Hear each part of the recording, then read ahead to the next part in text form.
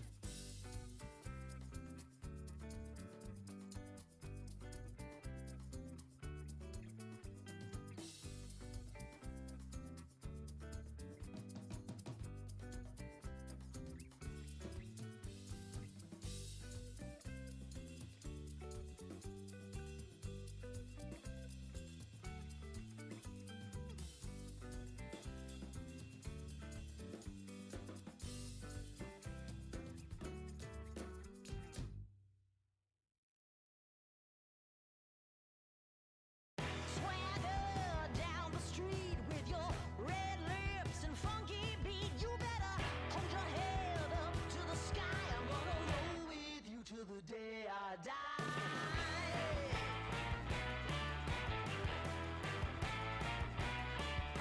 Hey, swing those hips around. Can't stop, roll back down. My ladies, short, tall, thin or wide, always down and ready to ride.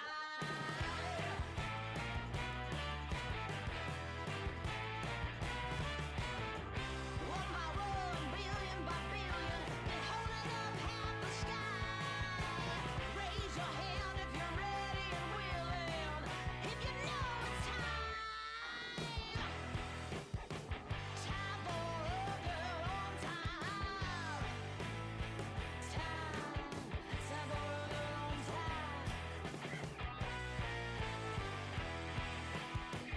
Time for a girl on time. Whether you're ready or not, time for it all.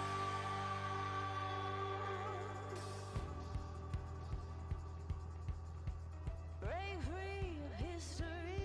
This train is racing straight ahead. No man can do like I can. I'm the queen of the land. Haters gonna hate. Won't be sorry now. Shoot me down, but I'll rise again. I'm laying down the law, and you've been served. One by one, billion by billion, been holding up half the sky. Raise your hand if you're ready and willing, if you know it's time. Time for a girl on time. Time for a girl on time. Time for a girl on time. Whether you're ready or not, time for a girl on time.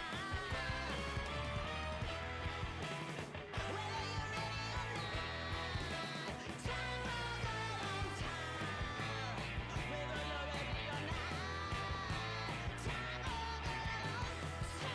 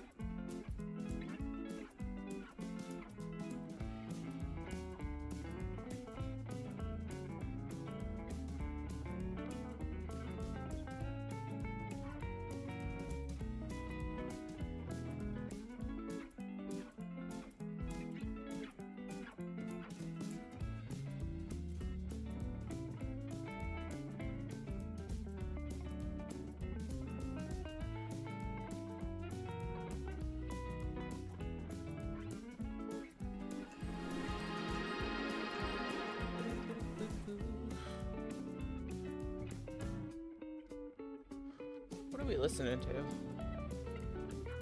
Some weird shit. Got it.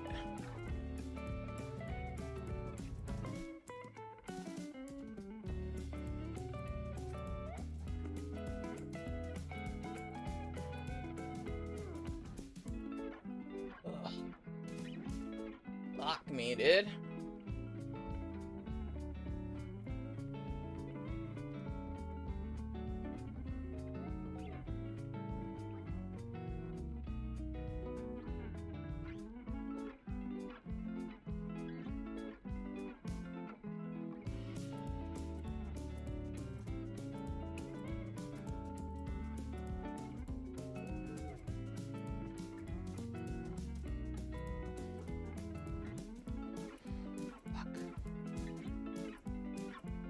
Okay.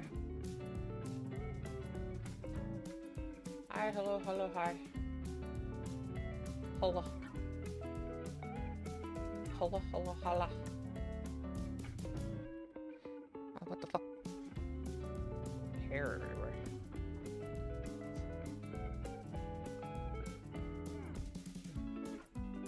Ugh. Shut up. I don't want you in my ear anymore. What am I doing?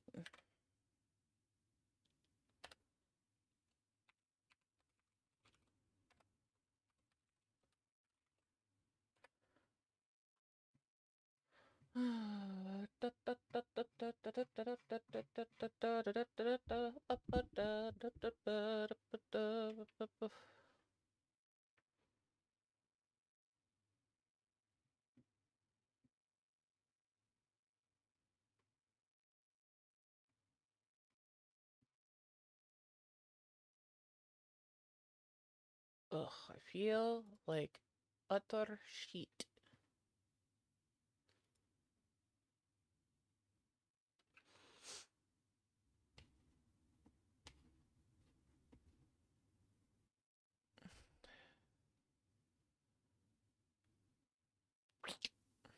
All right. So, hi. We are going to get back into more movie-ish games. I might chill for a bit until people start coming in. It is Monday, so I don't know how busy we're gonna get. I also don't know how long I'm gonna last. I am heavily dosed on cold medication right now. Um, so we'll see. I have water. I have more medicine. I should be okay. But you never know. Nighttime is usually when everybody starts feeling worse. So, um, with that being said, I have some games we can start with.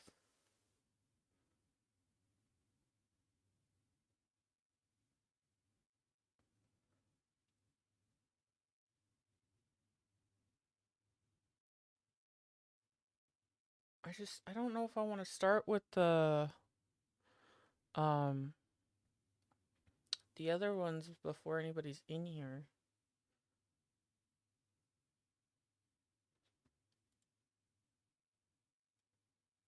I mean, we're starting on time.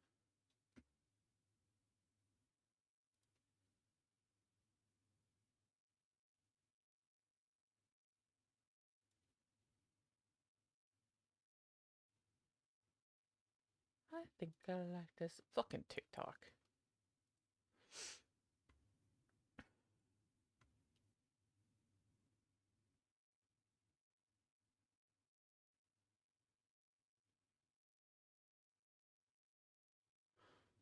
Um,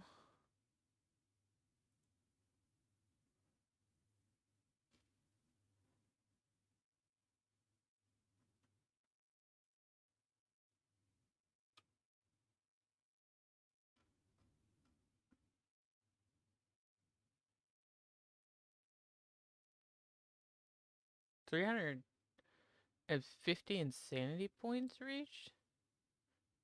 3,000 questions asked. What the hell is this game?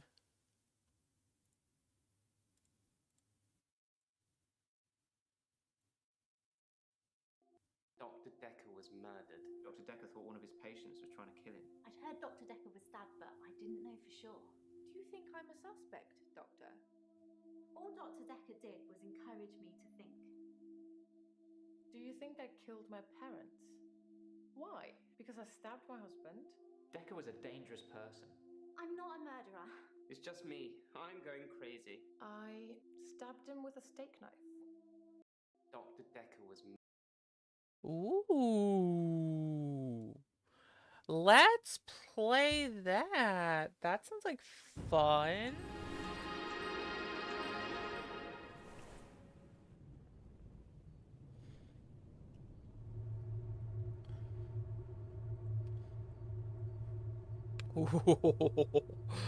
Okay. No response videos on. Show subtitles always.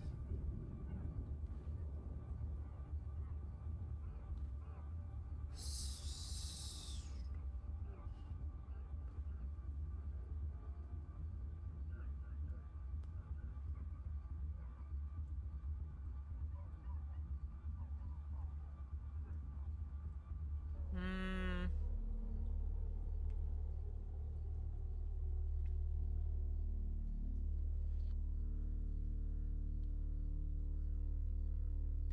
Go into this. I wanted to check something and I never did check it. Oh, I love a good rain sound.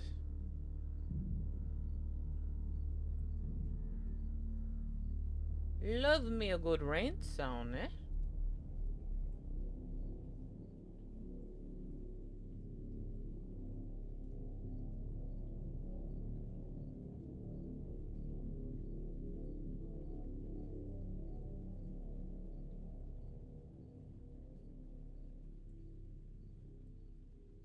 Okay, that's fine.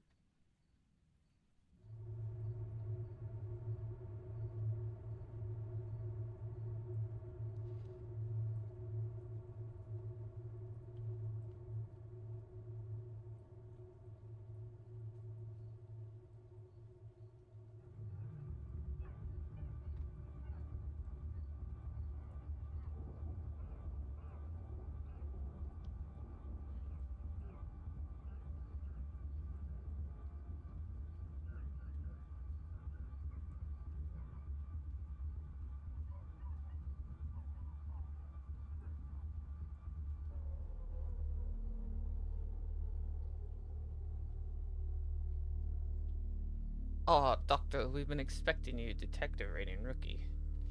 I'm a rookie. I'm the new hard-boiled detective on the case. The faculty thinks I've gone loopy, like some kind of spongy Mobius strip. That's why I'm here, isn't it, Dr. Decker? I can see people's dreams. I've set up an experiment. My dad is trying to hurt me. Quantum suicide. Have you heard of it? If I concentrate hard enough, and I know when the person's going to be asleep, I can have the dream with them. Well, let's call him God. He creates this world for his amusement, something he can play with and occasionally alter to suit his mood. It feels like the paintings are watching me. Sometimes, when I walk through a door, it takes me somewhere else. Literally, somewhere else. God loves chaos, but something goes wrong. Man and woman evolve. What was once chaotic becomes, well, more ordered. It starts as a door-to-door saleswoman. Double glazing, probably. Dr. Decker, I think we both know what you dreamed about last night. I've seen its silhouette changing through the window. Because he thinks I'm evil. Because I can see things other people can't. Oh, I see dead things. The central component of our universe is chaos. Science can only document a perception of the chaos at any one given moment in time. I did what you said, Doctor. They arrested me. Which means that at any given moment, we can choose to alter our perception of the world. No matter how much chaos that would cause. I thought you were supposed to fix me. I'm telling you, it's eating people. And you're just laughing. You're insane, Doctor. Listen to me! You're not listening! It's your only bloody job!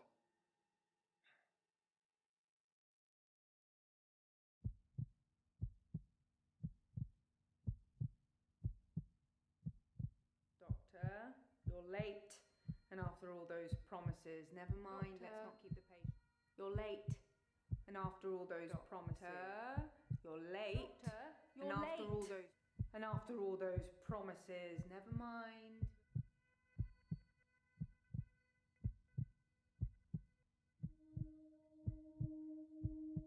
Who are you? Doctor. Hi. You're late. Oh. And after all those promises, never mind. Let's not keep the patients waiting. And if you want anything, just... Oh. Sorry, I forgot. I'm not going to be here. The police still have some questions they want to ask about, you know. And then after that, I'm dropping in to see Ben. He's still in shock, and I thought we'd show we cared. We do still care, don't we, Doctor? Do we? Anyway, I hope you're all caught up on Dr. Decker's tapes. I think Mariana is in first, but I'm sure they'll all become a blur by the end of the day. I'll see you later. Or tomorrow. Probably tomorrow. I'll leave it to you then. Okay. What am I doing?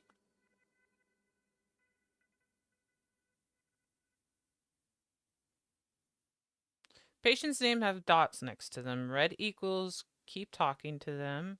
Amber, you're done. The continue button appears when all patients are amber. Green, you've asked everything. Watch replays in the response tab. Double asterisks, important conversations. Green, optional. Stars update automatically. Try using your patient's word. I'm Ellen, I'm 25, and I'm a nurse. Typing nurse will get a response. Okay, so this is kind of like the one we've done before, but I actually get to type in this one. Include a yes or no when answering patients. Use use context. Say yes, I like cats. Not yes. I didn't read the rest of that.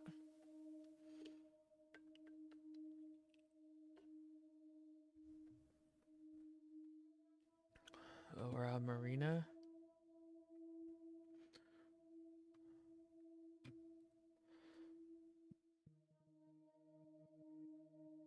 Hello. I'm Mariana. Are you feeling okay?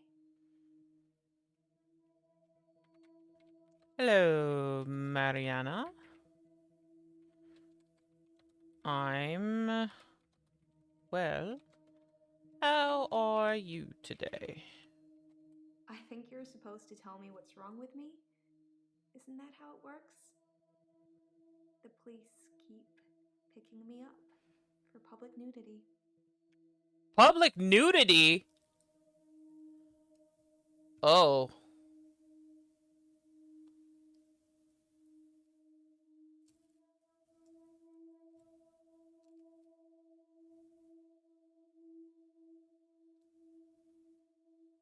Verbal marrying. A new study in psychology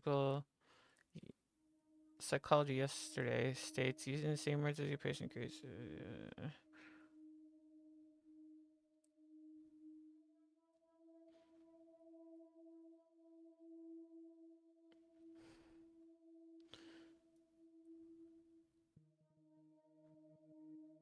Should follow this up or should be...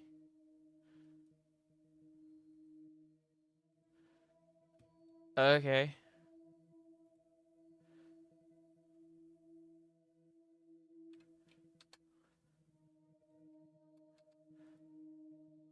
Well,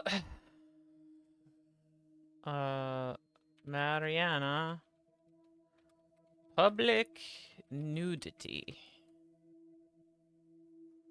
Why have you been picked up for public nudity? Black out. And then the next thing I remember, I'm naked on the beach, like I've been washed up on shore. Nobody's pressed charges yet, but I can feel it. The police are getting suspicious. I feel like I've seen her before, like the actress. Blacks out and wakes up naked on the shore. That's not creepy at all.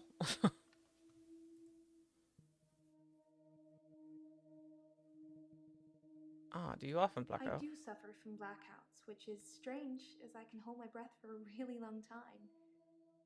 But I'm not swimming before I black out. Dr. Decker thought it was anxiety originally. Then he worked it out.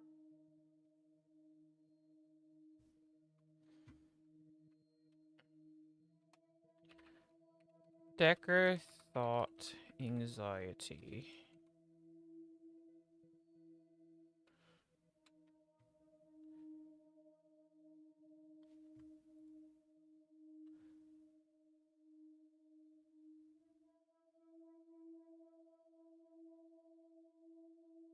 You suffer with Dr. anxiety. Decker thought I had generalized anxiety disorder, GAD, because of the blackouts. He thought I was breathing badly. Do you think I'm breathing badly? Don't you try to flirt with me.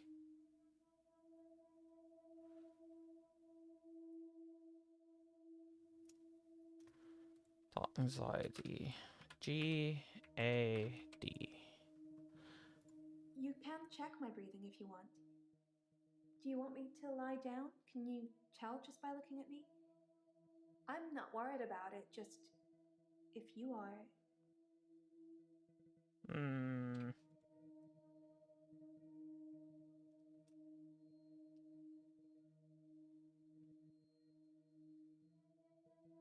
I'm not sure holding my breath too long is causing blackouts. I mean, it could, but I don't remember ever having a blackout when I'm holding my breath.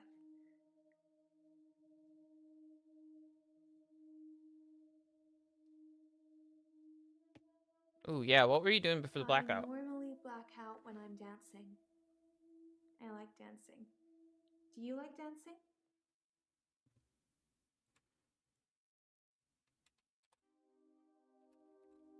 Blacks out when dancing.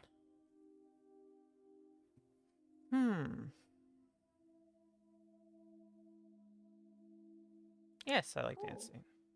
I dance to anything with a beat.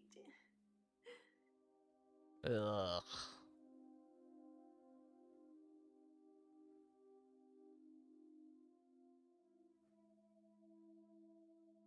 Where do you dance? I dance a lot at nightclubs. I know most of the nightclubs around here. My favorite is the Pearl because they sell cheap vodka shots all night.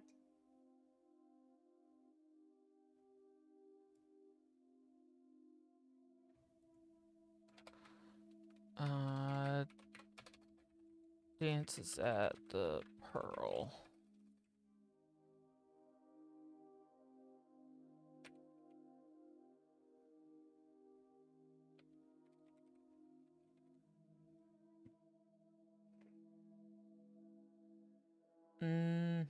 Maybe the alcohol. I don't drink. But you said cheap vodka shots. Sells cheap vodka shots. Says doesn't drink.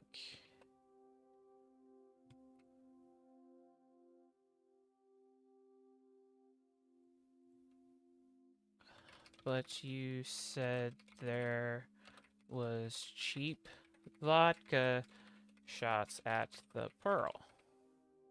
The Pearl is great because the people are so relaxed. I think that's got a lot to do with the cheap vodka shots, or maybe it's just the black lighting. Who knows? How do you know the vodka shots are cheap? Ah, fuck. It doesn't let me do that already? Oh, okay.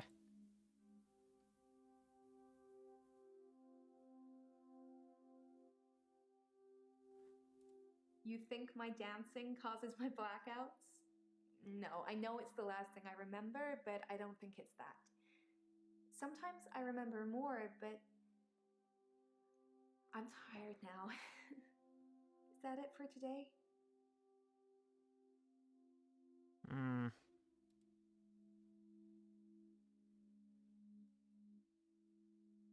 What did he work out? He eventually decided it wasn't anxiety, but I'm not going to tell you his final diagnosis. We should have a fresh start. I don't want you influenced by the prognosis.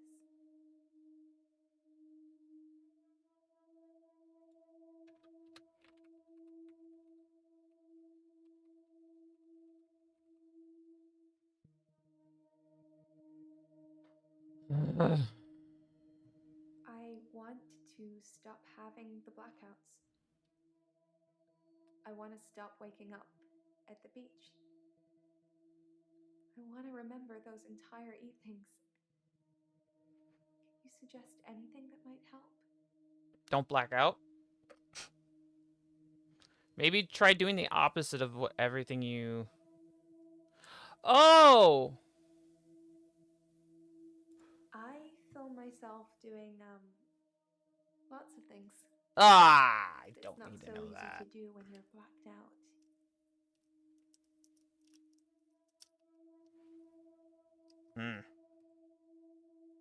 Will you do it for me? Will you watch me to see what happens? How do we trigger a blackout, though?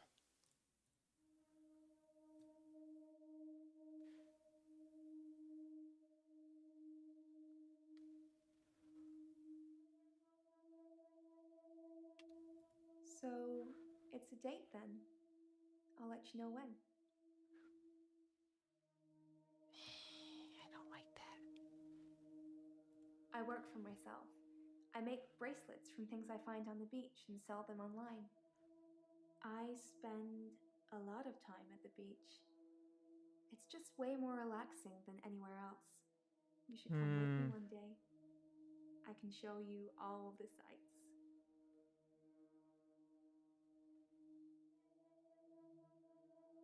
Stop flirting with me. Well, that's why you're here, isn't it? You've replaced him. He was a good listener. I hope you are.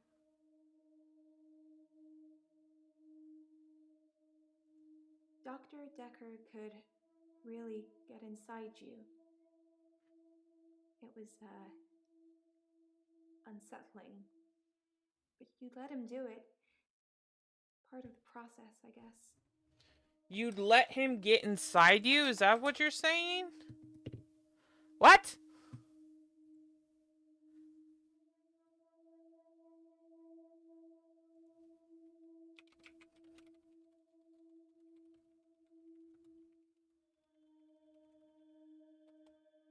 I don't know. God damn it.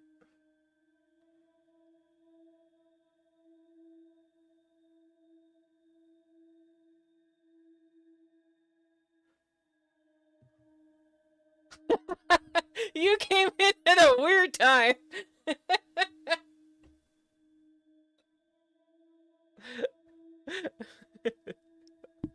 Hi, Sis. Does this look like my real hair? Does this look real?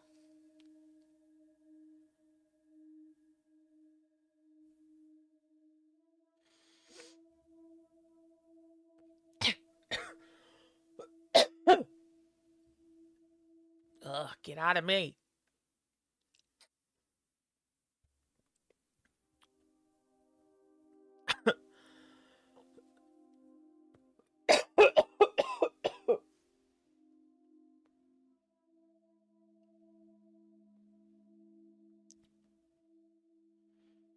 No, that's good if it looks real. It's a wig.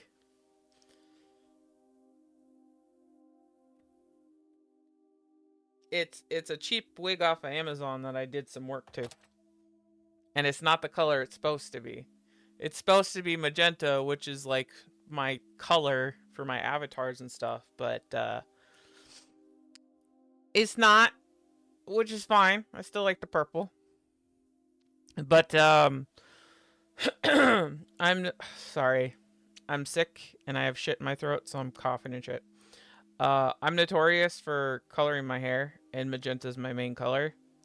But I let my mom bleach my hair a couple months back, and she completely fried it, and it's breaking. And I tried to fix it and then broke it some more, and now it's in a very short, weird, funky state, and I am ready to shave it all off. So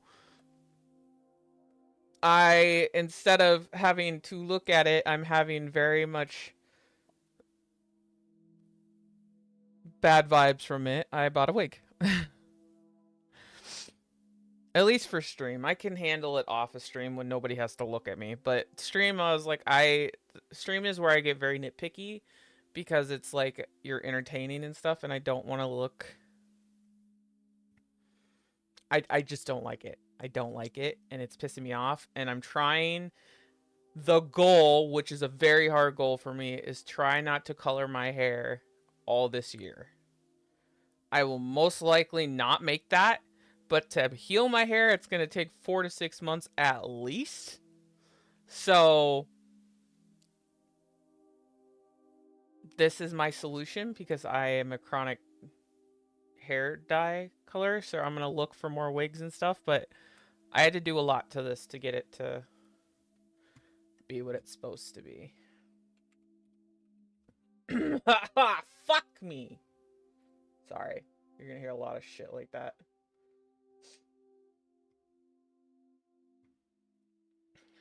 I'll show you what it's supposed to look like, and you'll see why I'm, like, not happy with it. This is what the wig is supposed to look like. I cut bangs into it, by the way. So it came with this style. I cut bangs into it because I do not look good without bangs, so. See how mine's like purple, and this is the magenta. This is the color I wanted. I wanted this magenta. I just wanted the magenta, man.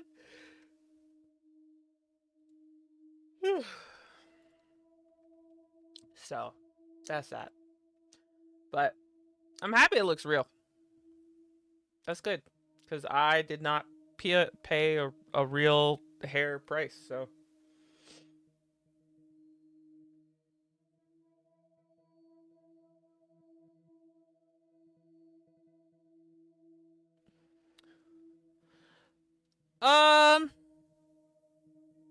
It's got like a magenta base to it, but it's like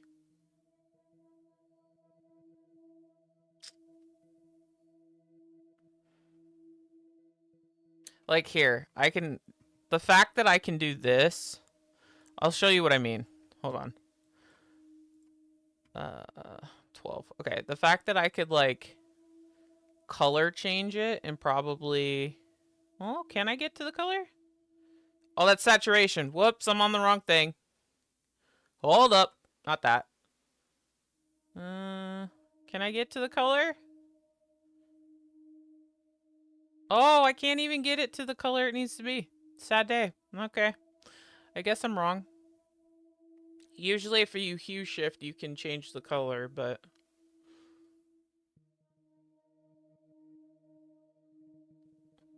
I mean, this isn't lavender. It's darker than lavender, but yeah. Essentially. But it is what it is. It still works. It's a good wig. It's the best wig I've ever gotten. But yeah, so expect more colors and stuff.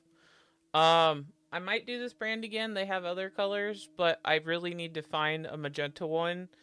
I just don't know if I want to pay a fucking arm and a leg for one. Maybe I can save money up to get one, but...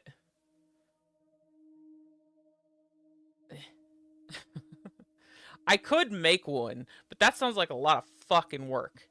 But anyways. So this game is just a hop, skip, and a jump from the other game we played. I've played a game like this already before. So you ask questions, and they give you responses back based on the questions you ask. So it's like, it's kind of like, so the other one was more of you pick a decision and it goes with it. This is, you have to ask you have to ask specific questions to get specific responses. I played one a long while back that got me down this road of playing all these games where it was you were interrogating this lady, who turned out to actually have a twin. Well, it never really, like, specified what it was, but you were seeing, like, 2 different sides of her at 2 different interviews. And it was either that they were twins, or it was multiple personality disorders, but you could only figure that out if you got so many of the, like, the video clips. But you were interrogating her about her husband, because her husband had died in her house, and she was suspected for the murder. So this one is along the same lines of that, is there is... Dr. Decker died, or was murdered, which was the therapist for these people. So these people in the top left, he was the therapist for all of them. So this chick is the chick that I just started with. Oh,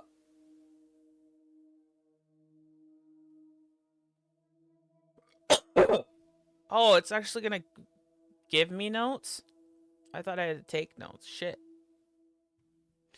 Yeah,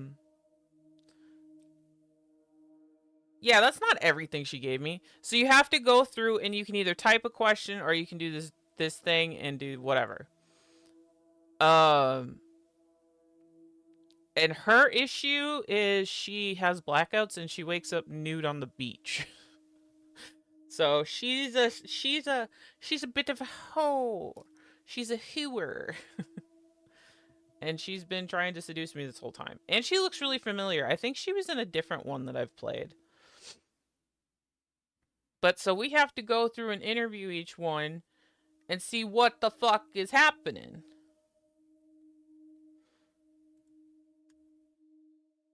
You found the key points. Alright, we found the key points. What happens if I just say, I'm feeling okay? That's what Dr. Decker would say.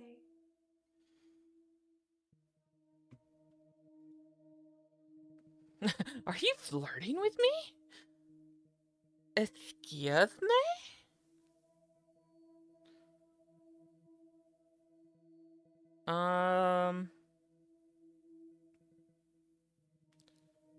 Yeah, is your hair When I wet? wake up, my hair is dry, but it's pretty hot at the moment. I get baked quickly by the sun. It's possible I've been in the sea during my blackout.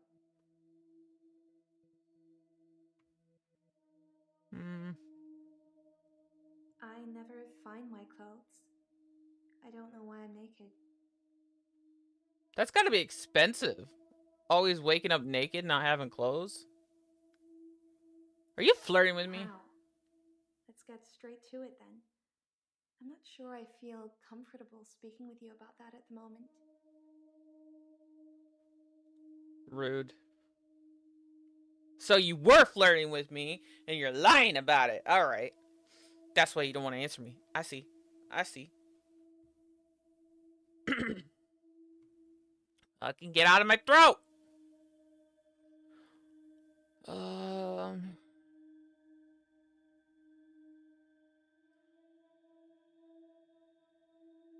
Why do you keep going to the beach? I love the beach. Until somebody tells me it's gonna kill me, I'll keep going. Have you ever been addicted to something, Doctor?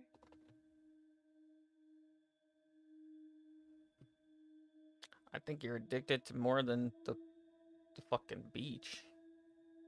That's a shame. You need to have a passion for something, Doctor.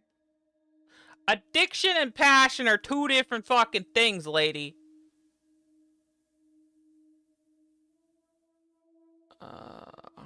Why do you think people press charges? See me and call the police.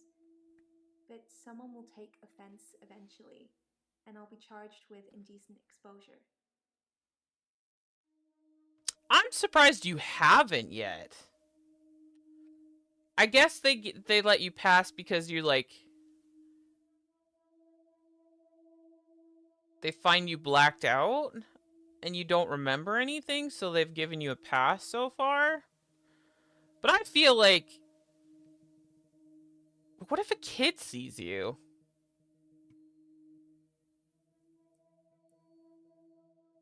I've been a patient here for 3 months. Today is my patient birthday. Do I get a cake or something?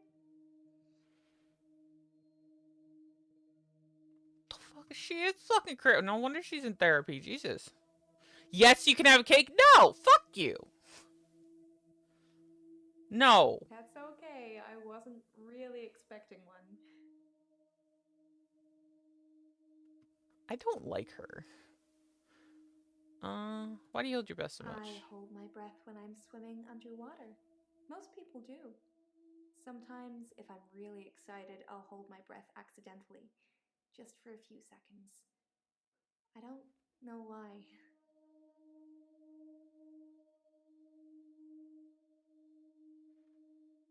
Oh, I had to like reread that. The Rorschach. Is that how you spell it? Two bears high-fiving. Which one? This one? Or this one? Or that one? This looks like a big shark tooth, like, mouth. This, I see one of those, it's a dinosaur. It's the one from Jurassic Park that the mini one that kills everybody. It's like little things come out and it spits.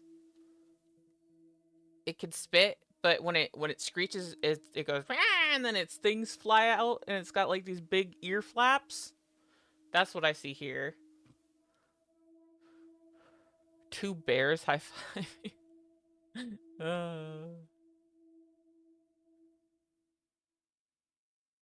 don't know what this one is. These don't look like nothing to me, really. These look like these look like two poos.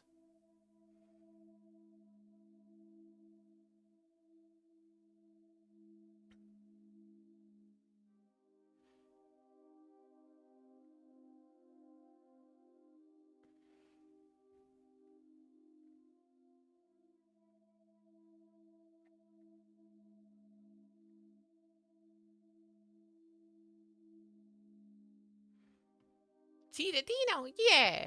Yeah. Rawr.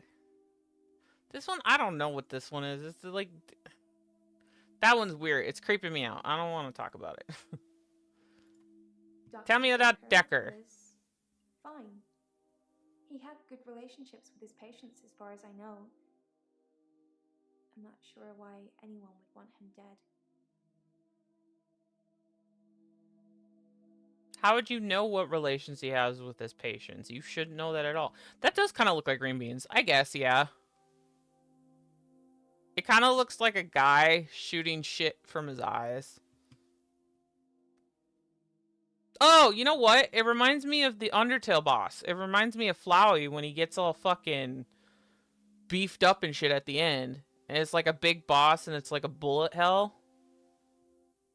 So, like, this is his face, and shit's coming out of his eyes, and this is all the shit, like, being shot everywhere.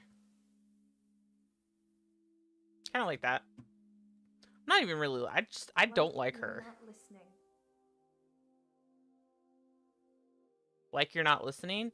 Well... Perhaps you should ask someone else a question. Okay. I've run my course with her. Let's go to a guy. Hello? Oh, you have a camera. Hello, sir. Hello. Bryce? How are you doing? I'm not sure what you're asking me. Can you be more specific? What? Who are you? Who are you? I'm Bryce Hemmings. You must be the new doctor. Did you know Dr. Decker? Why are they all British? Did you know Dr. Decker? Did I know Decker? I don't know. I don't even know who I am.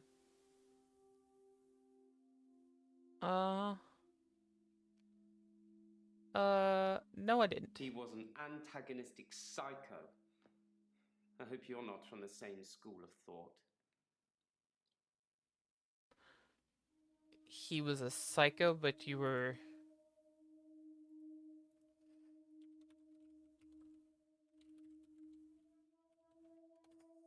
Psycho. I don't know. You call him psycho? And then say, I don't know why he's psycho? I didn't really like Dr. Decker, and for quite a few reasons, actually. I'd rather talk about my own problems for now, though, if you don't mind.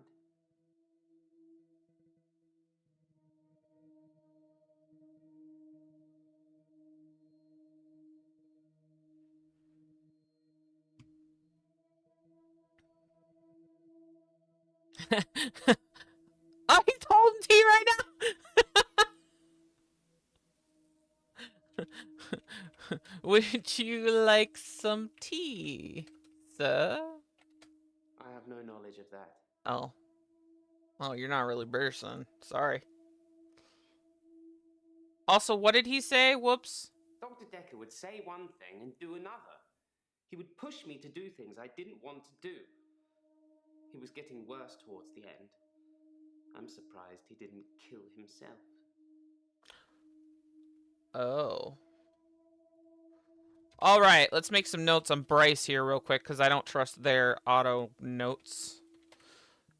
Doesn't like Decker, apparently. Thinks he is psycho. Is that how I spell psycho? I can never remember how to spell it. Psycho. Yeah, that looks right. Whatever. It's my notes. I don't care. Seems a bit unhinged, y'all. Originally, I was suffering with depression. Work was piling up. I kept missing deadlines. I wasn't used to all the failure. I got depressed.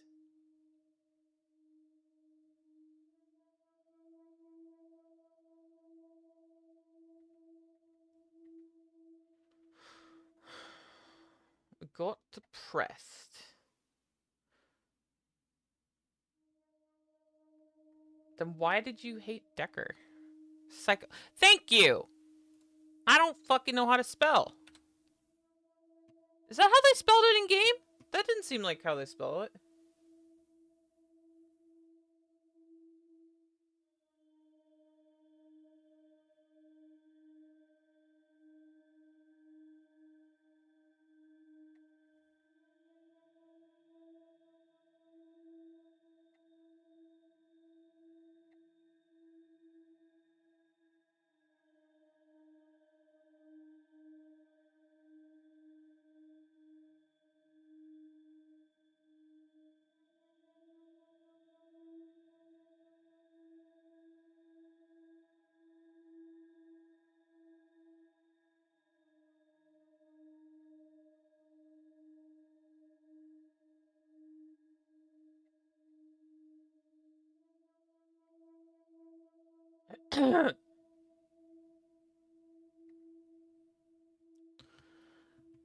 Okay.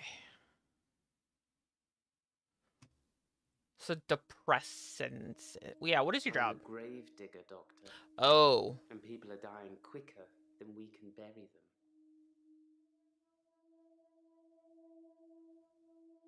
Yeah, that'd be a depressing job. I always wondered, what kind of mind do you have to be a grave digger, man?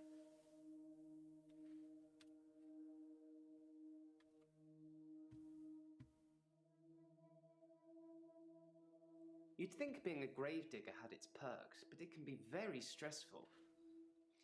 There's a trend going towards burial rather than cremation again. And as well as running out of space, we're running out of competent gravediggers. At least ones that can use a shovel, that is. I'm not feeling anywhere near as depressed as I used to, though. Not since I got the extra hour. Not since the extra hour?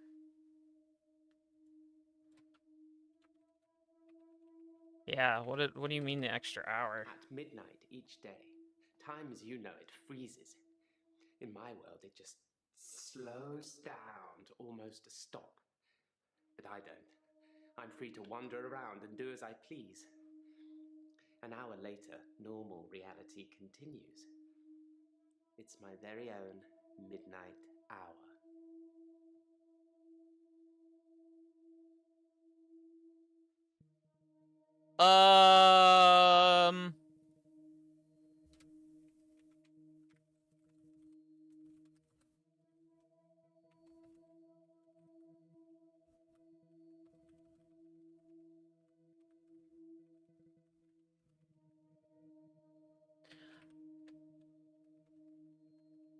So, I will say, I don't know if this is going into supernatural territory or if there are actual, like, people who just think that they can do these things. Because these can always go both ways. They can either be, like, they just think they do that, or this is shit that actually happens, so...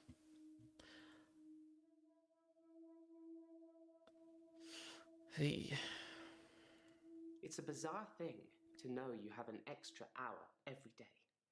I rarely ever sleep until after midnight now, so I can appreciate the extra time. I get a lot of work done in that time. I'm completely caught up. The depression is no longer an issue. 25 hours is a blessing for me. But apparently, it's not real, and I'm insane for thinking it is. What do you think, Doctor? I mean... if you think about it, if you're getting shit done and you're not harming anybody, does it really matter? Also, if you notice his collar is flipped out now, but in the videos when he's talking, it's tucked inward, and it's bugging me.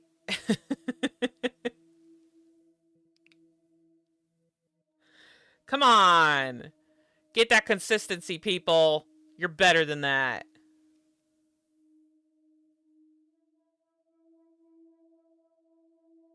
Also, I don't know if he's drinking tea or if he's drinking coffee. What do we think? Tea or coffee? I feel like coffee would make him more manic. I don't think depressed people should drink coffee.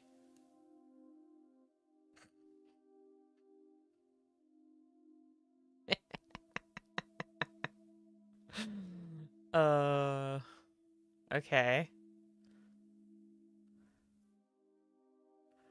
I mean, if I thought I had an extra hour in the day and it wouldn't affect anything in life, no, I probably still wouldn't get shit done. Let's be real. What are you doing this extra hour? I mainly catch up with work. It's a godsend. Sometimes I play chess against myself. It relaxes and strengthens the mind all at once.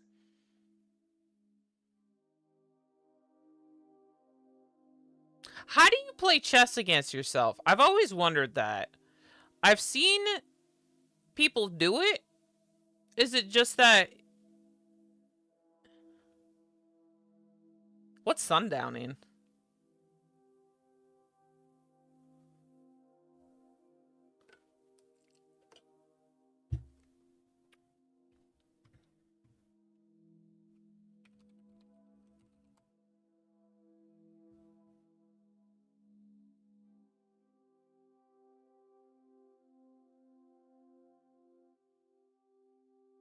Oh.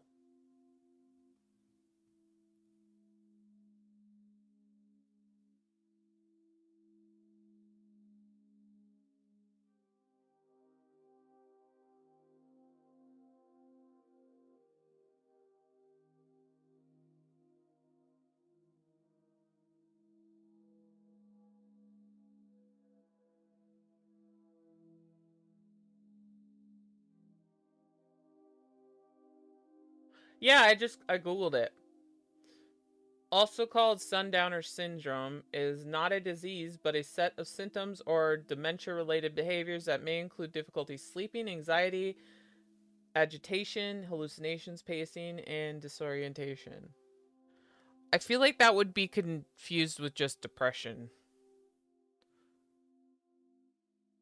But I also think that sundowning versus what he's talking about are two different things, because sundowning seems like it's when it's going into the night, you start to just like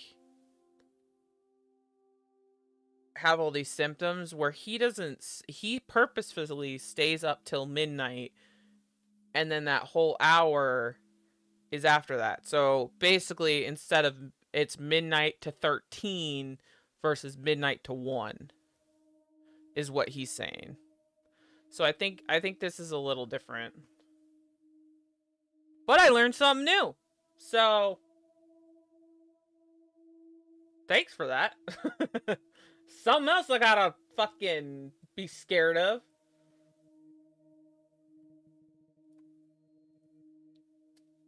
Oh, also sundowning is more common to lead to another, like an actual disease. So like Alzheimer's, dementia, Parkinson's, stuff like that. Well, shit. I would say I have this, but I don't hallucinate. And I only pace when I get super anxious. So, I'm probably just messed up in other ways.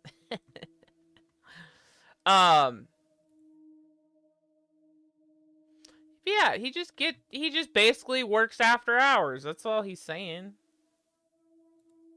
I thought it would be too early to make a diagnosis, but it's good you're having a go anyway.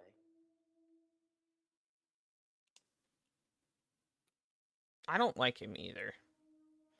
I hope we find a likable character, otherwise this game is going to be fucking ridiculous. I have to find a murderer, and I will say all of them were the murderer.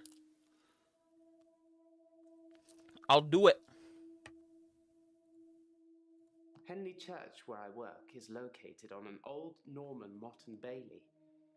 You can't use mechanical diggers or excavators there in case you destroy a relic.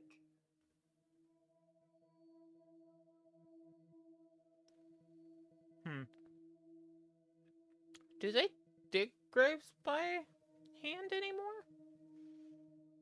I don't think they do.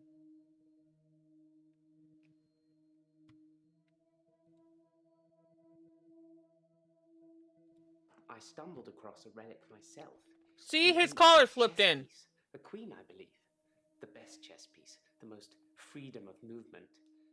But they took it away immediately and proclaimed the whole east side of Henley Church a protected site of archaeological importance, which means we're not allowed to use it until the archaeologists have finished. I wish I hadn't told anyone.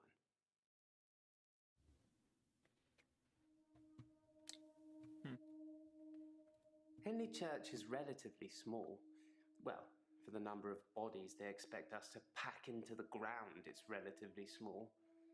The whole building was once owned by Scientologists, but they handed it back to the community as a tax break, I believe, or they'd finished doing whatever it was they wanted to do with it.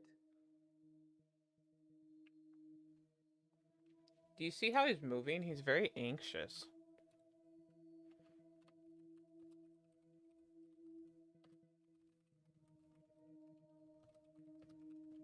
This is just me looking at body language. I don't know if it's really going to help. I just like to be a thorough, hard-boiled detective. I'm not sure I believe in any religion anymore. I used to believe in God, but not anymore. There are too many religions to pick from, don't you think? He's definitely mentally ill. Just the way he's moving and just like... Ugh, it's creeping me out. Are there too many religions? I mean, yeah, probably. A lot of them are the same thing, just slapped with a different color, like, different color. Then we agree. Have you watched Zeitgeist, Doctor? Some of it is believable, and the part about most religions stemming from the same basic facts.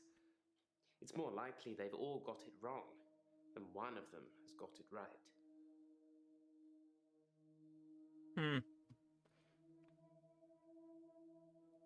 Yes, Dr. Decker was murdered. Quelle surprise.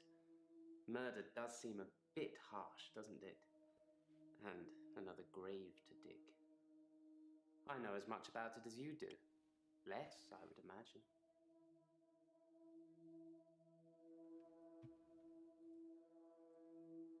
I like chess. I still play sometimes when I can find an opponent. There's nothing more satisfying than planning scores of moves in advance and then watching things unfold as you saw them. I shouldn't have told anyone about the Queen.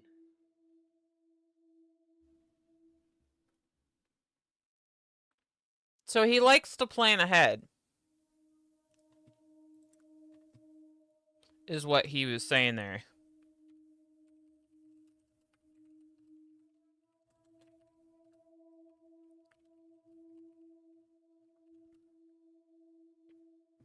Hmm.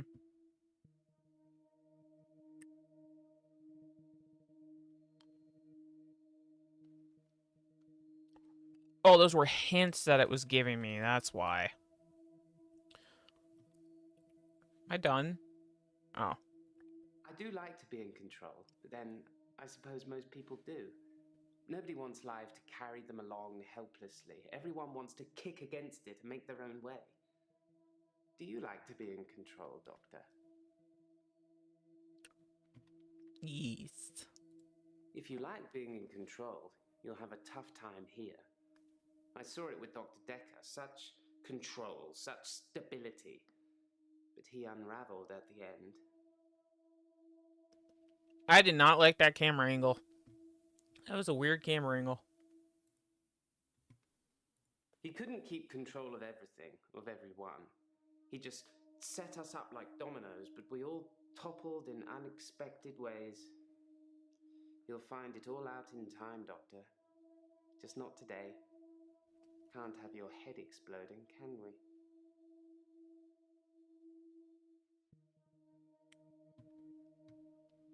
I don't like him. Okay.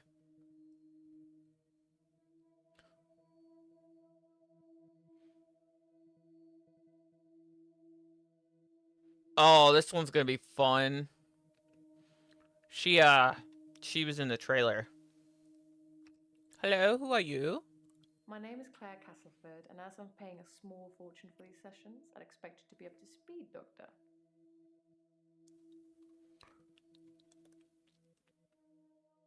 So she's a Karen. Being rich has its perks, but honestly, I would give it all up in a heartbeat if it could free me from this madness.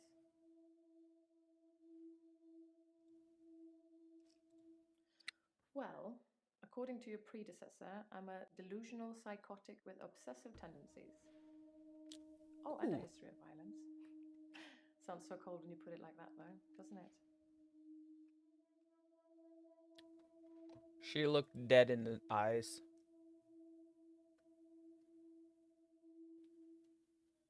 The most shocking thing about Dr. Decker's death is that he didn't bring it upon himself. But then I hadn't known him for a very long time. Perhaps I was wrong about him. Why does everybody think that he should have just killed himself instead? You know what I mean?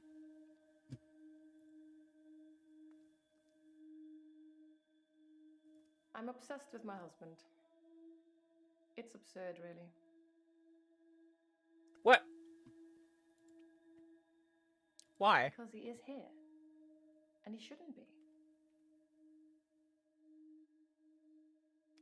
Wait, what? He's lucky to be alive. He almost died. How'd he die? My husband is not a well man. We've been having problems for a while now.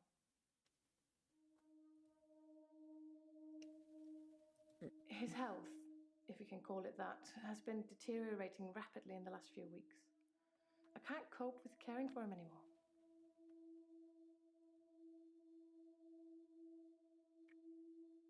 Since our altercation, he's become less and less active.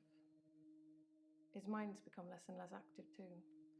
Such a delightful conversationalist at one time, now more of an enigmatic husk.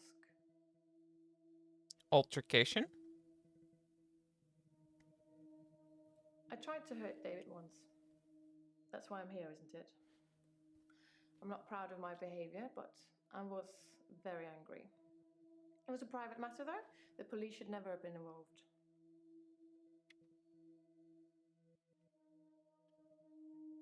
I'm pretty sure if you're, like, trying to hurt somebody, please get involved.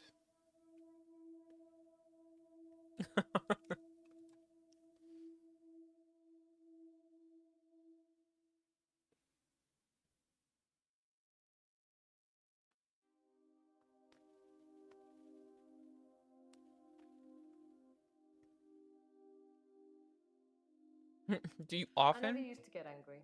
Ever. If you're angry, you're not in control. Isn't that right? And it would be very bad for me to lose control.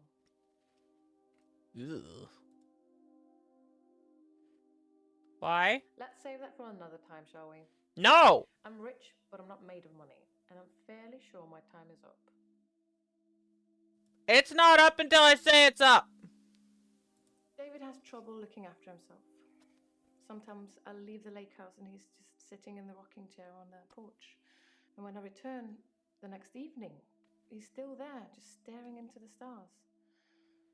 He needs help, I know, but I can't hire anybody to care for him.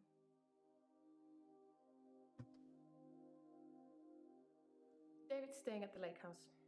It belonged to my parents, but I don't use it much anymore. I have the main house to myself. Why is he, though? Well, I mean, after the altercation, I see why, but... To be fair, there was only one violent outburst. That hardly qualifies as a history of violence. And he provoked me. Huge eye roll! I stabbed him with a steak knife. Shocking, isn't it?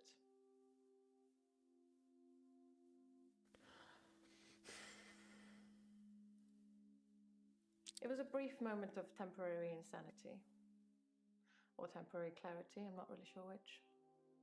David had been having an affair with his assistant optician, Iris. Oh. How predictable. Not just the affair, but an optician named Iris.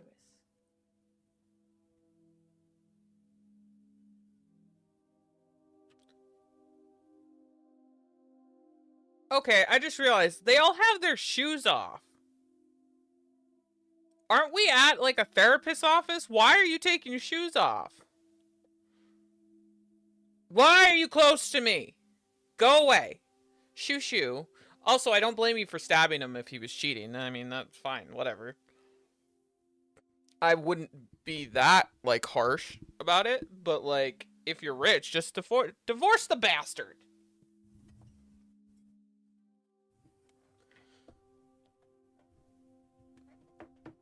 But she did say she was obsessed with him. $5 said that all day. I was already thinking that too, to be honest. Because he's a great... So... Mariana, or whatever the fuck her name is, could have seduced him to get him to wherever they needed to go. Bryce, the gravedigger, is the one who buried him. Who was like, probably buried him, so that's how, I don't know how they found him, but they found him in a grave. He probably buried him. She probably actually killed him. Well, actually did the murder. Delusions. As in seeing things that are not there. I'm not going to be any more specific. It's not true in any case. I'm not delusional. You're not delusional, you say? Keep up, Doctor. David is my husband. Okay. The police seem to think I'm dangerous. I'm only sitting here talking to you because I have a lot of money. Otherwise, there's no doubt I'd be thrown into prison for a very long time. Ah, okay. Your help, Doctor. So she wants us to say that she's not crazy so that she can... We know why she's in prison. Why do you think police are dangerous? I'm dangerous because I stabbed my husband. Dr. Decker just had that look about him. You know what they say about us crazies. Takes one to know one.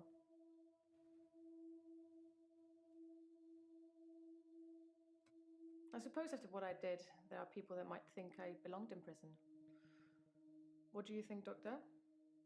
Can I be saved with therapy, or should I be locked up like a dangerous criminal?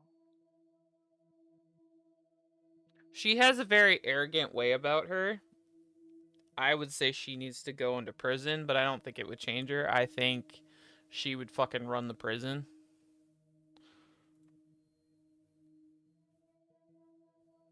Oh, you look sweet. I'm Elin. I'm Aw. 25 and I'm a nurse. God, I sound like I'm on one of those dating shows. Oh, she sounds nice. Oh, I didn't even, like, put any notes on Claire. Claire wasn't that interesting. Killed, husband.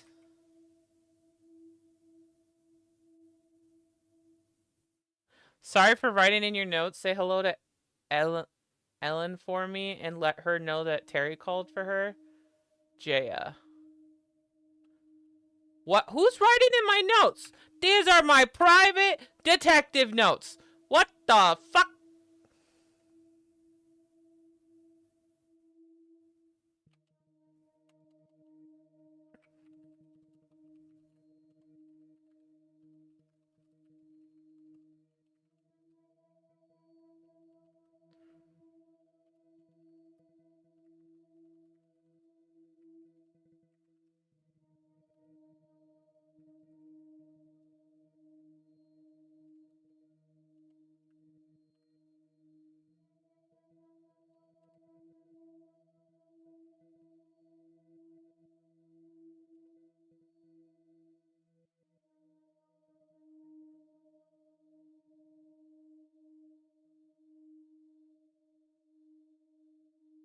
Terry's one of the other nurses at the home. I don't think she likes me very much.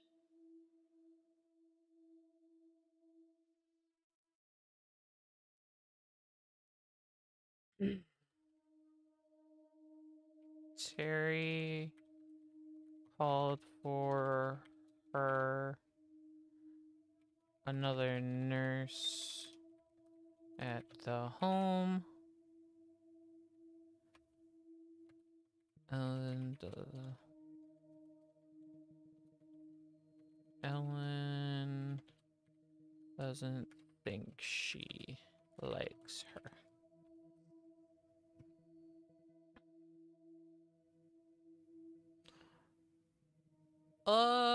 You mentioned dating. I'm not really looking for love at the moment. I'm sort of married to my work, but in a good way.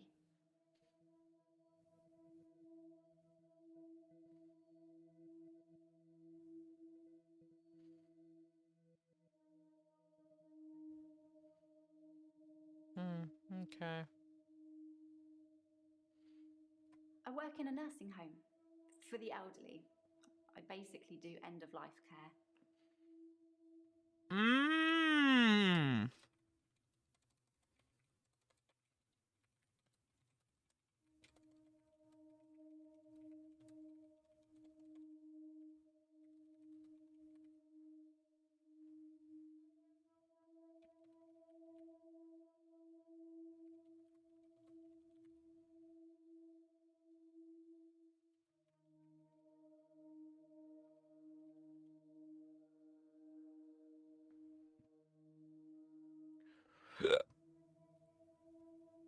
The usual things.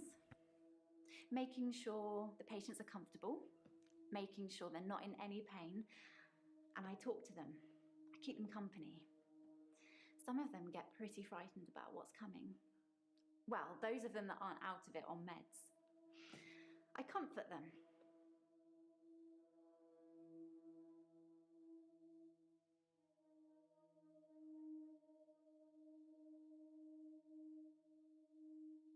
Okay.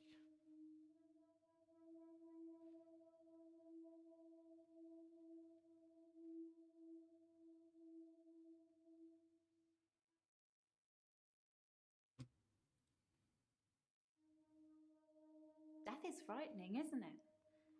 Isn't it what everyone's afraid of? The great unknown. No one should have to face that alone.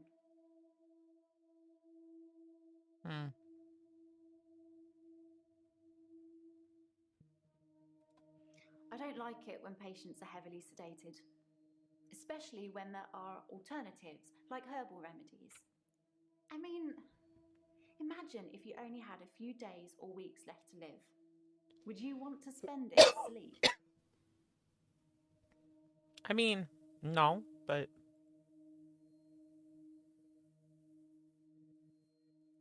Exactly. I feel like it's almost criminal. Like you're robbing people of their last moments on Earth. You should be able to savor the experience, not sleep your way to death.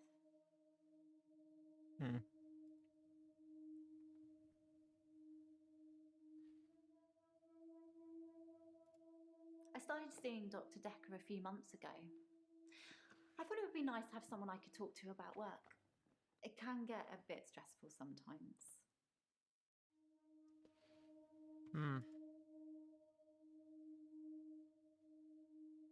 It can be sad sometimes. I don't like losing a patient, but that's the job. I don't get stressed about it or anything.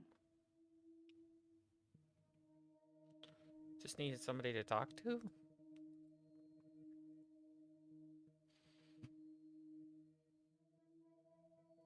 It's not the job that stresses me. It's the people I work with, the other nurses. They're mean to me. Oh. They call me the angel of death because so many patients have died on my shift. I don't think they mean it. Obviously, it's not my fault. It just seems to happen that way. Mm,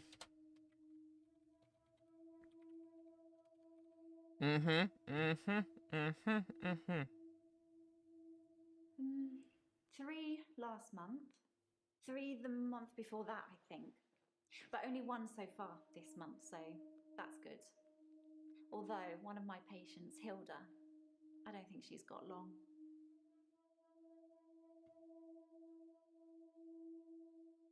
She's one of the crotchety ones. Always swearing and spitting at me. Never got anything nice to say. Thinks we're going to smother her in her sleep or something. She doesn't bother me though.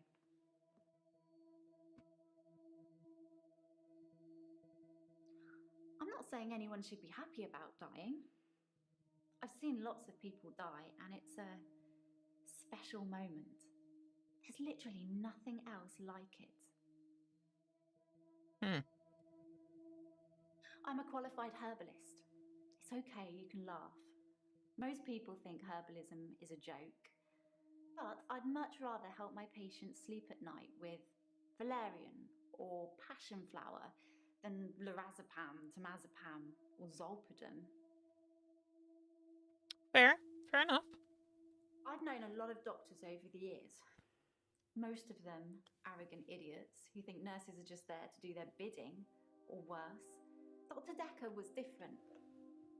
He had a lot of time for me. He was interested in my problems.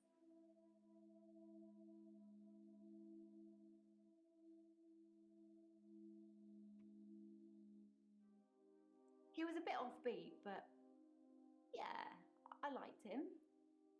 But then I like most people. I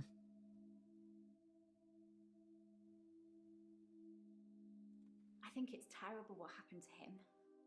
So awful. No one deserves to die like that.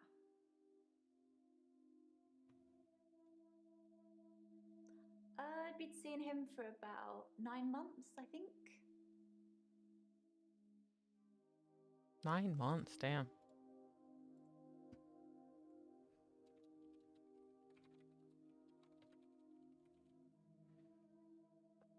Okay, moving on.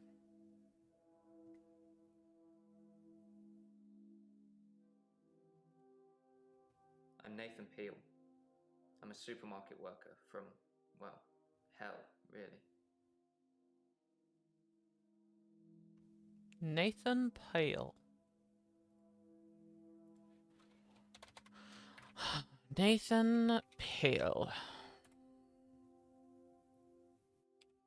Supermarket worker.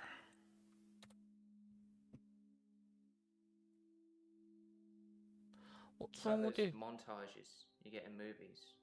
Time passes, you wake up, shave, if you feel like it, shower, get dressed. What's the point? You get this day over and over. Nothing changes. Am I in purgatory, Doctor? Oh. This guy. This type of guy. Because I'm stuck between this day and the next. Most of the time, anyway. What do you mean? Sometimes it looks different. Sometimes the bird song will change, or the weather will be less bleak, or that person who nodded at you yesterday doesn't do it today. But it doesn't usually change. You need a tragic event for change, like a murder. Ah!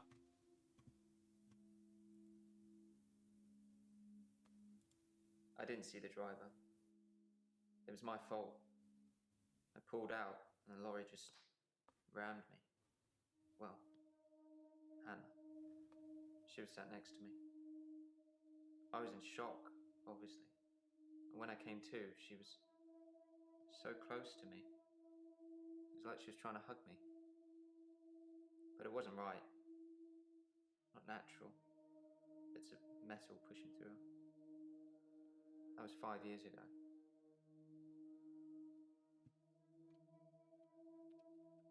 Five years ago, got into car crash with Hannah. She died. My fiancée, my childhood sweetheart. Aww. We met at secondary school. She was head girl, I was the quiet one. She liked computer games, so I instantly fell for her. I proposed in Goldshire. She said she didn't date elves, so I leveled up to a human necromancer and asked again. Sorry, it's Warcraft? We spent a lot of time on there.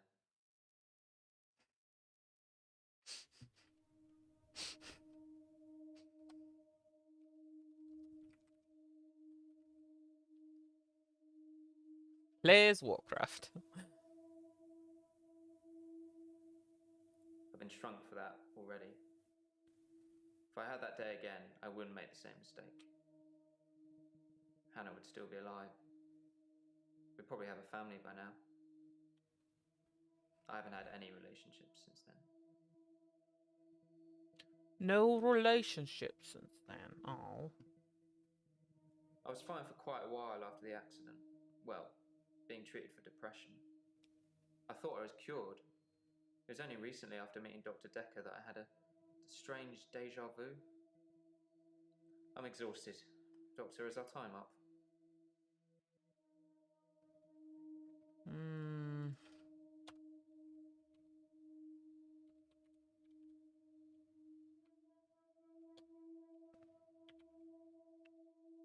Deja vu with Decker. Dr. Decker was a complex man. I spent a lot of time with him, but he won't remember it that way. I saw the conflict that Dr. Decker was going through. Let's just say you might look back on your life and think there's nothing you would have done differently. No 2 days were alike for him in the end. Like he couldn't decide what to do with himself.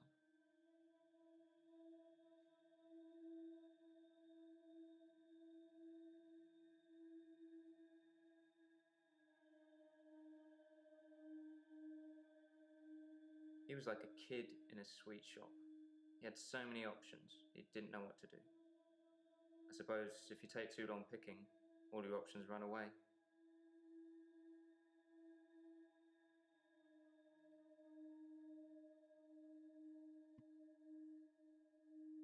As far as Dr. Decker was concerned, we had Monday, then moved on to Tuesday.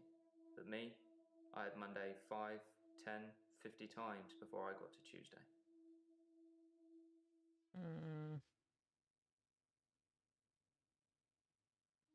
I watched that Bill Murray film, Groundhog Day, to see if there's any clues. To see if there's any clues. That's how bad it's gotten. I'm looking for a cure in a Hollywood movie. Can you help me, Doctor?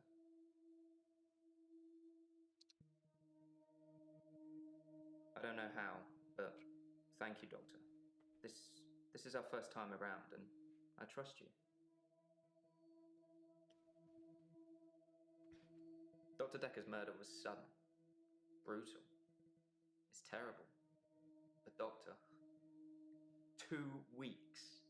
2 weeks! I had of rolling days. No do-overs. No Monday, Monday, Monday. I wouldn't kill anyone, though. I'd have to keep doing it, wouldn't I? Few things seem to move me forward.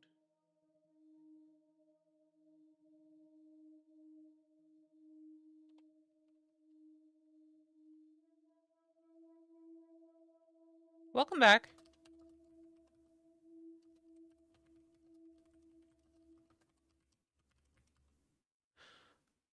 Would you like a quick synopsis? You haven't really missed much. The last two weren't, like, super eventful, I guess.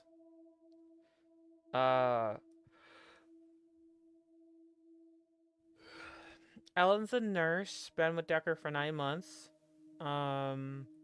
She's called the Angel of Death by her coworkers because it seems like her patients seem to die more on her watch than anybody else's. She does end-of-life care at the nursing home. Nathan, who is this guy, which we just got done with, supermarket worker, thinks he is basically in Groundhog Day with Bill Murray. Yeah, that was a nice one. And that his days don't move forward unless something like a major event happens, and basically he says that anytime somebody's murdered is when his days roll forward. So he was in a car accident 5 years ago with his fiance, who he asked to propose in Warcraft, which I thought was funny. But all right, so that's all the patients we have here, so we can go to the next part. Yes. Oh, Doctor, glad I caught you. I thought you might want to hear what Ben had to say. Quick catch up? Jaya, what up, Jaya? Yeah, what's your catch up? I'm not sure Ben will be coming in for a while. He's still pretty shook up about finding the body. I'm surprised it doesn't happen more often in the line of work he's in. Anyway, he said he found the body at exactly 20 minutes past 10.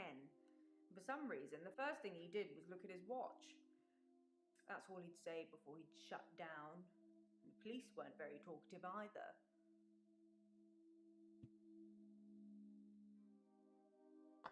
Okay, I'm guessing that is Ben found body 20 past 10. Fucking 10:20, whatever. All right. Who's Ben? Sorry, didn't you know? Ben's one of the night shift cleaners. I'm sure he's got some tales he could tell. Night shift cleaner. All right. Yes, Ben found Dr. Decker's body on Valentine's night. Aww. In his office. In your office. Thanks for that. Needed to know that. Valentine's Day in the office.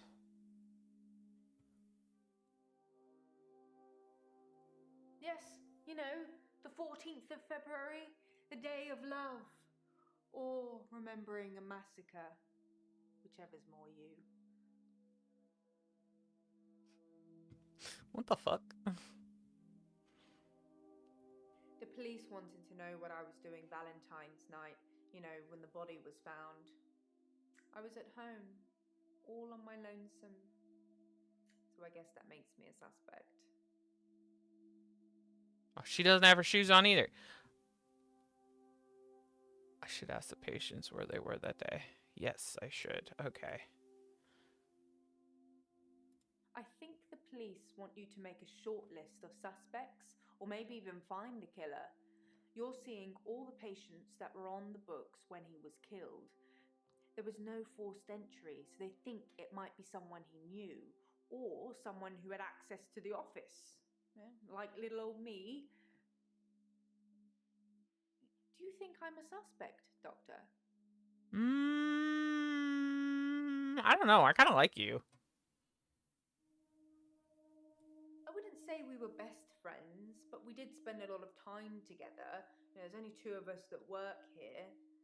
I'm sure we'll become friends too, Doctor. Try not to get murdered. Unless you go to jail. Yes, you're a suspect. Oh, well, I wasn't expecting that. I suppose everyone's a suspect at the moment, even you. They did mention I needed grief counselling, though, and I said you'd sort me out. I know you didn't agree, but I thought I'd let you know. That's very kind of you. Well, thanks for that. You know Decker was killed. Yeah, how was he killed? I don't know exactly, but a stabbing of some kind. We'll be getting the autopsy through at some point. I'll let you know when. It was Claire. It was Claire. She stabbed her husband with a steak knife. She used that same steak knife to stab Decker. Case closed, move on. We did it. We did it, folks. We did it. Congrats. Firm handshakes all around. We did it.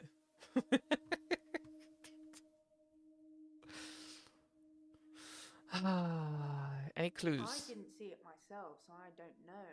But I heard it was a bit of a mess with all the blood and everything. You know, they have All the people blood clean and up everything. such things, though, so you really can't tell, can you?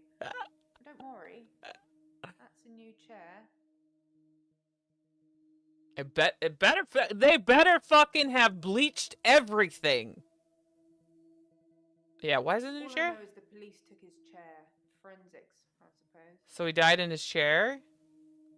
Oh, so it was definitely a patient, because if he was in his chair, he was probably doing a session with him, because they came at a light and they were like, "Doctor, I need help." And then they went stab, stab, and he died in his chair. God, I'm just the greatest detective. He was stabbed, so that's quite a personal thing to do. Now, I wouldn't be surprised if it was one of the patients who had a problem with the treatment they were getting. I think they all... Yeah, it's Claire! It's fucking Claire. I'm calling it now. You think a patient killed Dr. Decker because of... Yeah. I'm just surmising. If you're unhappy enough to kill your therapist, they're probably not doing a very good job.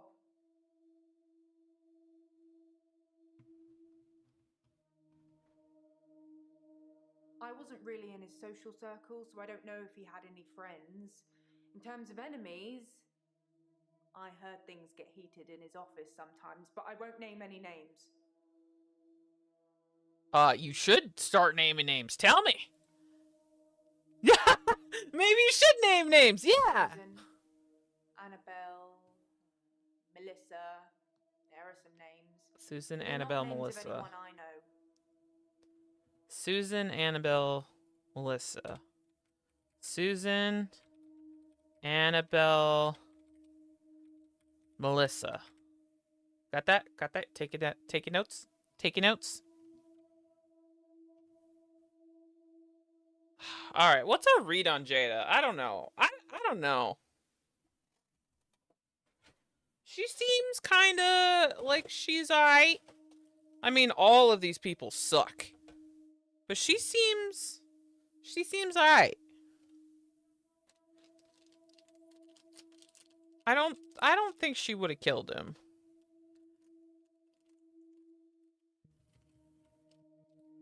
She seems like she would be a good coworker.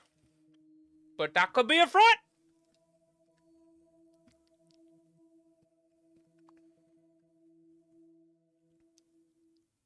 I'm having a loop day.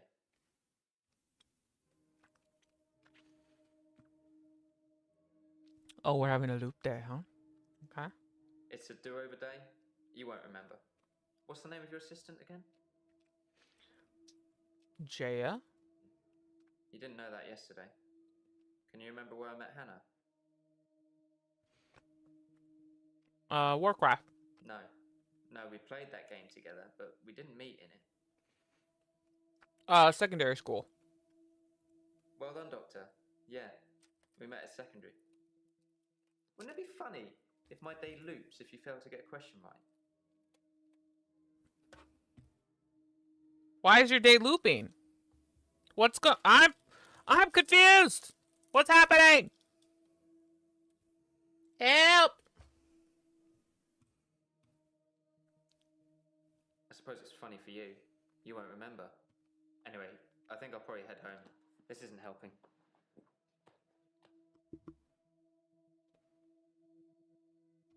What the fuck?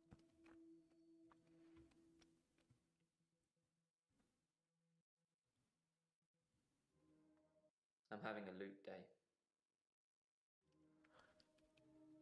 Did I fail? It's a do-over day. You won't remember. What's the name of your assistant again?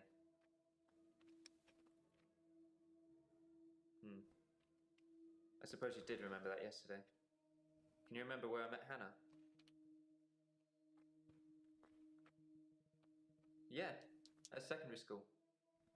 It's been fun, but I've got a pill. Okay. Dr. Decker gave me this pill. He told me if I took it, I'd never have another loop day. It's got a small skull and crossbones on it. Should I take the tablet, Doctor? Oh, ho, ho, ho, ho, ho, ho.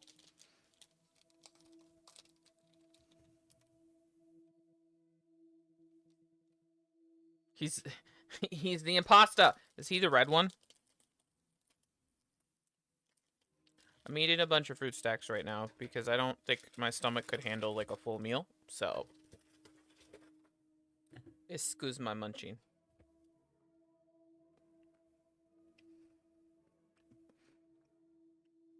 Okay. If Decker gave it to you, take it. See you on the flip side.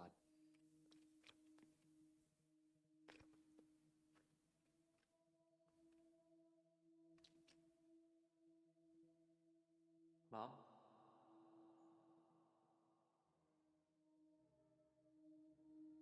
What was that?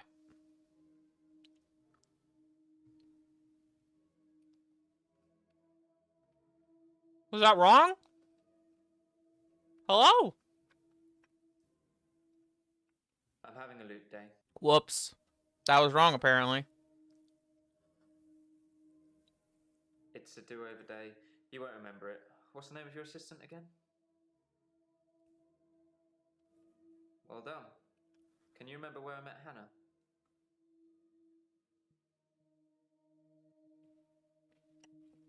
Yeah, great. Is there anything you can say that's going to break this loop for me? I never mentioned a pill this time, or a tablet. What the hell is going on here? Are you reliving my days?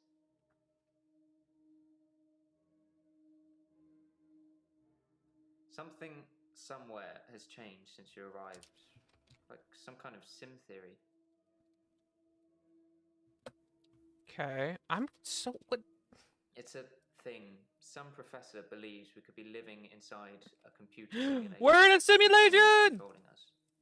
And there are millions of these sims. And someone somewhere behind a keyboard is just causing havoc. I'm starting to think you have that keyboard, Doctor. Wait, don't answer that. I don't want to know. Did we just break the fourth wall? The fuck? At midnight each day. On Valentine's night. Time as you know it freezes. 20 minutes past 10.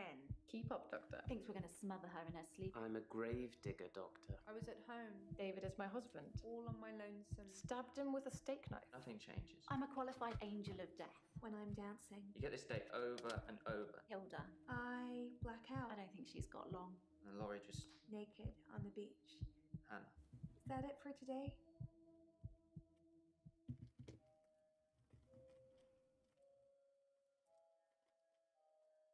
That was... When you play it all like that, that was fucking weird. Deja vu.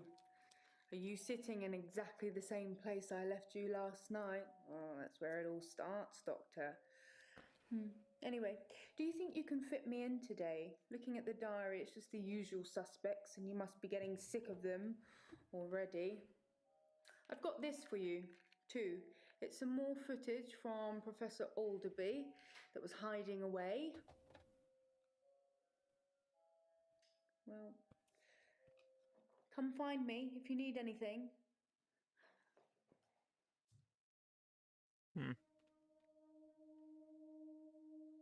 More footage, you say? Jasmine? Who's Jasmine?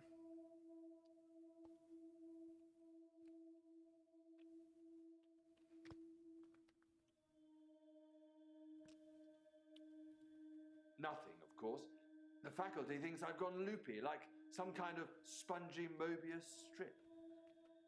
That's why I'm here, isn't it, Dr. Decker? Him, God, the great old one, the elder god, Cthulhu, however you address him. Listen to me! You're not listening! It's your only bloody job! Well, let's call him God. He creates this world for his amusement, something he can play with and occasionally alter to suit his mood. God loves chaos, but something goes wrong. Man and woman evolve. What was once chaotic becomes, well, more ordered. Without chaos, he has less power. When there's too much order, he becomes impotent. So he needs to instill chaos again. And do you know how he does this? No. And yes, but you're being too granular. He needs chaos so he can return, and the only thing stopping him is you. Not just you. You and people like you. Psychiatrists, doctors, nurses. Anyone who is caring for people who are losing their sanity. You have no comprehension how important your job is, do you? He doesn't need your version of insanity to spread. He needs chaos. It's not the same. It's just a means to an end. They're not all cultists, unfortunately. Once you see the truth, it's hard not to spread chaos yourself, to cause further insanity and harm your own. I doubt it. But can I make you question your reality? Definitely. But in doing so, I would be promoting more chaos. The fuck is he talking about? The central component of our universe is chaos. Science can only document a perception of the chaos at any one given moment in time. As, by definition, chaos is unpredictable from one moment to the next.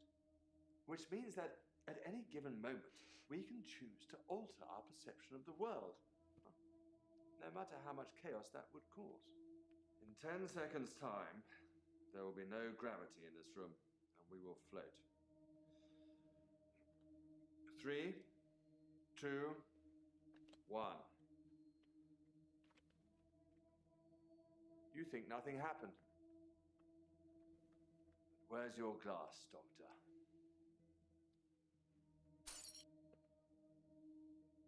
Whoa! What?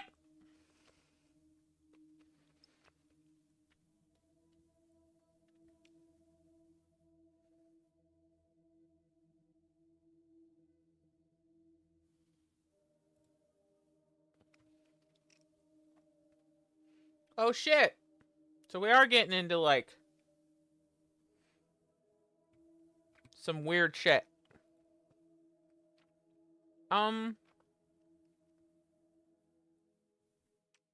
Oh, we have 2 new females today. Who are you? I'm Jasmine. I don't come in that often. What happened to Dr. Decker?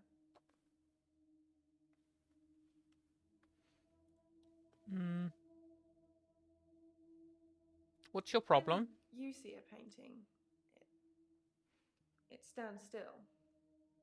When I see one, it's moving, like a mini film, like little vines. But when there's a person in the painting, What? What happens? They watch me. Normally disapprovingly. The paintings judge you? Because they don't think I know how to appreciate art. Because I'm too young. Hello, my baby. Come here. Oh. The goobers. Oh, cuddle goobers. Goober cuddles. No. The baby boy.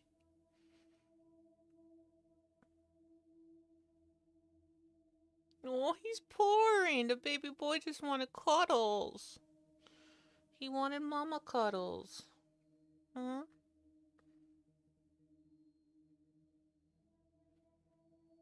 Sips, have you met Goober? The Goober Boober?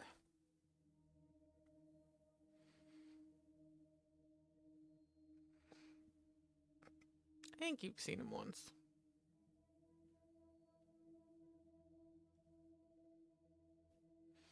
This is my baby boy. And yes, his name really is Goober. Because I'm a SpongeBob stan. And his face is just goofy. So he's a goofy goober. Gooberino. Goober boober. Aren't you, buddy? Yeah. Oh, you just wanted cuddles. Oh. Oh my god, he's so content. You can only hear the sounds he's making right now.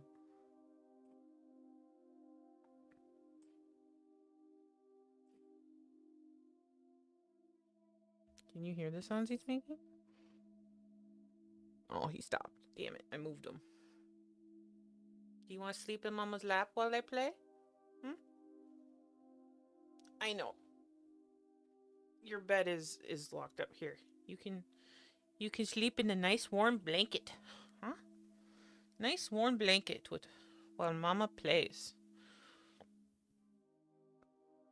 There you go, buddy. I'll pet you. I don't need my other hand today.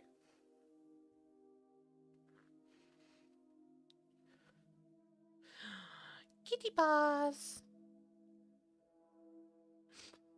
Oh, the little boober. Aw.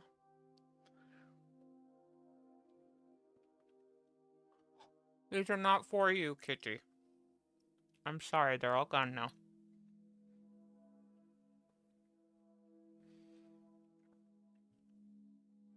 Okay. How do the paintings When I move? want them to normally. When I want to really get inside what's going on. But some paintings, I can't stop. Oh, she's still wearing her shoes.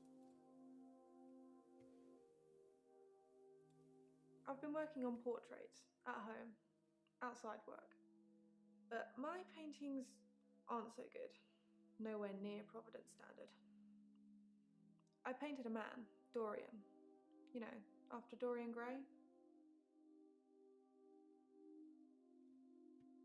Dorian Gray as in 50 Shades of Grey? Or am I stupid?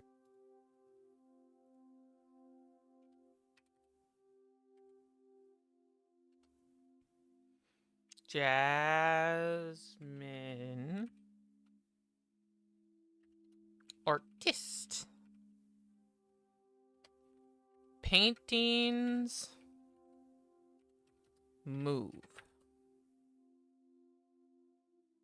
And judge her. I'm typing with one hand now. I wanted to try and capture someone aging, so I divided the face into thirds and painted a boy, his father, and his grandfather in each third. It was hideous. and it started talking to me.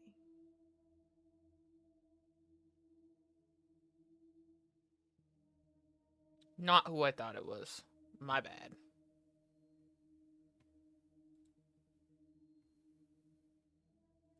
That I'm ugly, that I have no talent, nothing will become of me. Is that true, Doctor?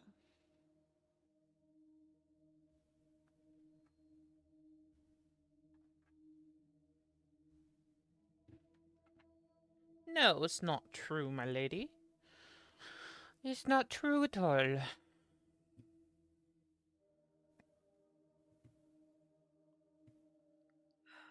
I hear it so many times with that wretched painting. Hey, It's in my hey. head. What do you do? Okay, Thank you. God.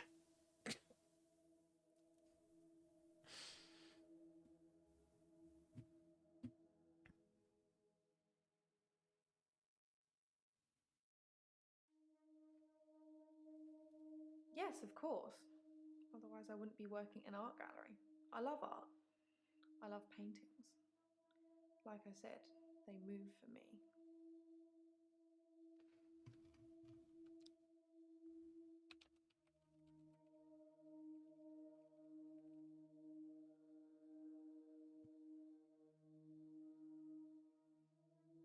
Oh.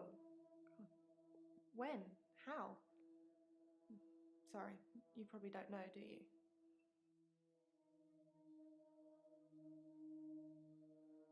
Ouch. I didn't really know him that well. I'm trying to remember what I was doing on Valentine's Day now. I didn't say Valentine's.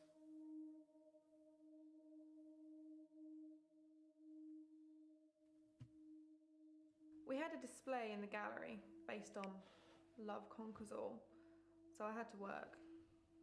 Mainly it was a collection of giant hearts sat on things, but I ran into another patient, Bryce. I'd never really spoken with him before, but he's quite an art critic. I couldn't get rid of him until I finished work at 11. There's actually another guy who takes over on the night shift. I'm not sure if he kept talking to Bryce though. Providence is open 24 hours. Ooh. Met Bryce on Valentine's Day at gallery. He was still there at 11 p.m. when she got off work. Okay.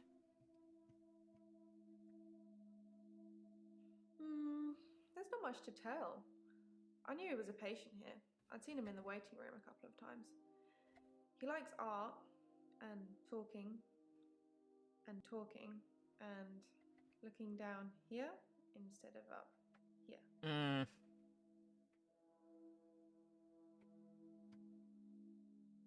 He was shy, and then less so. When I told him about my problem, he told me to set fire to it. Yeah, he could have been more specific. I tried to set fire to Providence. At that time, I thought the only way to fix my problem was to set fire to the entire art gallery. Several paintings didn't make it. Luckily, my boss didn't press charges. The police did arrest me, though. I set fire to the rain.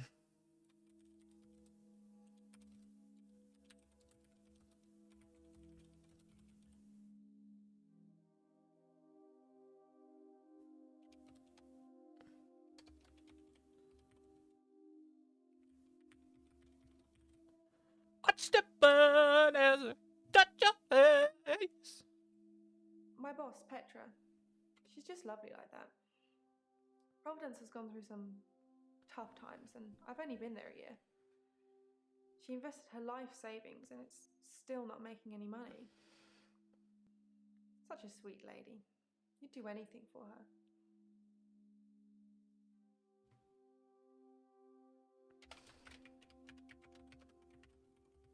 don't have it open 24/7. That would probably help. Dr. Decker told me to burn it. It was nothing to do with Petra. I thought you said Bryce said to do it.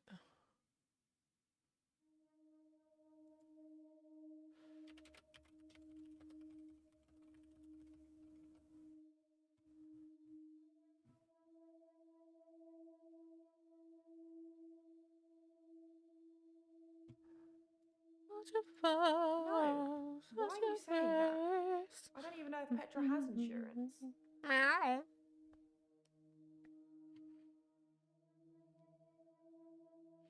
I already ripped up the painting. It screamed as I cut it. Ugh. Whenever I close my eyes, I can see it, hear it. I need the tablets, Doctor. I need them. Tablets? The temazepam? The sleeping tablets. The ones you gave me last time. Temaz. Dr. Decker gave them to me. They helped. I know it's in my head. I know paintings can't talk. What's wrong with me, Doctor? Why do I do this? Temazepam. Gave her temazepam.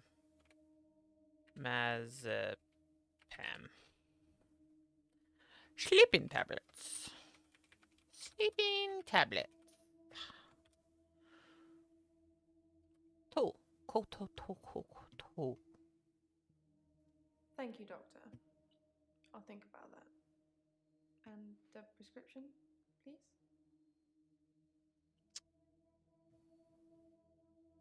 I don't know about that. I don't know if you should take the prescription or not. I mean, if it's helping you.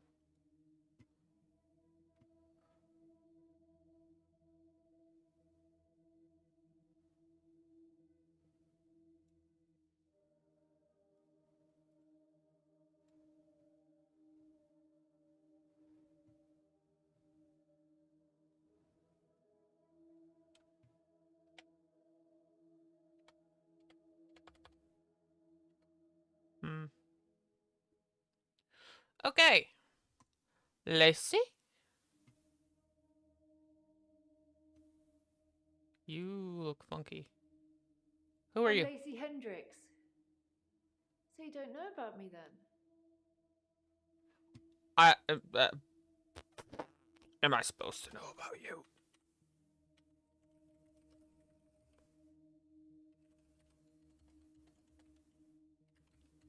Am I supposed to know about you? Whatever, I'm just gonna say Lacey. Fuck it. Sup, Lacey? Where to start? My next door neighbour in Jobson Hill, where I live, she was murdered. 80, and they diversion burgled her. But she was wise to it and started calling the police. They slit her throat with a bread knife. So I started a neighbourhood watch. Ugh. Neighbor killed with bread knife. So she started neighborhood watch. Okay. It was me and Agnes. Everyone else thought we were overreacting. If they want their throats cut, that's up to them, living in their bubbles. But Agnes. Poor Agnes. What happened to Agnes? She went missing, and still is. And that's what people think. But it's not the truth. What's the truth? It killed them. It looks normal enough. A smartly dressed, door-to-door saleswoman. I know because I heard my other neighbours shout at her. No Jehovah's! They think anyone knocking is a Jehovah. But she said she was selling double glazing. No Jehovah. Wait, what? What is happening here? No Jehovah? What? I don't know. I didn't answer the door. Best not to nowadays. But I watched her go to Agnes's. Poor Agnes. She let her right into her house. So you think there's a traveling salesman that came and killed her? I could only see the silhouette. It turned from a person into a, well, it looked like, I guess you'd call it a Medusa. Snakes for her face. And Agnes just fell to the floor. A few minutes later, the woman left, smiling like the cat that got the cream. That was the end of Agnes.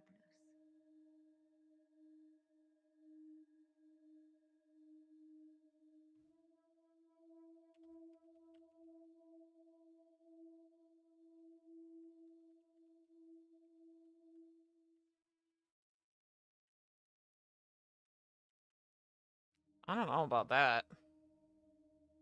I saw it with my own eyes. What more proof do I need? You're starting to sound like Dr. Decker.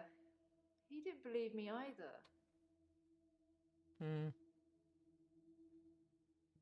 I didn't have much luck with him, like I said. He didn't believe me. He thought I was having a hallucination caused by the stress of my neighbour being so brutally murdered.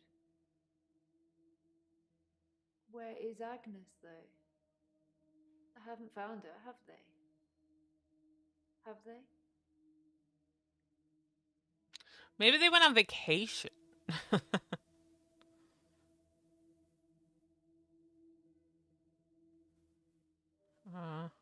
I don't know. I was at Henley Church. They had a service that ran right up till midnight. For us less fortunates without a love in their life. Well, now. Do you have someone, Doctor? Do you have a love in your life?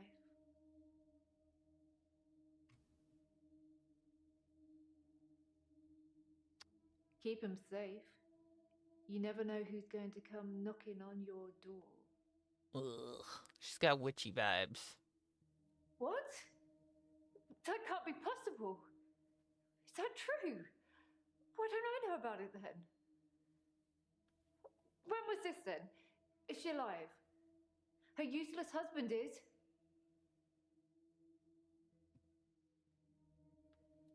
Don't know much about him. Other than the fact that he looks at me like I'm 6 foot under every time we meet. He doesn't seem too bothered she's gone missing either. He did at first, when the police were crawling around. But now they've gone, that's stopped.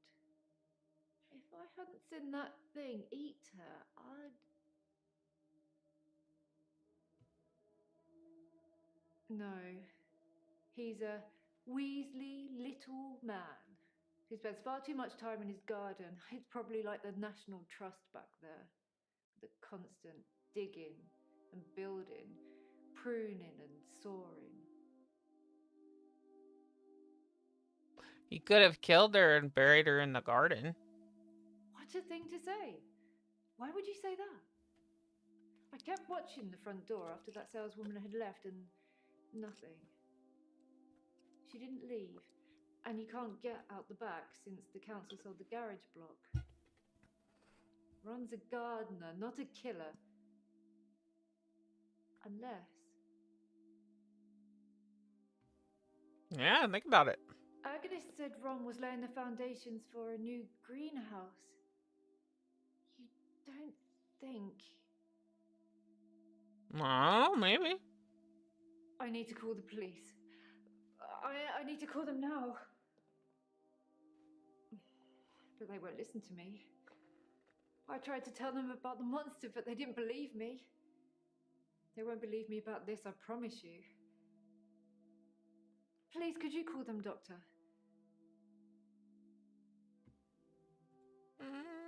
Yeah, why not? Thank you, Doctor. Now give me a pen and I'll write down the details for you.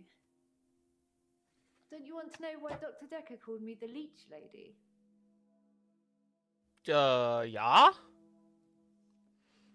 He said that I leech thoughts from people, suck them right out of their heads. And I can put thoughts in there too. I'm not that clever though, am I, Doctor? I mean, it's not as if I was having an affair with Ron and Agnes was in the way and needed to disappear. So I made this story up. I mean, what do you think I do for a living anyway? But,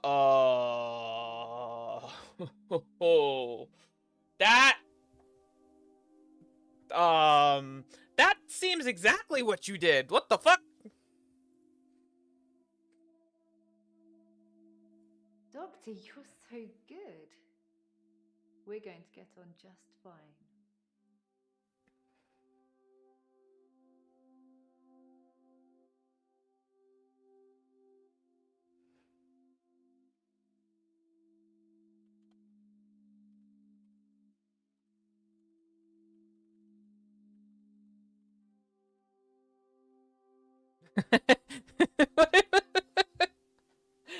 What if a doctor typed like that? Just, I think she killed her. XD.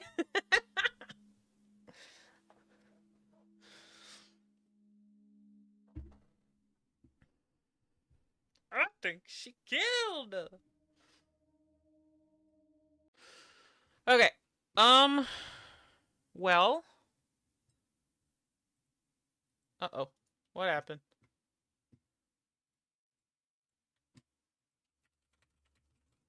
Game? Uh-oh.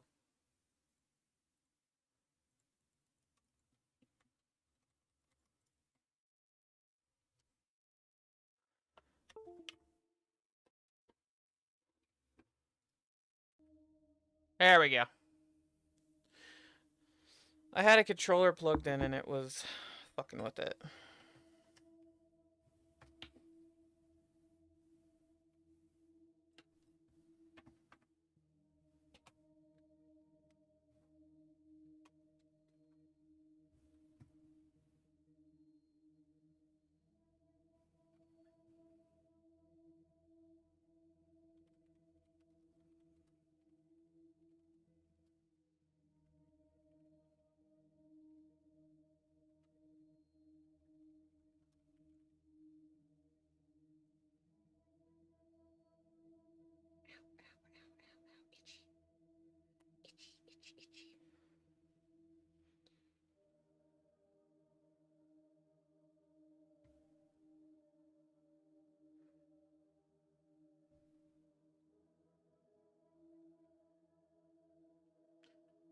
We got those two greens, so that's good.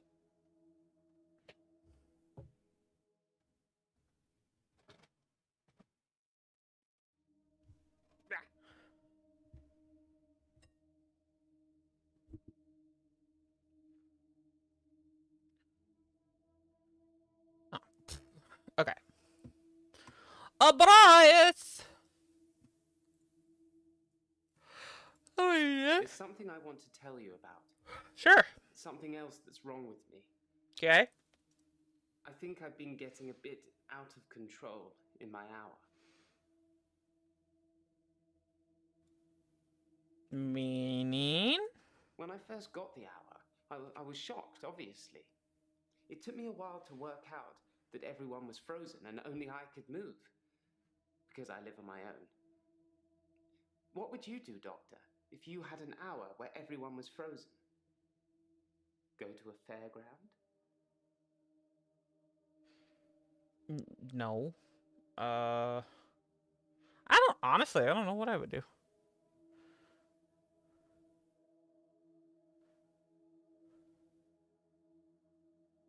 Or spied on anyone, or helped anyone.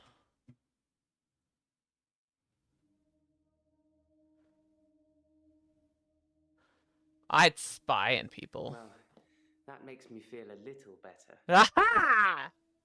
There's a young mother, divorced, who lives opposite me. Jessica. She's friendly and says hello to me, smiles. I've always wondered what she looks like naked. So 1 hour, I broke into her house. She was standing in her bedroom. I took it as a sign. I took off her clothes and...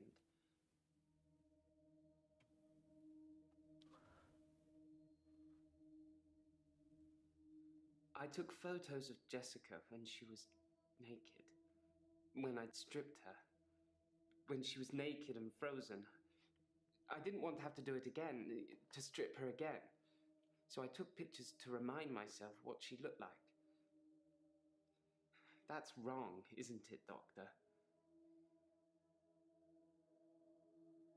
Normally, if you have to ask if something's wrong, it's wrong. What the fuck? And so, in this reality, if he is just psycho, what did he actually do to her to be able to take these pictures? Because he's saying he did this in this hour.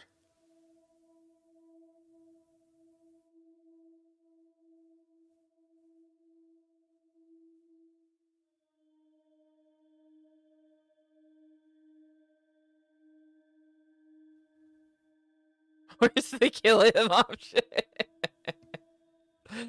Yikes.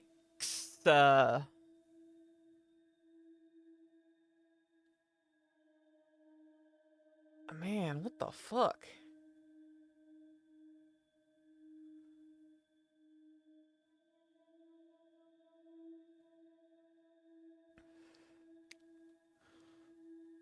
You'd steal $1 from a bunch of people and do it. You know what I'd want to do?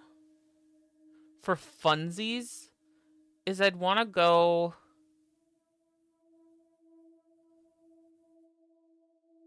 probably to a mall.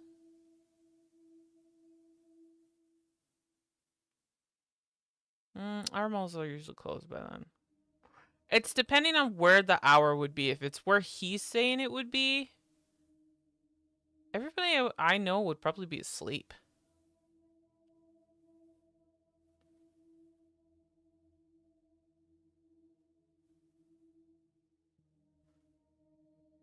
I don't know.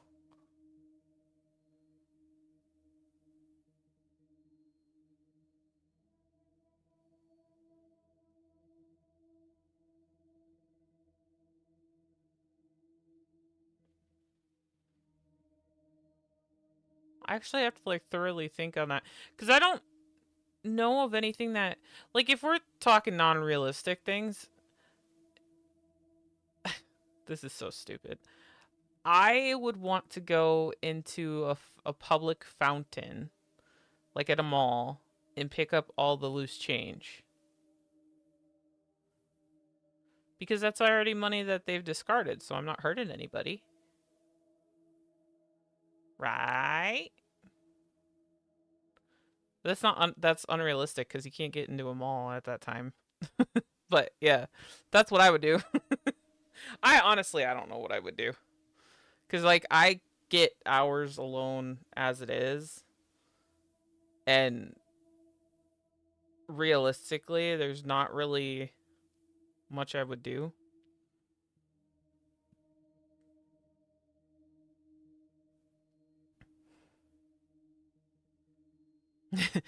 You're a Batman that works for 1 hour each night.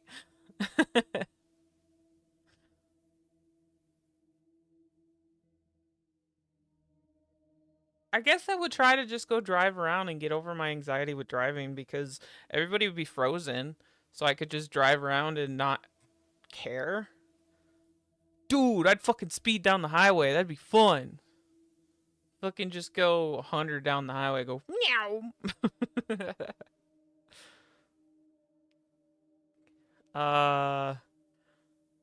Yeah, it's wrong to take those, you bitch. It's that bloody Dr. Decker. He made me this way. It's all his fault. He made you this way?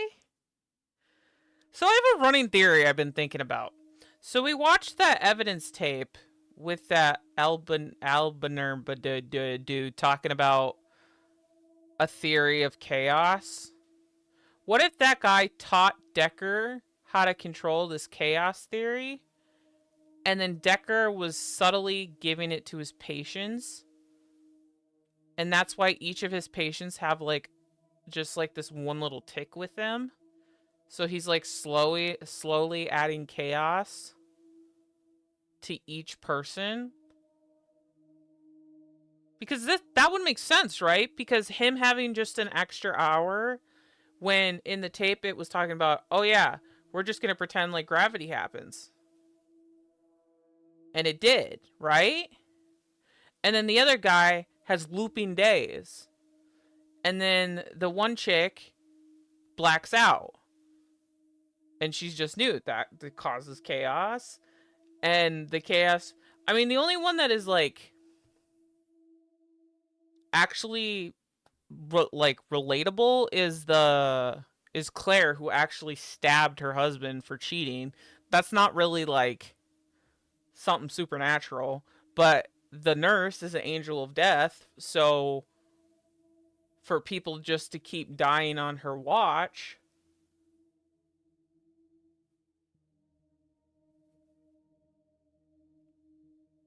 Like, it all kind of... That's kind of like a running theory I have in my head right now. But everybody thinks that the doctor would have killed himself, not be murdered. So one of these patients got fed up with how things were going and killed him. Huh.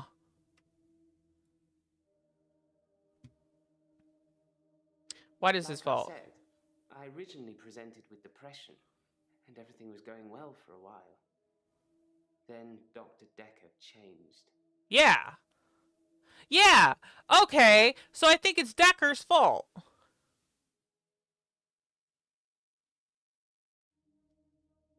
You seem preoccupied. Sometimes I see a girl standing behind you.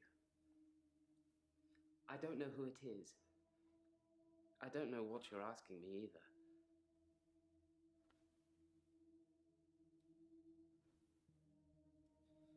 Possibly a relative of yours. Possibly a patient that died here. I'm not sure. She doesn't normally say anything.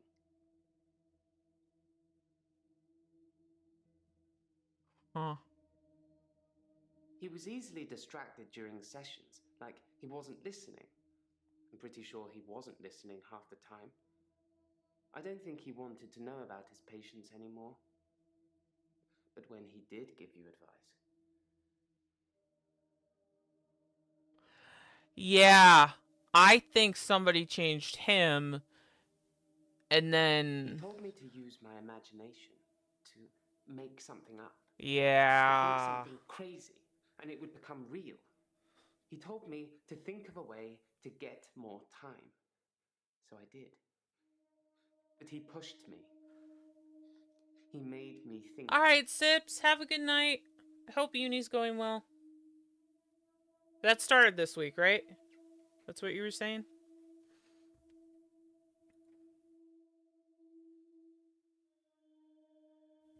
Tell me more. I dug the grave for Dr. Decker.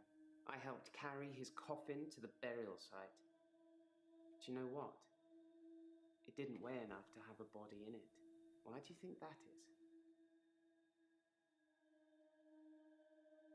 It didn't weigh enough to have a body in it? What? Do you think he faked his death? Oh, a twist. What a twist. Didn't have a body in it. Ooh, doo, doo, doo, doo, doo, doo, doo, doo. Ooh, what a twist. What a twist. Yes. God, my fucking meds are making me loopy. Alright, so... Barry Decker didn't feel heavy enough. Didn't feel heavy enough, did it? For a body to be in it. Hing.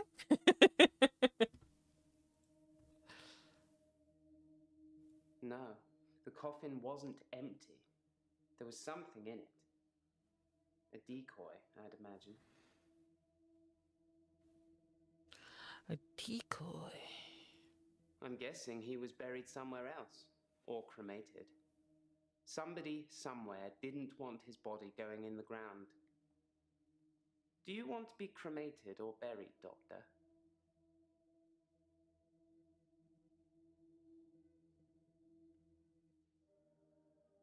That's a good question. I think I want to be cremated. Because I don't want to be a zombie. That's a good choice, Doctor. Less work for me. Don't say that. Don't say that. Yes, I would steal too. And I have stolen. I ran out of milk, so I thought I'd go to the local all-night shop and get some more. I was absolutely intending to pay, but when I got there, everyone was frozen. I thought about leaving money on the counter, but that seemed weird. The cashier would wake and suddenly this money would have appeared from nowhere. But I've stolen bigger things. Ooh, like what? I did think, what good could I do other than catch up with work? I did see a woman who was having her purse snatched, so I gave her purse back, and the crook, I placed him on a bus a few blocks away.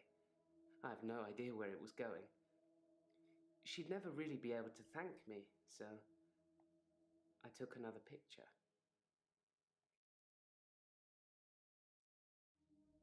Bleh. Ha! That was just an example, Doctor. I'm sure you can come up with more exciting things to do than that. I mean, a fairground at night with nothing going is kind of meh. I spent most of Valentine's Day at the art gallery. Well, the evening part, anyway. They had a display with the theme Love Conquers All. I didn't get most of the paintings, but they were well done.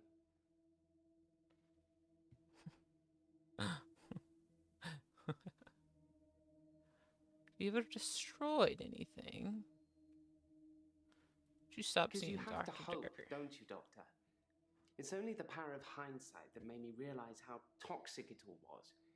And after a point, you go too far to be able to come back anyway.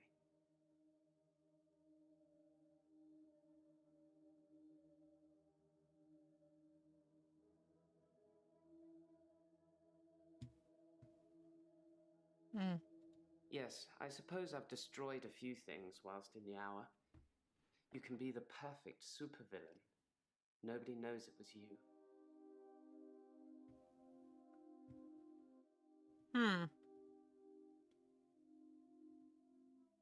That wretched dig goes on 24/7. 25/7, if you ask me. Your patient, Nathan, caused quite a stir. He interrupted one of the female students all night, apparently. Made her miscategorize some findings, going on about his dead girlfriend. It's amazing what you hear at the coffee machine. Well, I suppose that's a bonus. We're allowed to use their coffee machine while they're there.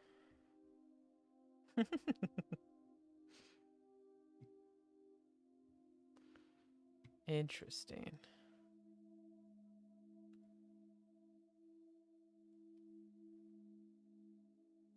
It's the anniversary of my parents' death today. I went to the lake house. I always go to the lake house anyway, but it's also where they died.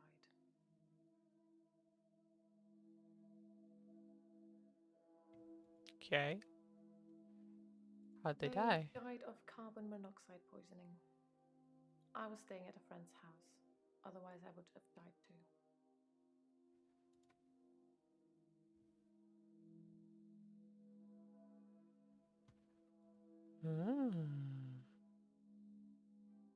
I stood for a while, looking across the water. It's peaceful there. It's the place that makes me feel the most. There was a girl there by the lake, only about 9 or 10. She was fishing, if you can call it that, with one of those nets on a stick. I don't know why I talked to her. She looked sad. I don't usually talk to children, but she seemed different, special. I'm allowed to talk to her, aren't I, Doctor? I don't know. Are you? Good. It felt nice.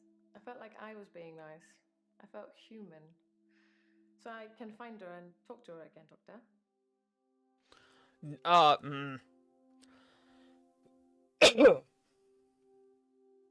Then I will. I'll look for her next time I'm there.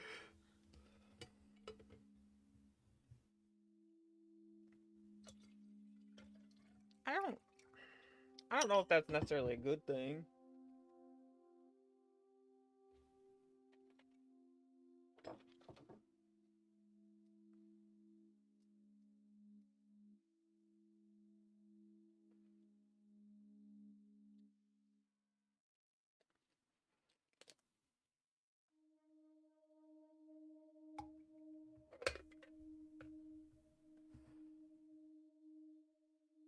David had been hunting again, and, well, she's seen some of the skins he hung around the lake house.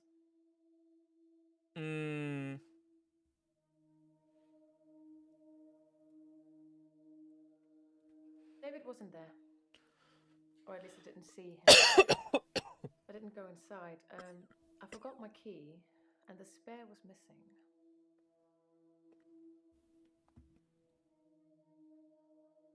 Animal skins.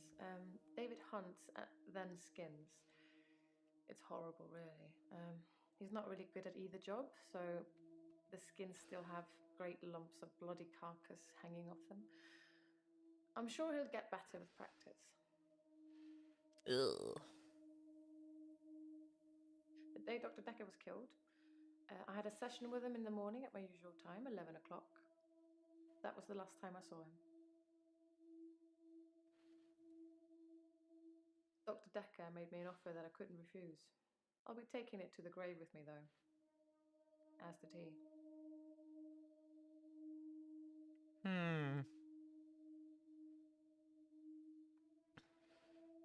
Valentine's Day night, I was at the lake house, watching David, like I always do.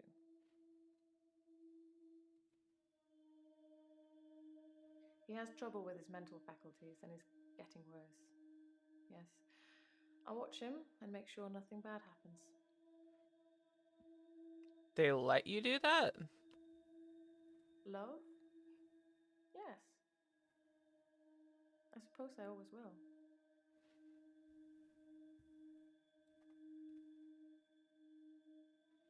Met isn't the right word. David has always been there, in the shadows, on the periphery. I move in very exclusive circles. You tend to see the same faces.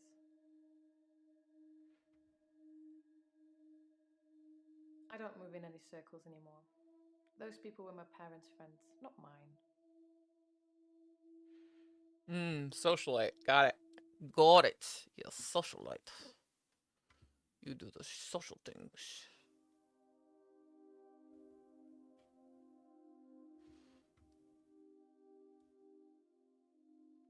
You do the social things. Got it.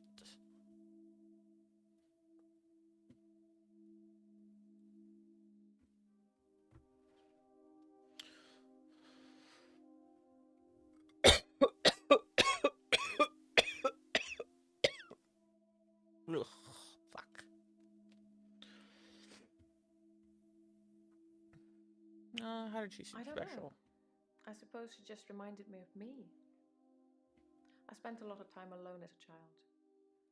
She said she was trying to catch some strange creatures that she's seen in the water.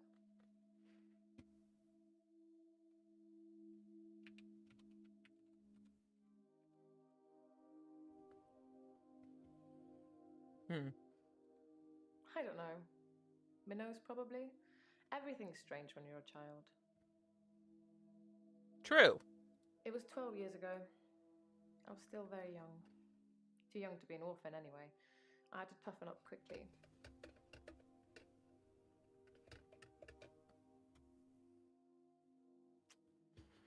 Okay, well, that was interesting. Hello. A great day, to be honest. Someone accused me of stealing from my patients, which I would never do. Plus, Hilda's getting worse. Was it Terry? This? Well, it started with this. It's a locket. Alice, one of my patients, gave it to me before she died.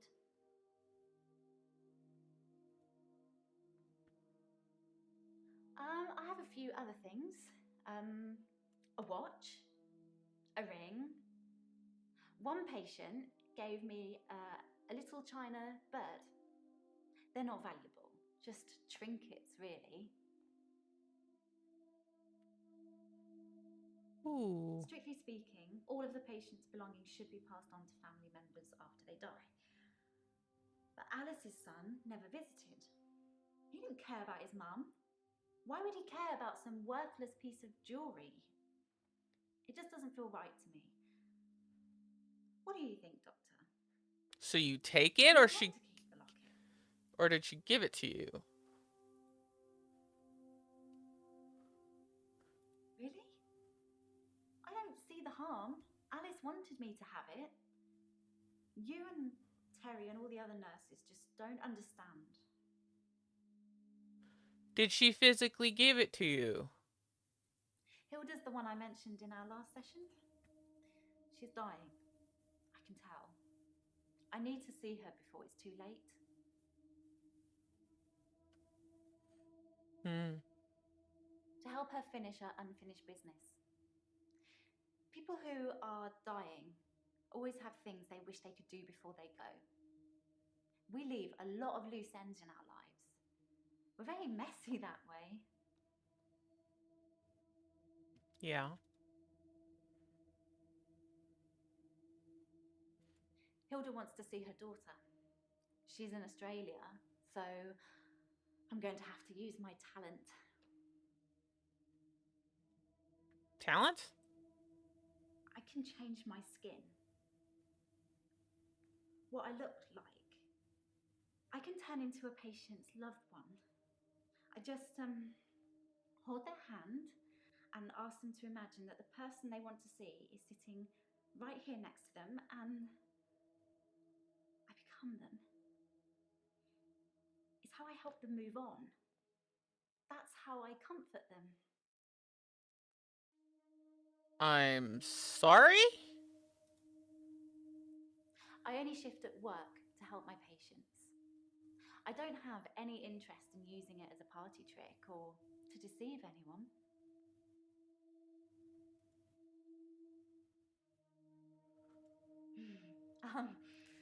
Actually, I had a hot date.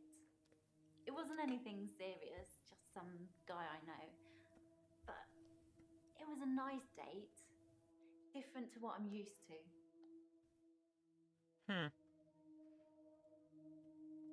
It was very traditional, old-fashioned, you know? Dinner at a nice restaurant. Then we went for a little walk along the pier. Held hands, had a bit of a kiss. Then he called a cab and I went home, alone. I think it was about 11 when I left Max. I'm sure you could check with the taxi company if you really wanted to, if you think I need an alibi. 11 when she left Max.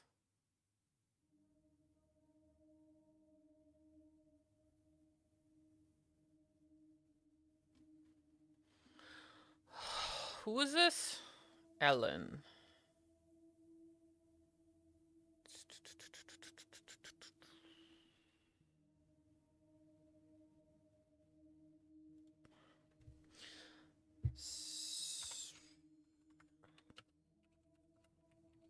Left dates with Max. Yes, I had a session with Dr. Decker on Valentine's Day. 3 o'clock, I think. Just a few hours later, he was. I still can't get over it. Can't get over what? That he's gone? Because, like,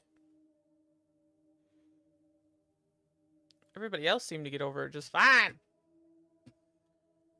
Got over it pretty quickly.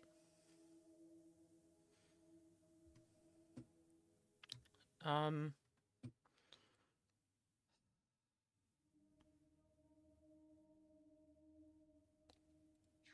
can sense it, you know?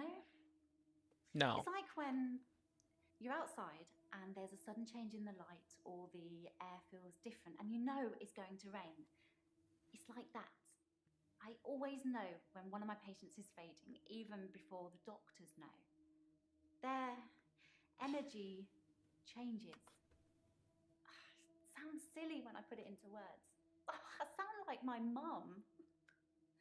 I mean, so I've heard some stuff about, like, that somebody who's bedridden and, like, ready to pass on, and all of a sudden they get, like, a surge of energy. That means that they're gonna pass soon. It's because it's, like, the body's last-ditch effort to be like, hey, get your shit done. Let's do this. And then they pass on. So I've heard of things, not that I've seen that, heard of things like that. I'm gonna BRB though. I need to stand up and walk around a little bit. I'm probably gonna take some more meds here soon, but I need to get some more water too. So I will be right back.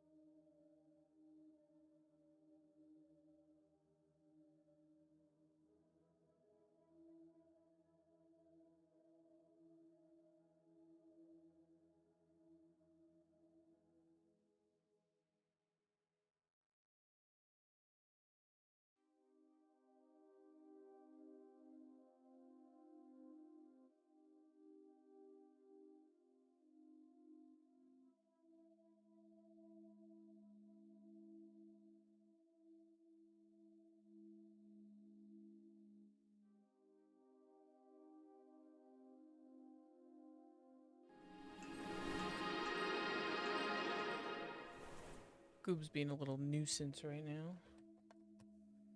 He wants more food than he's getting. That's okay. Ugh. I need to take more meds, I think. How long?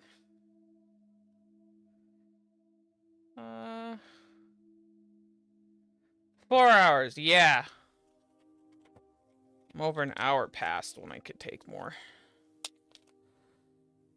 Yippee skippy more medicine! That's why my cough's coming back. Because I took this and I took, like, generic Mucinex.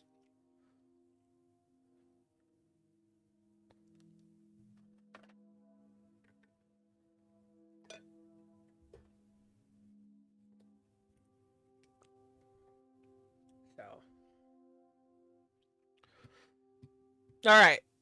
Back to being a detective.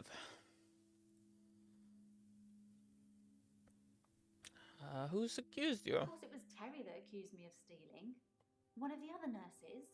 She's actually trying to make out that I'm some kind Fucking of Terry. HSK.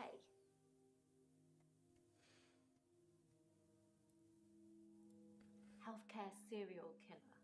Oh. You know, like those nurses that kill loads of their patients. I'm surprised you haven't heard of it. Anyway, because a few of my patients have died on me, and some of those patients have given me gifts, Terry thinks it means that I've been killing them off.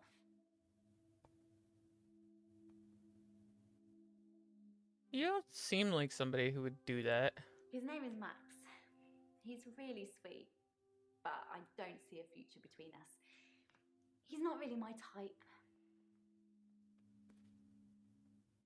Curious. I've known Max a couple of years, but this is the first time we've been on a date. I don't think he's boyfriend material. Oh. But you seem very giddy about it. Dr. Decker seemed fine on Valentine's Day. He seemed to be in a good mood. It didn't seem like anything was bothering him.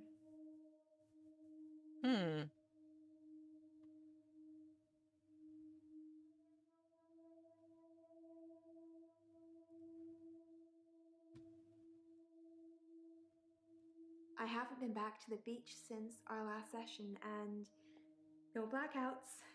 New doctor and new hope. You're much better behaved than Dr. Decker. You're very cringe.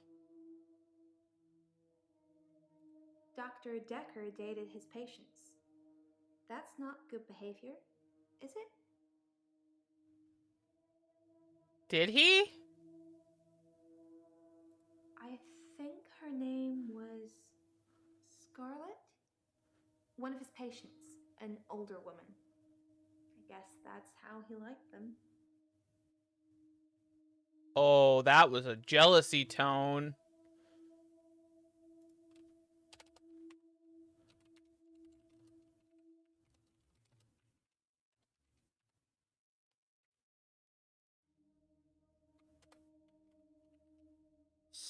Scarlet.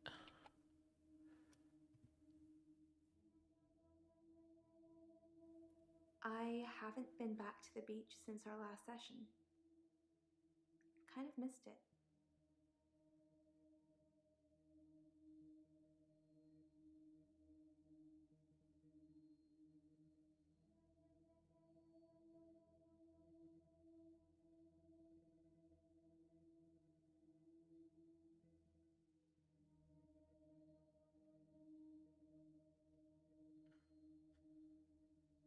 Why have you You missed do it? something a lot, you're gonna miss it. I suspect I'll go back there soon, but it's helped with the blackouts. I really like her necklace. We went out for drinks. Didn't you know? He said it was a breach of something or the other, but I can be pretty persuasive when I want to be. Ugh.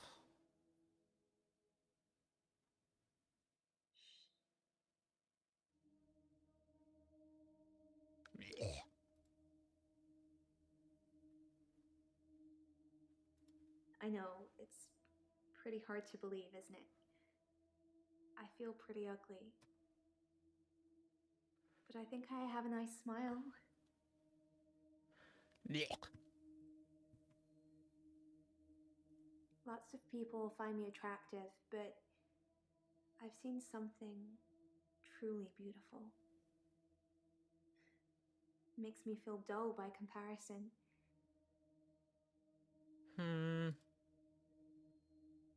Yeah, drinks. I think Dr. Decker ordered neat whiskey.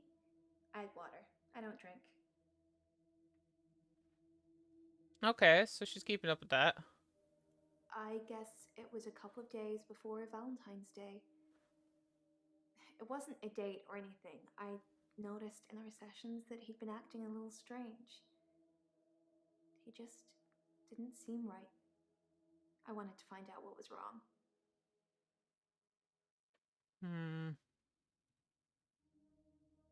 I have a recurring dream where I find something beautiful in the sea. But I don't know you that well yet, Doctor. Let's wait a while before I tell you my most intimate secrets. Sorry to cut in, Doctor. Jesus Christ! A solicitor. Ben's trying to sue us for nervous shock. Should I go and see him to talk it out, or should I find a solicitor to represent us? Sorry to be pushy, I just think we should act quickly before it's too late. Okay, well, just let me know.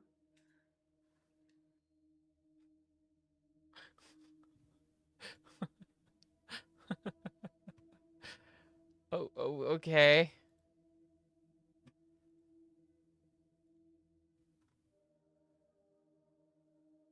Yeah, I thought... Hold up. Go back here. Wouldn't you like to know? Is our session up now?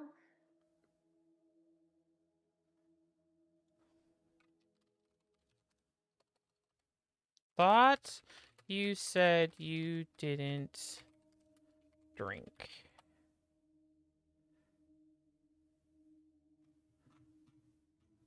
Yeah, okay, well then why did you give me that if I already fucking... I didn't do anything on Valentine's Day. I washed my hair and then I walked along the beach for the whole night. It's actually true. I saw one of your patients, actually. The nurse. She was on the pier with someone. Pretty much all of the night, too, so I can vouch for her, even though she probably didn't see me.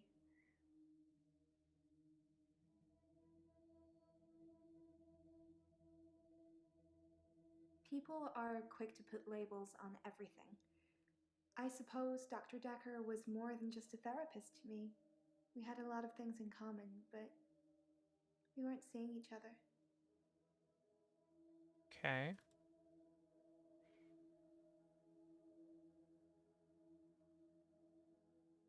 Some girls say that they're washing their hair when they don't want to go out, but I was genuinely washing my hair. Do you think my hair is pretty, Doctor? Ugh. Shut up. I'm insecure, Doctor. Isn't it obvious? That feels like manipulation! I've danced around in my living room, but no clubs since last time. I like dancing around in my underwear. Sometimes less. Fucking that massive eye roll. Alright, whatever. Let's go back here. So, should I get a solicitor, or shall we try and talk it out with him?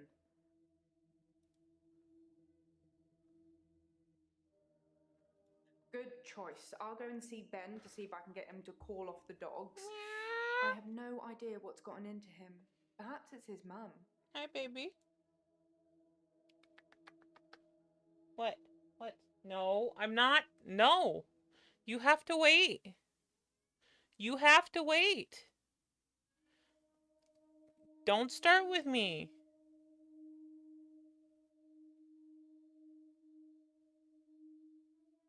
Go get it. Did you just drop food? Go get it.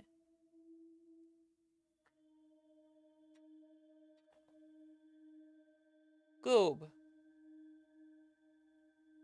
Oh my god. Fucking goober. What now? Who are you? How are you? Okay. Hey, you. Thanks for helping me with this grief thing. I'm not sure I have it, though.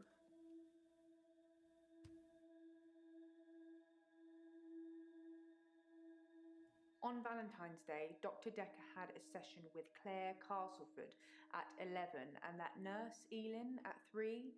Everyone else cancelled. You should see this place Christmas Eve. I was at home, though, so I don't actually know who came in. Dr. Decker did phone and ask me for Nathan's number, which is a bit strange. I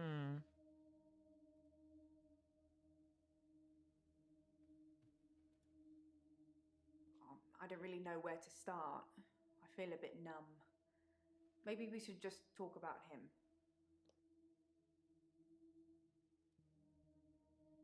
It hadn't even been a year. He was a quiet, solitary man. A good listener, as I suppose you'd need to be. His confidence did grow as time wore on, but that's what you'd expect after you've fitted in. I mainly miss our chats. He used to work late with me and tell me things about the patients, things that I probably shouldn't have heard, but did. What do you think of the patients? Nah, perhaps you shouldn't say. You can ask me. Go on, I'll tell you what I think. Tell you what I think. Hi, Gage. Thank you. I had to modify it a lot to get it to work, but the search for the magenta is forever going. But this is a cheap alternative for now. It works. So it's better than my normal hair looks like right now.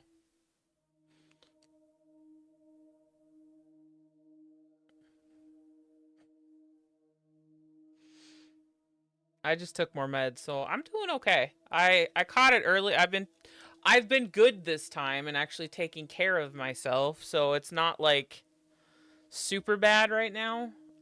When my meds start to wear off, I start hacking up phlegm again, and that's when I start coughing again. But other than that, I've been pretty good. Like, I felt it this morning after I slept all of Sunday, and then I woke up this morning, early this morning, and I felt off.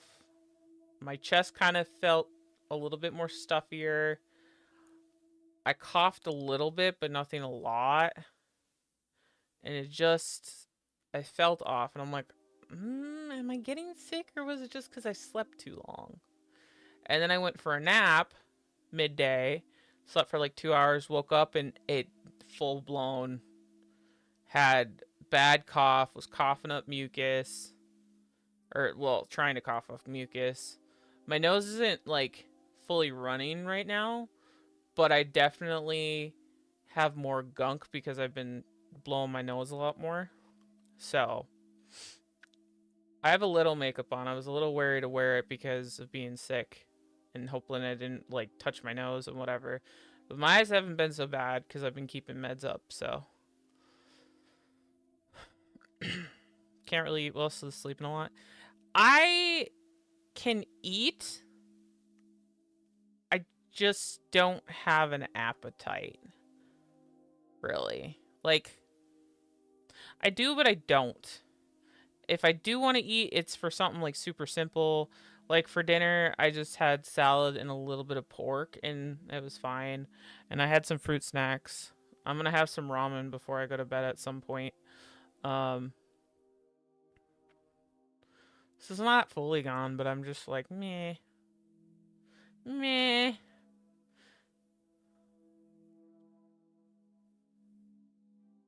Yeah, you're way worse than I am. For sure. Especially the fact that you can't really eat.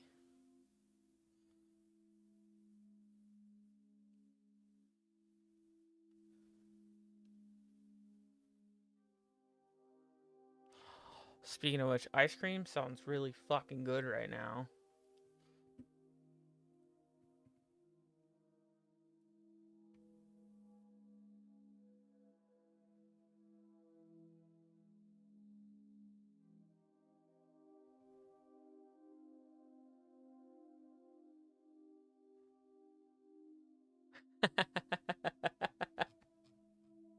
I just what's funny is I just stepped on the scale for the first time in a long time. Just like 10 minutes ago, and I'm lost weight. I'm like, "Hey, let's go."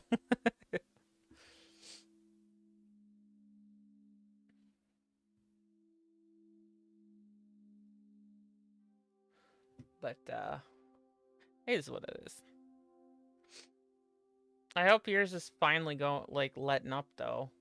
You need to eat. Who do I want to talk about? Oh, I mean, all of them, I guess. Is a special girl. You know, there's something about her that just makes you want to follow her. Maybe that's what a trendsetter looks like. Follow her? No, I don't want to follow her. I think Bryce has a lot of misdirected anger. I don't think I like him that much. You know, sometimes when things overrun, he's outside waiting for you, and he stares at me as if he's undressing me with his eyes. You know, he's not the first person that's done that, but still, you know, it feels worse coming from him. I mean, he did unclose a frozen person, take a picture of her, so I don't blame you. Claire seems to be shaken by something. You know, I offer her drinks every time she comes in, but she always refuses them. It's as if she just wants to come in, get her session over with, and then run off to do something else. It's a bit rude, isn't it? Yay! You had food today! Yay, yay, yay, yay, yay. Elin seems like a lovely person. I'm not really sure why she's here.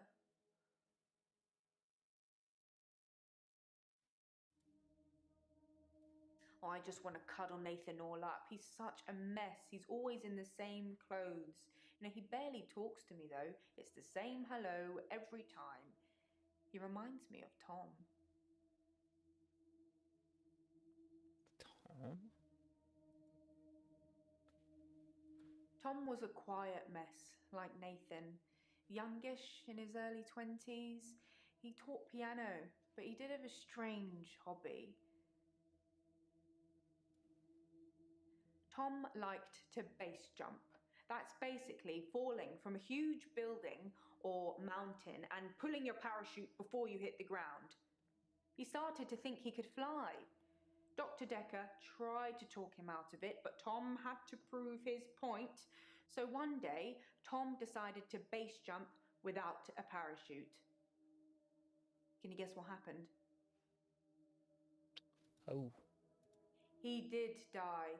He was hit by a rock from further up the mountain. He never got to fly. Nathan thinks he knows what his problem is too, but if he's not careful, he'll get hit by that rock. I wish I'd said goodbye.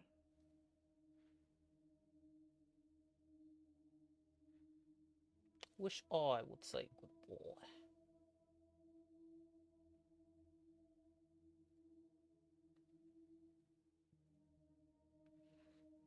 Huh. I liked Tom. I never got to say goodbye. I did with Dr. Decker though, so I suppose that's some closure. How did you... But how? I mean, like, at the site you got to say goodbye? Dr. Decker tried to fire me not long before his murder, so we got to say what we wanted to say then, and I've got the termination letter somewhere. It's not going to stick, obviously. Professor Alderby and the Trust will overrule it, but it's nice to know what he felt about me. Oh. We'd work late together on all sorts of things. He was preoccupied with finding patterns in patients, trying to find some kind of order.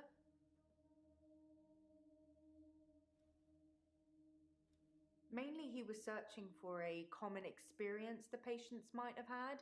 That's what led them to his office. He'd study everything, even the referral letters. Professor Alderby is a trustee. Did I not mention that? Alderby. Yes. Letters, parking tickets, holiday destinations. You know, I find those referral letters. He was sure there was a pattern in them.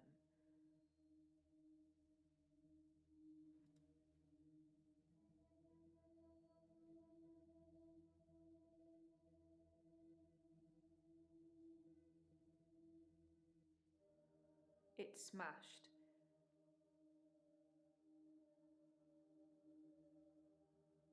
She was cuddling him like he was 6.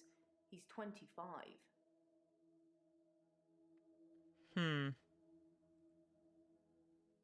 Most of the patients are suspects, according to the police.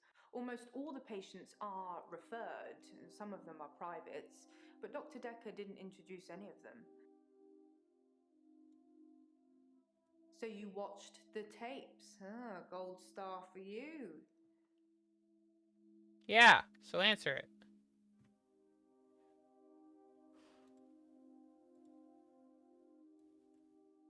Oh. Regret to inform you that your service is no longer required. Please clear out your desk, leave my desk by the end of February 13th. I feel like he knew he was gonna die then.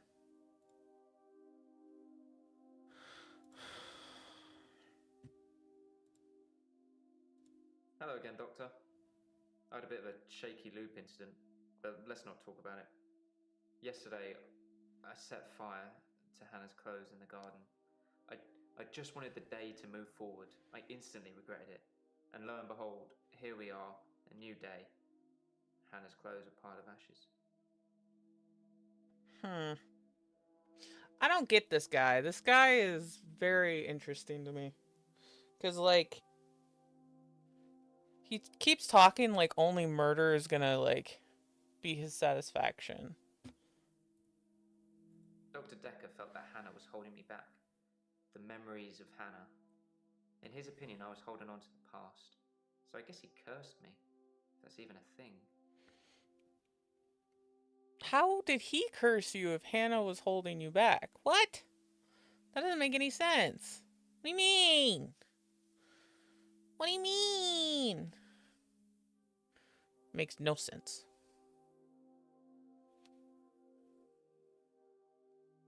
What do you mean? Yes, Dr. Decker cursed me. I don't really want to talk about it, but let's just say I blame him for the way I am. Can you give me some advice, Doctor? Don't blame others for your problems. I've kept almost all of her stuff as she left it. It's just the clothes.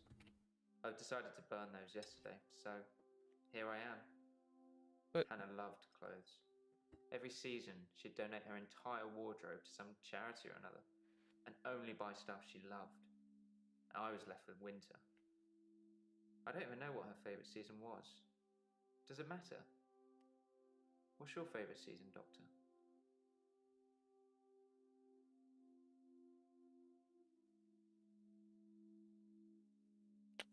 Autumn. I thought you'd be an autumn person. That means you're supposed to be grounded and productive. And you like your space. Yeah. Well, the last one's right. Kinda. Grounded and productive. Oof. I've been trying to think how I can get past today. I've come up with a couple of choices. I could set fire to Hannah's photographs. I've got them in Dropbox anyway. But setting fire to the clothes did the trick. Or setting fire to a rocking chair. She sounds like an old lady, but she loved that rocking chair, which I've not sat in since. Which one do you think's best?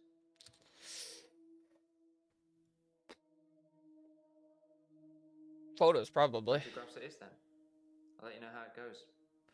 I set fire to the rain. Watch it burn as I touch your face.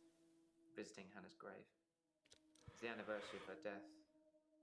Her parents wanted a huge funeral with all the trimmings. Hannah would never have come for it. It does give me somewhere to visit. I got to write the epitaph. What's the epitaph? Is that... That's what's on the grave, right? We walk alone without our angel.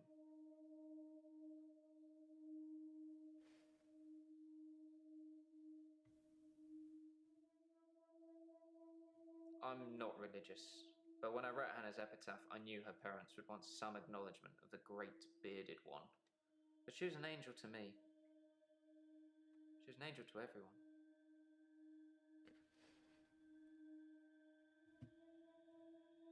I've been alone since Hannah.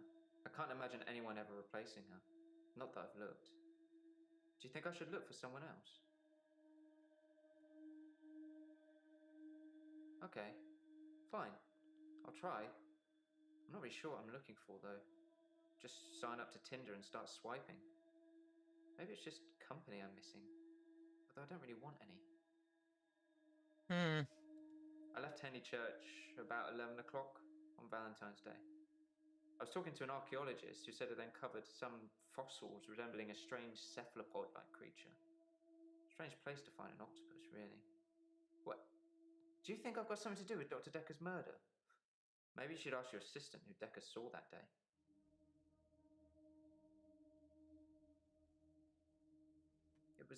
It was a missed call. It was Valentine's Day, so I wasn't in the mood for conversation.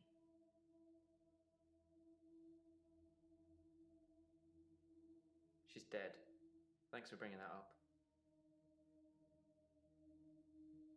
I like winter. Being snowed in with Hannah. Just the two of us. It's paradise. She was interested. Maybe I misread. Maybe she was just being kind. I suppose most women wouldn't enjoy me talking about my dead ex for hours. Yeah. It's a sea creature, like an octopus. I suppose they find dinosaur bones everywhere. Just because we're on land now doesn't mean millions of years ago this place wasn't at the bottom of an ocean. True. True. Okay.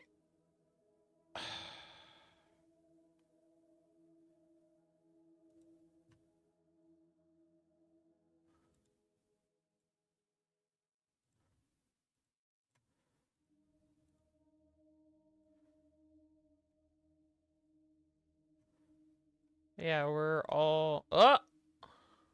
I'm not seeing anyone at the moment. Are you offering, Doctor? No. It sounded like an offer to me, Doctor. No. Thanks for the honesty, I guess. Maybe I should stop asking you things.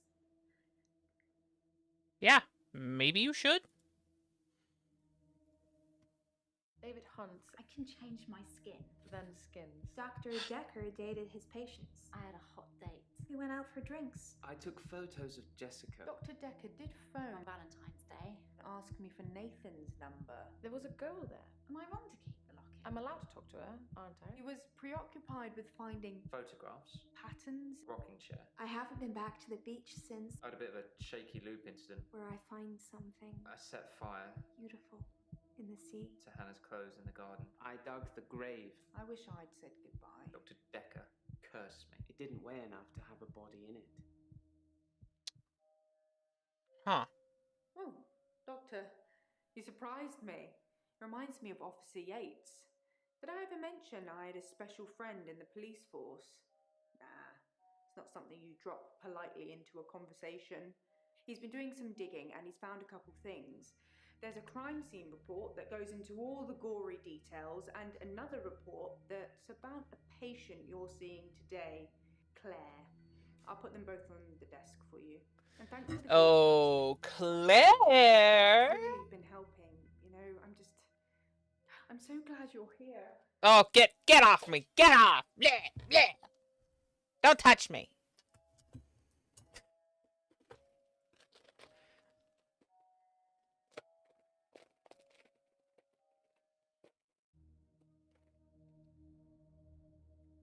Oh, Claire. Claire killed David. I've underlined some things to ask her about. I wonder if Bryce buried David. What happened with Ben? Ask Patience about the paper spike. Too much to do today! Okay, let's see. Claire's arrest report. At 20:40 hours on Tuesday, 8th November, myself and PC 9725 Holt responded to a call received from a neighbor of the Bauer House, Weston Park Avenue, concerning a reported disturbance. We arrived at the address, knocked on the front door. There's no reply. Examined the rear of the property, gained entrance to insecure patio doors. We entered the property through this door. I announced myself to the police.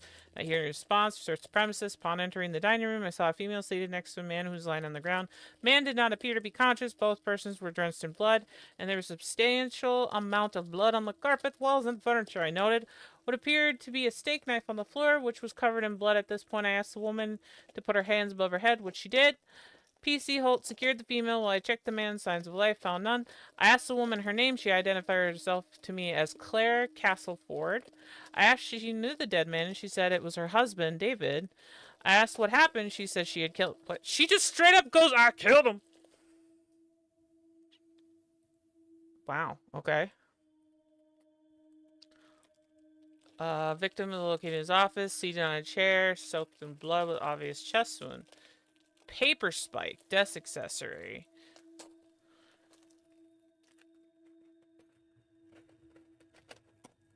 (8:30 and 10:30 p.m.) The victim's body was reportedly discovered at 10:20.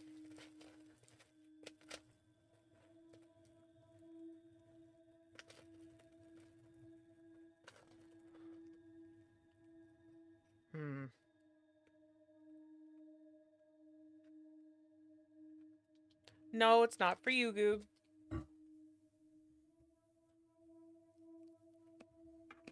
Huh.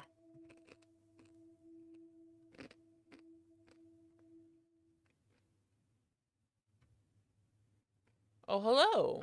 Professor Warwick, I'm a physicist. Where's Dr. Decker? He dead, boy? Is he really? Actually dead? Hmm? Not a worthy adversary after all, then? What was that about? Dr. Decker challenged me. He tried to use my theories against me. Quantum theories. Do you really want to know? Decker's eyes used to glaze over whenever we talked about that. He didn't believe in quantum physics. As if it's something that you can optionally believe in. Well, it started with an experiment. Experiment? What type of experiment? Have you heard of quantum suicide, Doctor? No.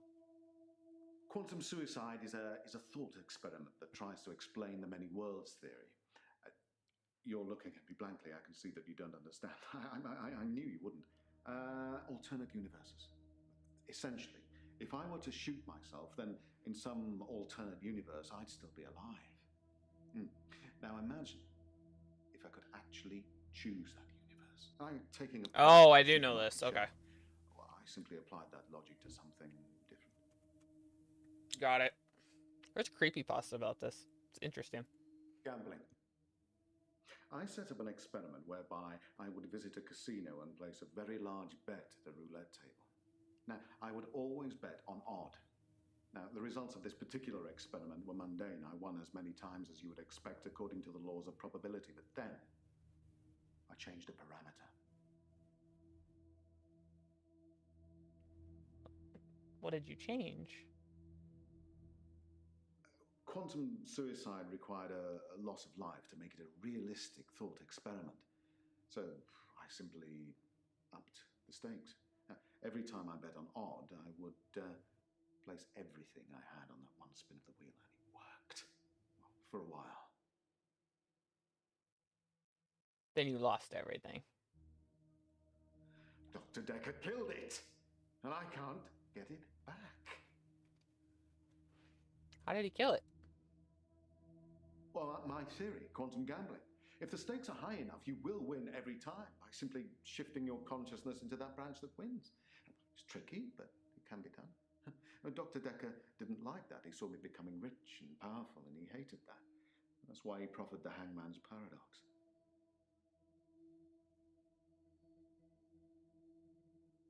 Well, imagine a judge sentences you to death.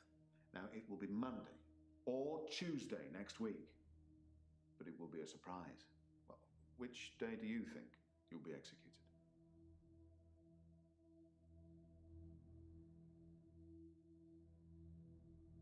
Well, Monday does seem likely, yes. Because if you're still alive on Monday at midnight, then Tuesday won't be a surprise. But if you're sure that it's Monday, then that won't be a surprise either, will it? Decker tricked me.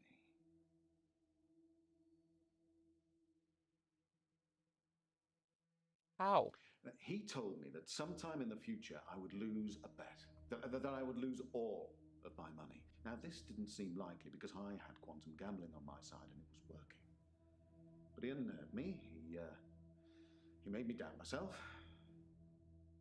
And then it happened. Recently, I lost everything that I'd managed to build up since Vanessa left me.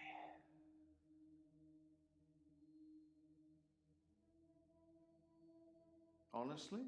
Well, I think he feared quantum physics. He didn't like things being explained in terms of science, almost as if he'd have preferred chaos.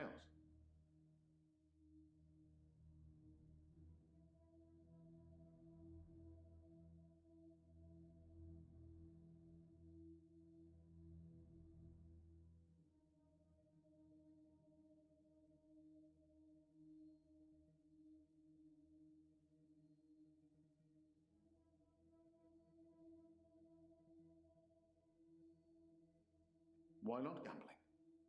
My wife Vanessa left me for a neurosurgeon. She emptied our entire combined wealth into her barrister's wallet. Oh. I needed more money. Physics provided me with a solution.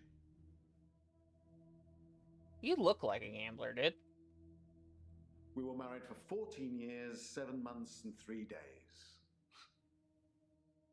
Vanessa couldn't have children, at least that's what she told me.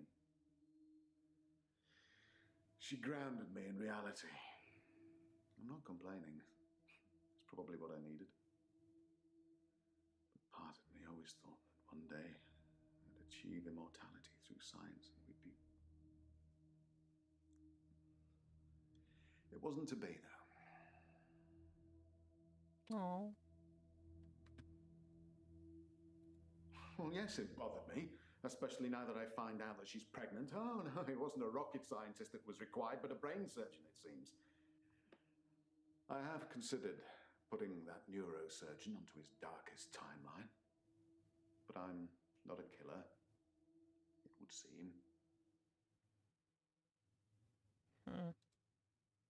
I was at a fundraiser for a charity called Mindstretch Outreach. Don't know how I got roped into that, I can't remember. But it was full of very clever children with bizarre outlooks on life. And Jaya. It was Jaya who asked me to go.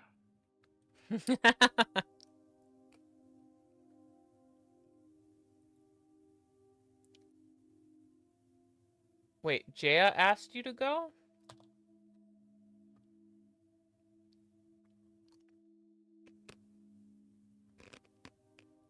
Oh, she's Dr. Decker's lovely assistant. I imagine she's your lovely assistant now. Yeah, she always smiles and makes me a cup of tea before a session. Oh.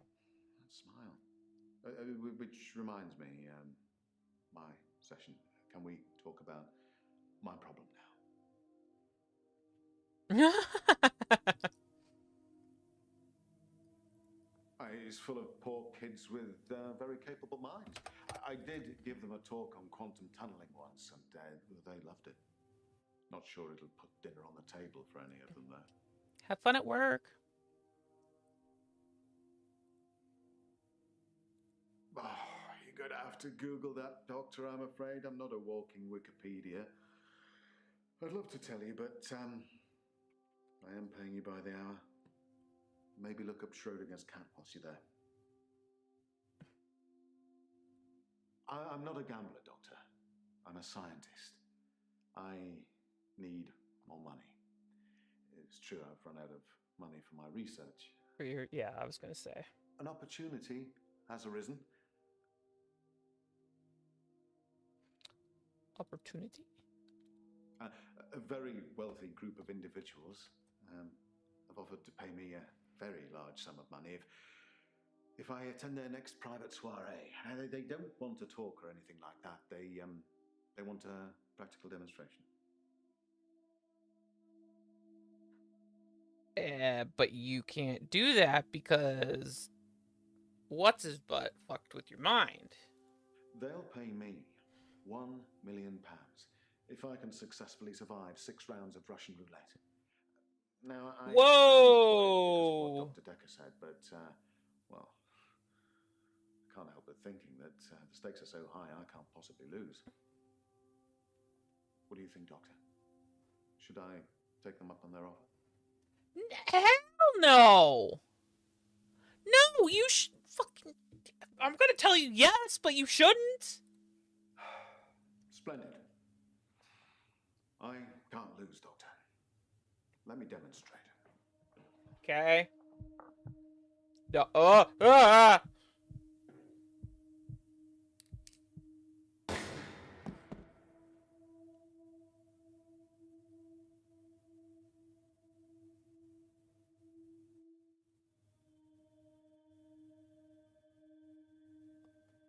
Hello? What just happened? What just happened?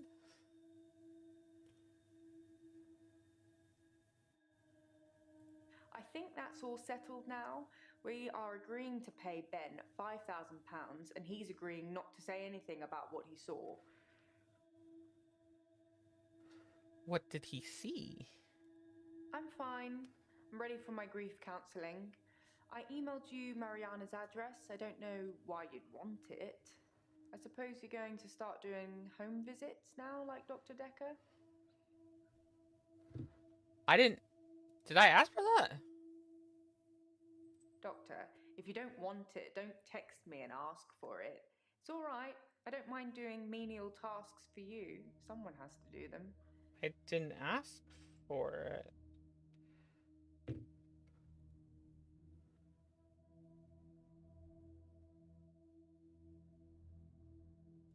Yes, Dr. Decker started doing home visits for Mariana. He said she couldn't concentrate properly in his office. I hope you're not thinking of doing the same thing. I need you right where I can see you. Aww. I really hope she's not the killer. I like her.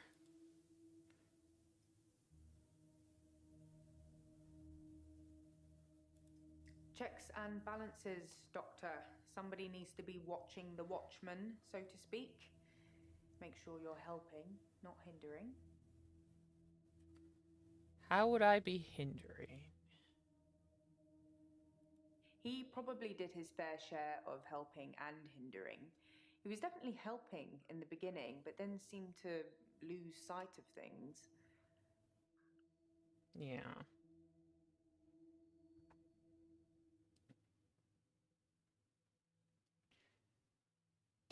Can we go back to, like, did I just have somebody get murdered in my fucking place again? Like, can we talk about that? Like, what just happened? Know what I mean?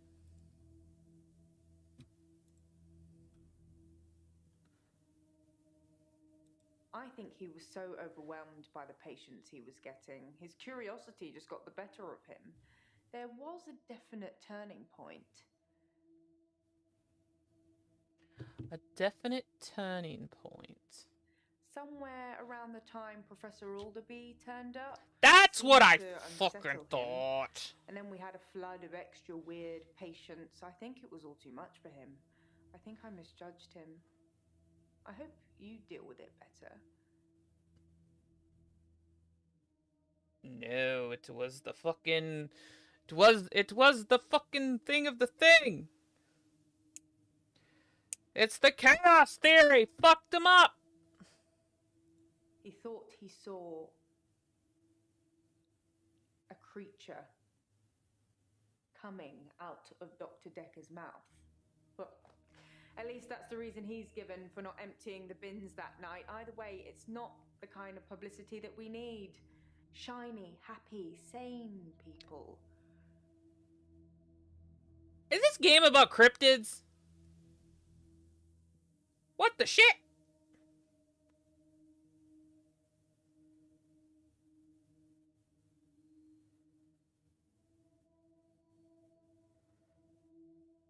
Wait a darn tootin' second, because the other people were talking about finding like a basically a cryptid body. Is this game about cryptids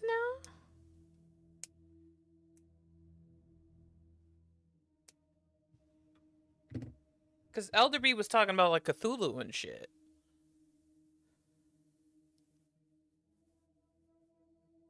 What the hell is happening there? What the hell? What the hell?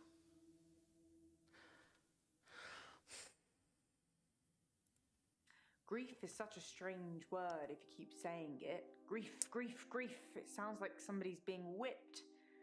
And you're gonna ask me how I feel today? Yeah, I just did. I honestly think that you're curing me with all this grief counselling. You know, we don't really have to talk about Dr. Decker from now on if you don't want to. We had a connection, but it's gone now. Dr. Decker asked me to have dinner with him for Valentine's. I refused, obviously, because you don't sleep where you eat or something like that. But it was flattering, especially with competition like Mariana around.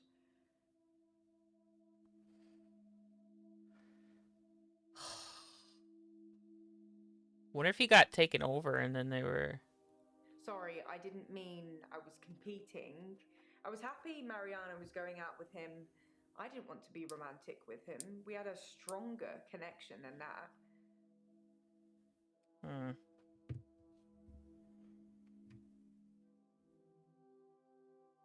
Dr. Decker and I shared some philosophy. We'd both read The Cult of the Kinetic Mind, and we agreed with a lot of what it said. Have you read that book, Doctor? No. No, I have not. In Cult of the Kinetic Mind, the author suggests that everyone is capable of psychokinesis and that the cult leaders specifically had these powers that turned their followers into disciples. It's not a fun read, but if you're into psychology, it's a blast. Yup. The pieces are coming together. Psychokinesis is the ability to change the physical world without actually touching it, just by using your mind. It's not just about bending spoons. It covers all sorts of things like telepathy, telekinesis, telesabalas. Shoot me, I'm a Kojak fan.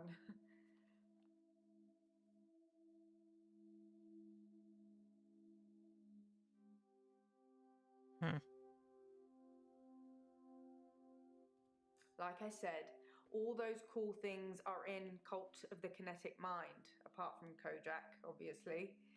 If you ever get a patient who thinks they can change the world with just their mind, then duck, just in case they can. But seriously, do a whole load of shrinking and make them better. Whether you believe in psychokinesis or not, you'll need to figure out your approach with those that do. Which is like every patient that I have. No, not at all in my experience. Dr. Decker had an unusual number of patients who claimed psychokinesis. Either he'd been specifically looking for them or someone had been sending them.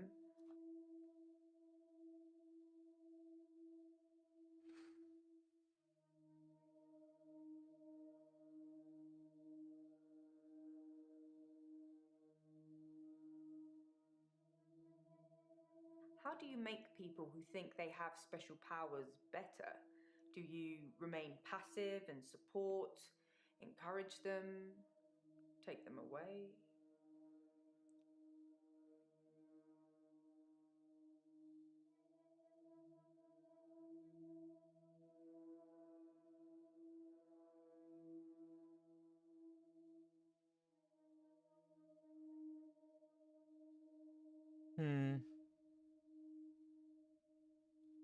That's what I'd try to do.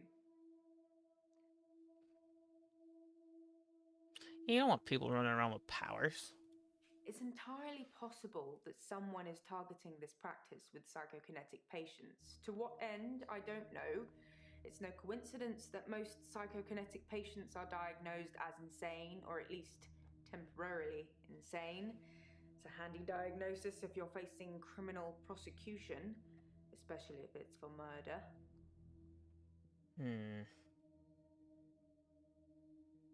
I didn't go out for Valentine's. I was at home. Wait, actually, I did come up to the office at about 9. I'd forgotten a USB stick that had some files I was working on.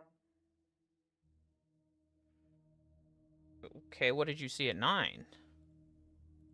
It's in that police report that I gave to you. You should really take a look at it. I did take a look at it. I'm asking you! Honestly, I think Dr. Decker had a bit of a crush on Mariana, or vice versa. I'm not really sure. There's some footage from their home sessions if you want to see them. There's footage from the home session? Why? Oh, that does not sound great. Show me. Joke, Doctor. I guess we found our level. Damn it. Oops, that was a strange thing to say, wasn't it? Whipped. Am I all whips and chains in the bedroom or dominant in the boardroom? Don't answer that, it's not a question.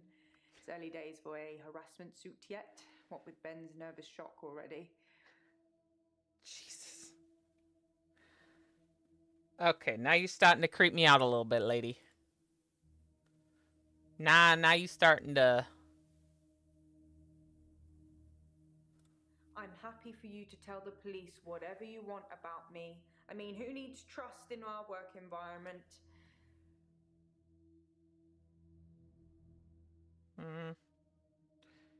But, so you did lie to them? I didn't see anyone else. I didn't hang around. It's just a USB stick. I got in, I got the data, I got out. I'm basically special ops. So you didn't see anybody. So you didn't see him? I mean, that is an hour.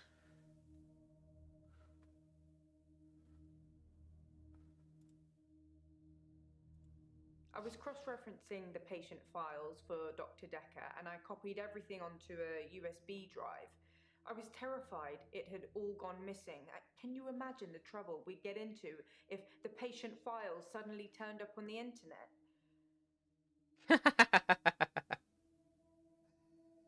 Yeah, just a little bit of trouble. Jesus.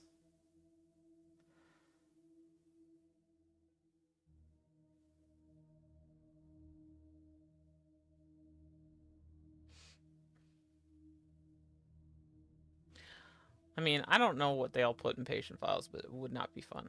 Research is research. What's good for one doctor is good for the next. They don't throw out the old TARDIS, do they? Doctor Who reference, let's go! I can work from home if you want me to. Is that what you're asking? There's lots of bookkeeping to be done. You'd be surprised. No, I'm just asking if you do. He wanted me to look up birth mothers and other family tree information. It's like he was seeing if all of his patients were descendants of the same line. Well, spoiler alert, they weren't. Same line of what? Dr. Decker did send me to see his mother once. She was dying in a nursing home and he didn't want to see her. I remember him calling her a manipulative, evil old hag. You tend not to ask any more questions after that. Okay, I'm starting to see what this is about, but I can't quite put my finger on it. Like, it's definitely something like supernatural, cryptid, like Lovecraft crap going on. Bringing a new world order, blah, blah, blah, blah, blah, whatever. But there's something not connecting. To cry on for Nathan. He told me a lot of things about Dr. Decker that I probably shouldn't have heard, and I'm not about to repeat to you either. Why? What did he say about me? Nothing. At least not yet. I've told you all I know about Dr. Decker. He started out good, then turned a bit crazy towards the end. When you start giving people more problems as a therapist, that's a bit crazy. That's true. So, I'm assuming that he wasn't him. Like, they took over his body? Is that... I feel like that's a fair assumption. Is the like cryptid or whatever took over his body. And then...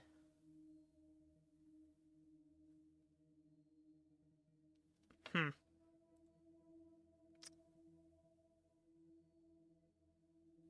started out with depression. Now I seem to repeat days. Even if you don't believe the repeat days, then I clearly have extra mental health problems that he's given me. I think that he possibly cursed other people, a bit like he cursed me. Sometimes you could see he was bursting to tell me about it, but he couldn't. He was ecstatic with power.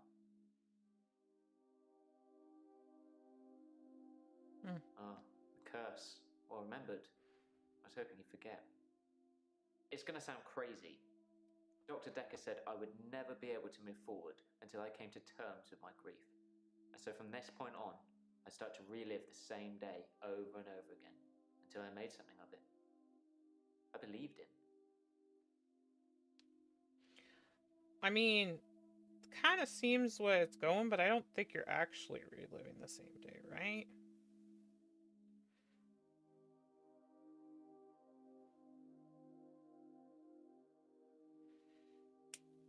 It's not the actual same day. He just thinks he's living it.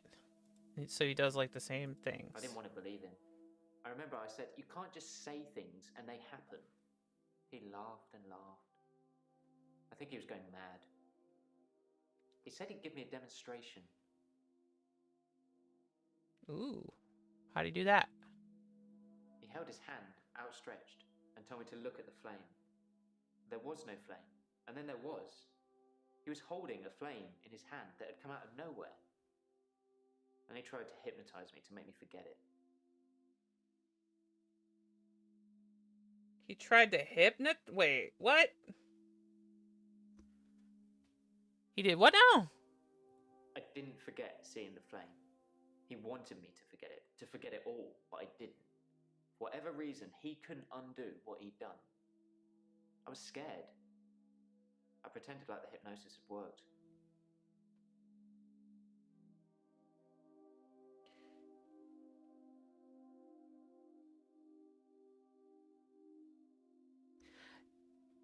So he went like this and said, "Fire!" And it showed up. I was scared what Dr. Decker would do to me if he found out I still knew. So I had to play along. Keep coming to the sessions. Pretend I hadn't seen what he'd done.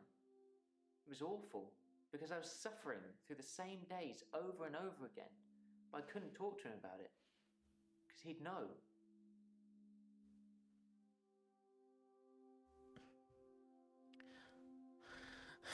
burned the photos of Hannah.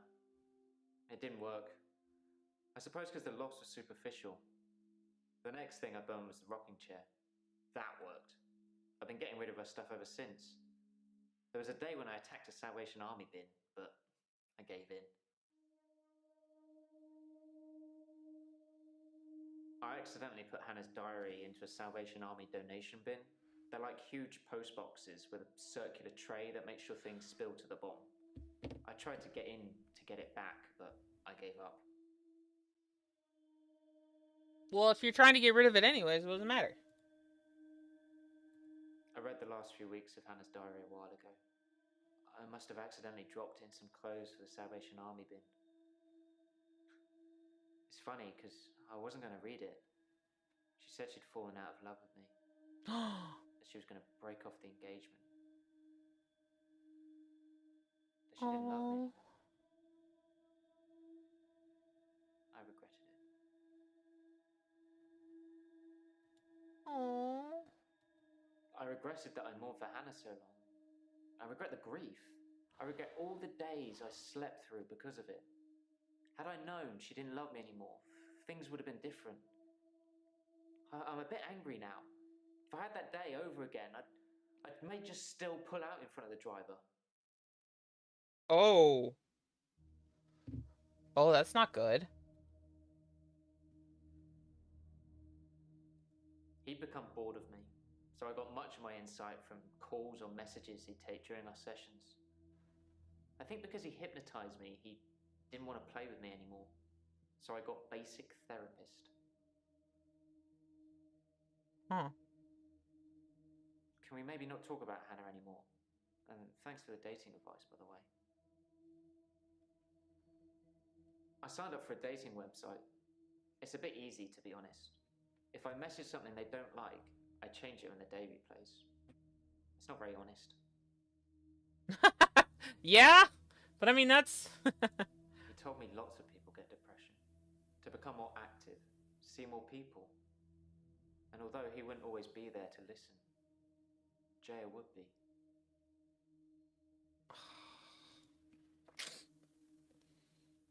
Jaya keeps popping I up. noticed Dr. Decker had a paper spike.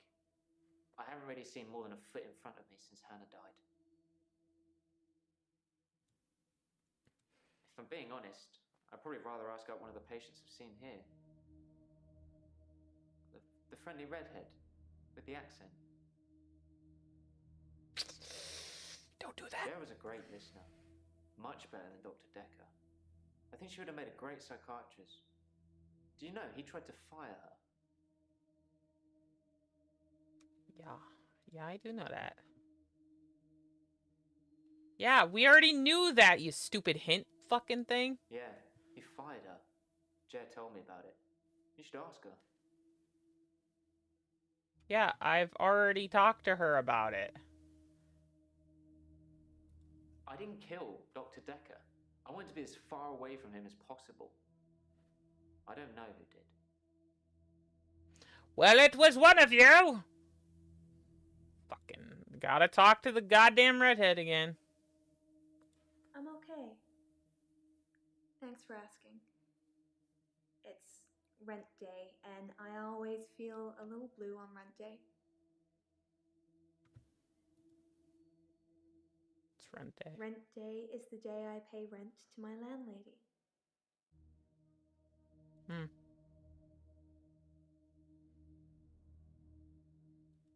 I've had no blackouts, and I haven't been to the beach since our last session. But I think I will today. Do you want to come with me to the beach?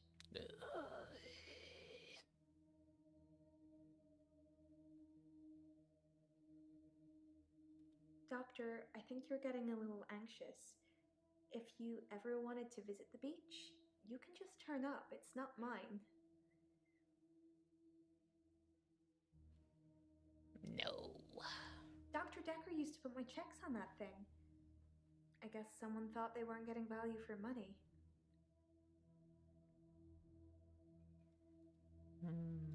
I actually don't have a lot of money. Sometimes a therapy check would bounce, but Dr. Decker would be okay with it. Oh, my checks are fine though, don't worry.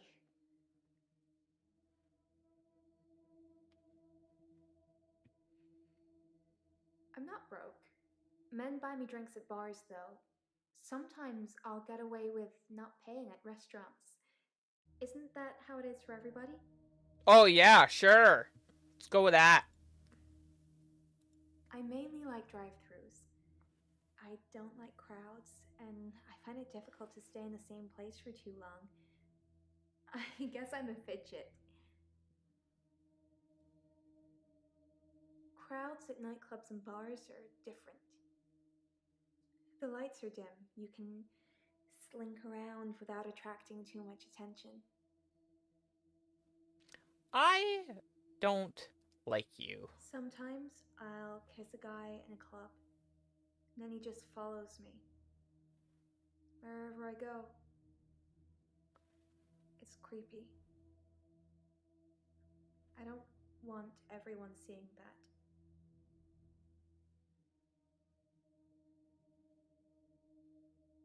They follow me wherever I go. Anywhere. Where do you think they follow me, Doctor?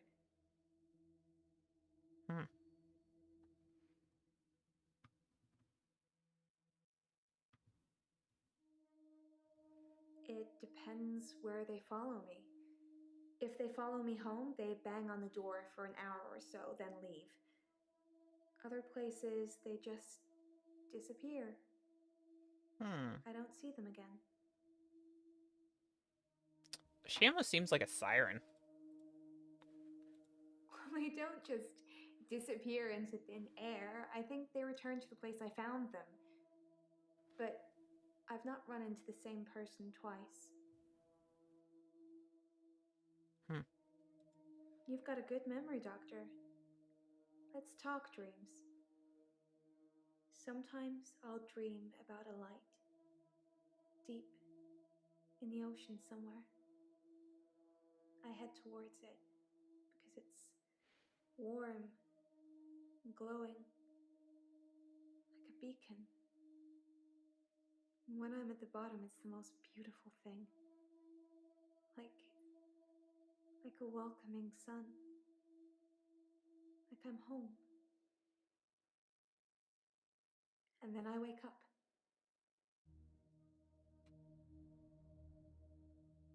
It's so beautiful. It calls me. It's like I'm in a trance. What does the dream mean, Doctor? Don't go towards the light!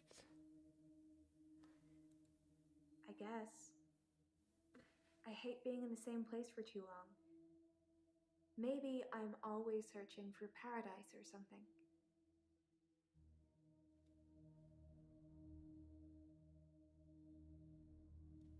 Yes, they follow me home. They're silent. It's like a trance. There was one guy, a real gym buddy. I let him into the bedroom, but nothing. Nothing I did would stop him just staring at me. It was creepy. I got him to follow me outside, and then I just shut the door.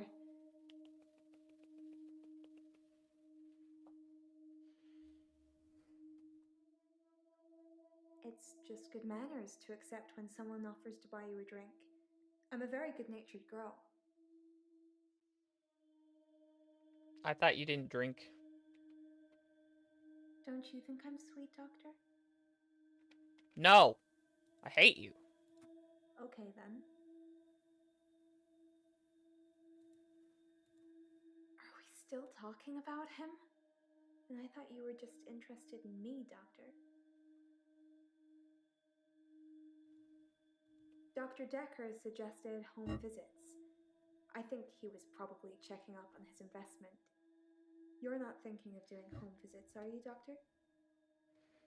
No. No. That's good. I'm not sure I can afford any more of your time.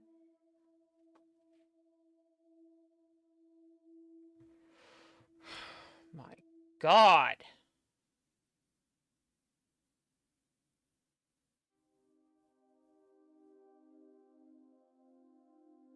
Ooh, she seems super anxious. I'm fine.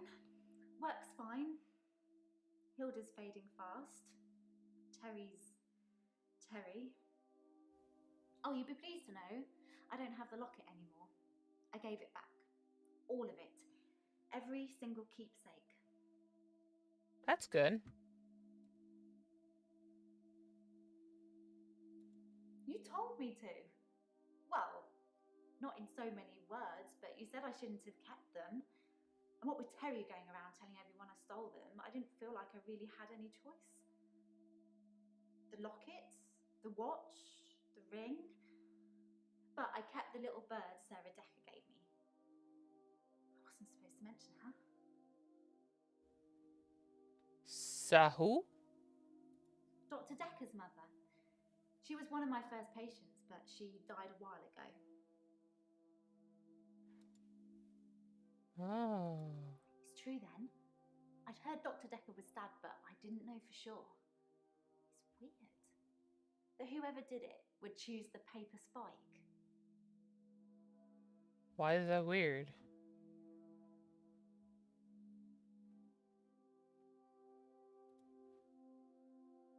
Dr. Decker used to play with it in our sessions sometimes. You know, pick it up, handle it while we talked. I remember once, he pushed the spike through his skin. At this bit, here, between his thumb and his finger. He said he didn't think I'd mind the sight of blood being a nurse and all that, but actually, there wasn't any. Oh, he was a cryptid! I was a bit freaked out. At first, I thought it was a trick. A magic trick, you know? Like some kind of therapeutic test. Show the patient this retractable spike and see how they react. But it wasn't. The spike was real. Dr. Decker gave me the paper spike to try. It wasn't fake. It was pretty sharp, actually. I don't know how he did it. He said he just thought that it wouldn't hurt him, so it didn't. Huh. Terry seems to have backed down since I gave the keepsakes back. Actually, it doesn't seem like she's been very well. Oh! Maybe she's got a bug or something. Angel of Death strikes again! Hilda's nearing the end. She's been sleeping a lot, not eating much. She hasn't been that argumentative either. Although, she did give me a vicious scratch yesterday. Ooh. It was nothing. I was just trying to give her meds. It's hard, you know? I'm trying to help her, but she keeps fighting me. It'll be better after she's seen her daughter. I've decided I'm going to do it tonight. She hasn't got much time left. You know the answer to that, Doctor. What have we been talking about? What can I do for Hilda that will make it all better?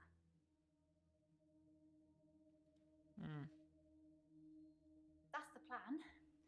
I know, it sounds unbelievable, like I'm making it up. I wish I could prove it to you somehow. We could try shifting now. Think of someone you really love. It might help if you close your eyes.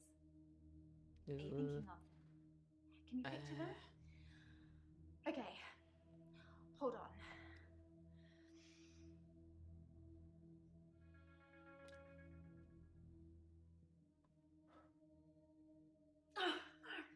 Sorry, I don't think it's gonna work.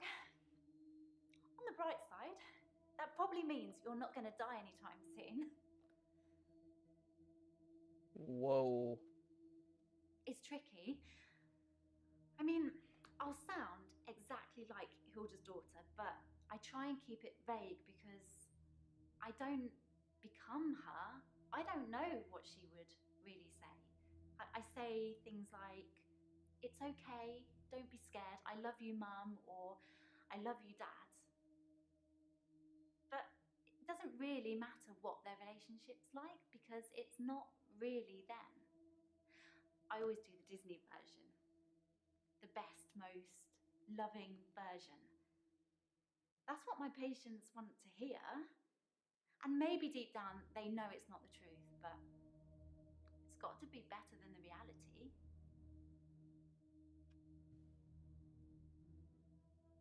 Does it really matter if it isn't the truth? Isn't it worth it if it brings them peace? Tell me honestly, Doctor, do you really think that what I'm doing is wrong? No, but I don't think you should know how to do it. Good, because I really feel this is something I have to do.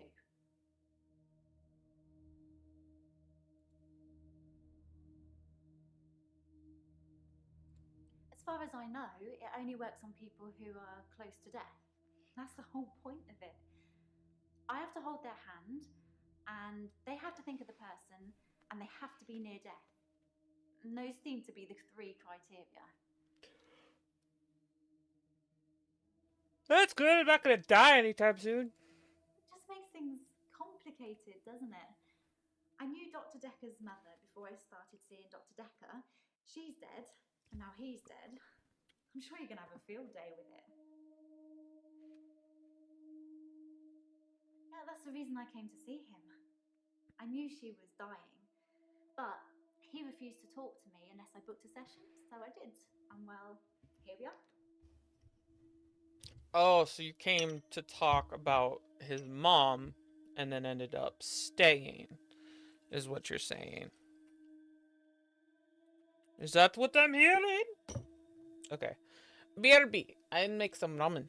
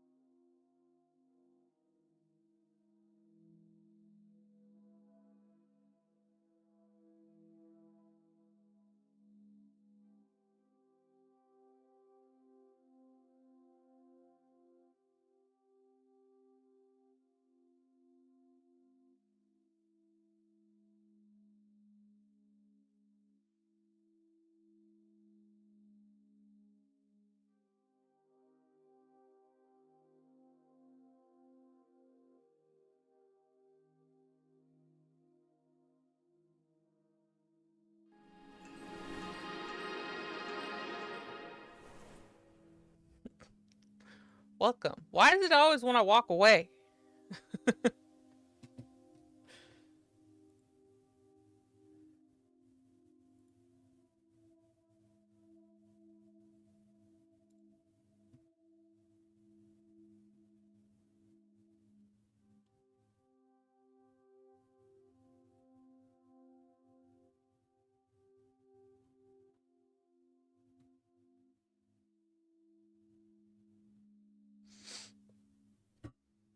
Oh.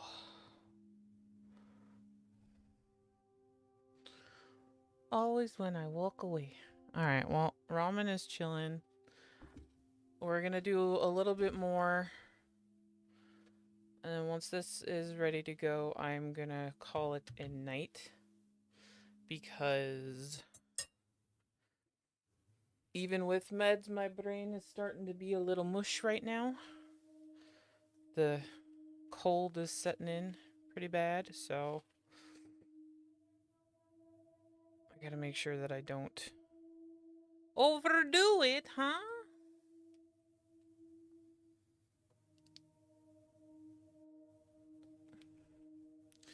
But we'll freaking find out who this. I am like 80% sure there's a fucking cryptid.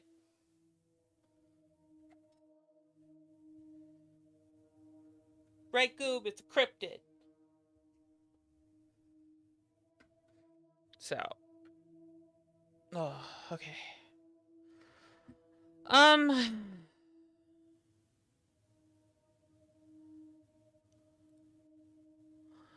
Yes, we got to ask Claire. It makes for interesting reading, doesn't it? I can tell you're dying to ask me about it. Fire away. Why are you so... What? That's what it says. I can see you're confused. The police say that David is dead, fatally wounded when I stabbed him. The coroner says that David is dead. Everyone says that David is dead. There was even a funeral. But I know he's alive. What? He's buried at Henley Church. You can go see for yourself. There's even a headstone. One of your other patients was a pallbearer. I never forget her face. You should ask him. Who? Who? Bryce was a pallbearer for David. He's also a gravedigger, I believe. David wanted to have a talk about our relationship. Not something any married person wants to hear. He said he'd been with Iris for about a year and that he loved her. He said he didn't love me anymore, which I know is a lie. You don't just fall out of love with somebody. I reacted badly. I grabbed the nearest weapon I could find, which happened to be the steak knife, and stabbed him with it. There was so much blood. I instantly regretted it. So I fixed him. You, I'm sorry, what? It was about a week later. I brought David back to life. Not with voodoo, not with virginal sacrifice. I just willed it to happen, and it did. Dr. Decker told me it was possible, but only if you're not buried. He says once you're in the ground, there's no coming back. But until then, you have a chance at resurrection.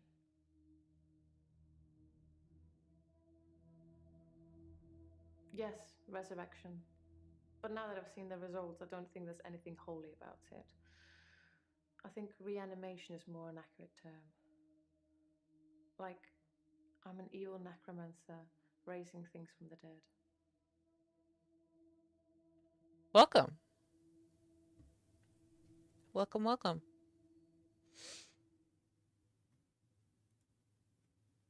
All these people suck. I think his brain was already decaying during the week that he was dead. Important bits. So when I brought him back to life, I didn't heal him completely. Just gave him life in the state he was in. I mean, he's hunting and killing things and trying to roast them on fires he can only light with matches, but that's about it. He's your basic Neanderthal. So I have a problem. I'm being charged with murder because the police don't know he's still alive, and I can't get David to vouch for me for obvious reasons. I think it would raise quite a few more questions than answers. Probably. Which is why I'm hoping that you would be able to help me.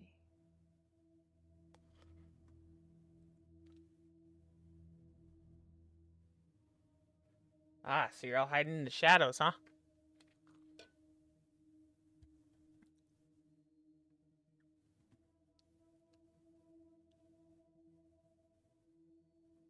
Can I help? I don't really want to help you. Considering the circumstances, I'd be grateful if you could see your way to declaring me temporarily insane at the time of the murder. To lessen my sentence. Because I'm not a killer. But I can't prove otherwise. You don't still think I'm a killer, do you, Doctor?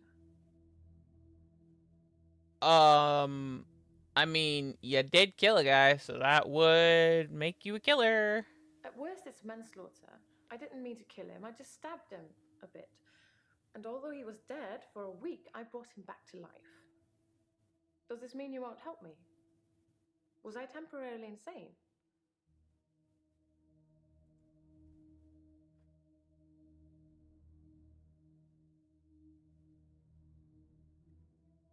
Do I want to declare her temporarily insane or not?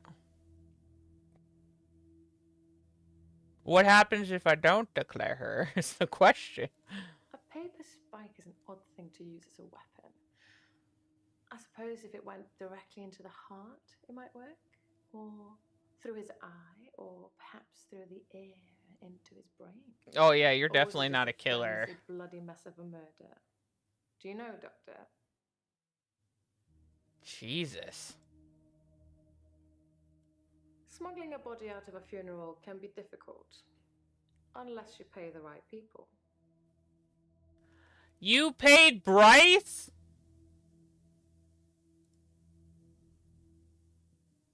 I've been to the lake house regularly, keeping an eye on David. I saw the girl again, the one I told you about. She was playing outside.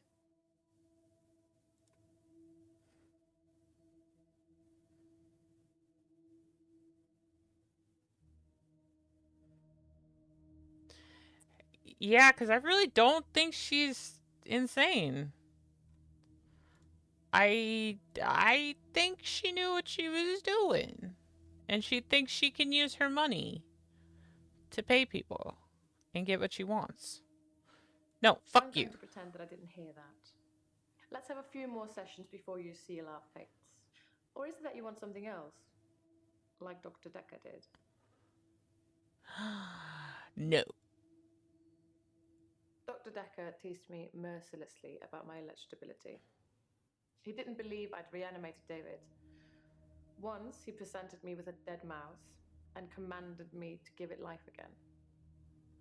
I didn't, of course. It's not something I'd throw around lightly. He changed his mind about me eventually. And then he mentioned the girl. Oh, he knows about the girl. He told me he'd locked up a girl in the basement of his house. What? Just for me. And he asked me to reanimate her. It was Iris. I said I couldn't reanimate something that wasn't dead, and he said that wouldn't be a problem. Oh. Agreed. I just played along. I was hoping it wasn't real. I assumed it wasn't real. But he was offering me what I wanted. A temporary insanity diagnosis.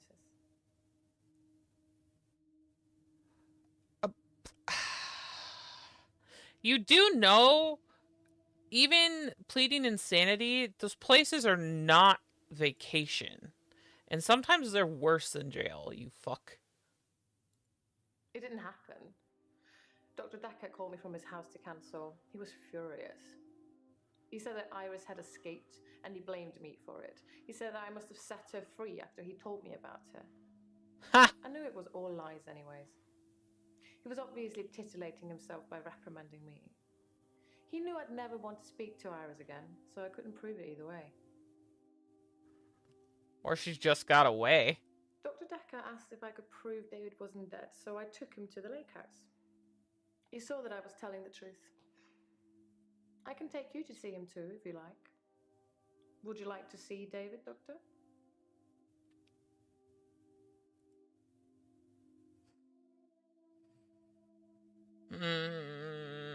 Would I like to see... I mean, a reanimated body would be kind of cool. Yeah. Very well. I want to see David. In our next session.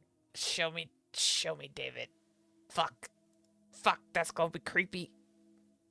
Alright, weirdo. Hello, Doctor. I've been thinking about our last session, and I just wanted you to know that I'm not a bad person.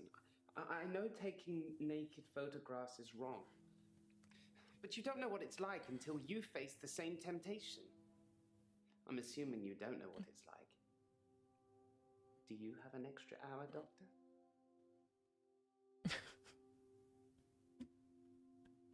It's very easy to not do something. Yes, I have an extra... No, I don't have an extra hour. Thank God for that. There's someone else in my hour. A hooded figure. Watching me and following me. I followed it too. Yes, my child. What? Come here, Gooby. I know you're hungry. You're hungry. Come here. Ugh, the baby. This is the baby. The baby goober. Oh, it's the goober.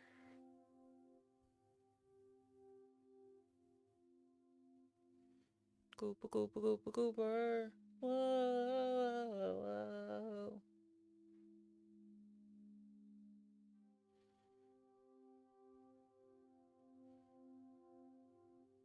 You just gonna fall asleep like that? Is that...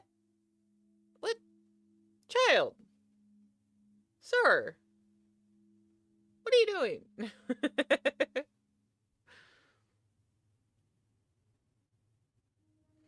See? To get him to chill, you just... You touch his little paws. His little toe beans. And he stretches his toe beans. Then he chills with you. Yeah. Say hi to the world, Goob. Hello. I am the Goober. You say hi, Goob?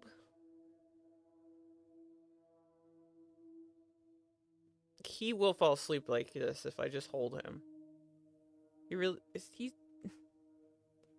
He's already asleep. Jesus Christ. Cat. Okay, cat.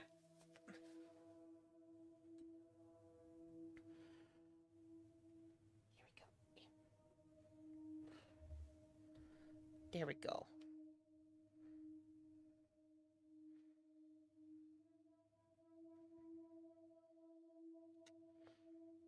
You can't have that. That's not for you. You can't have my ramens.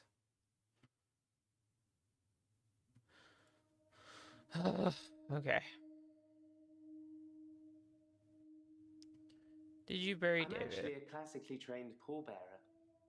There are a lot of health and safety considerations. Not everybody can do it. Well, properly at least. Occasionally I step in if the funeral director is short-shouldered. I do remember her face. She wasn't upset in the usual way. She seemed agitated. Her husband must have been a giant. The coffin was so heavy. I remember because aft port side sprained his ankle. That and he wasn't lifting correctly.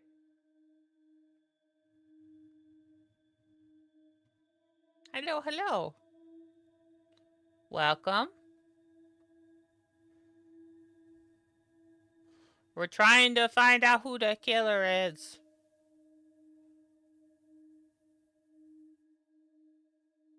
They all seem connected in some way or another. And there's fucking cryptids. Ah!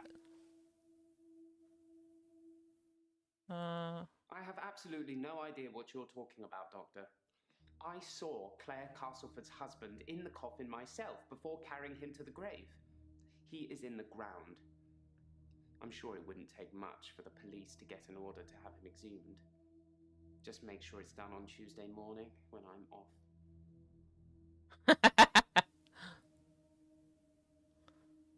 So you didn't smuggle the body?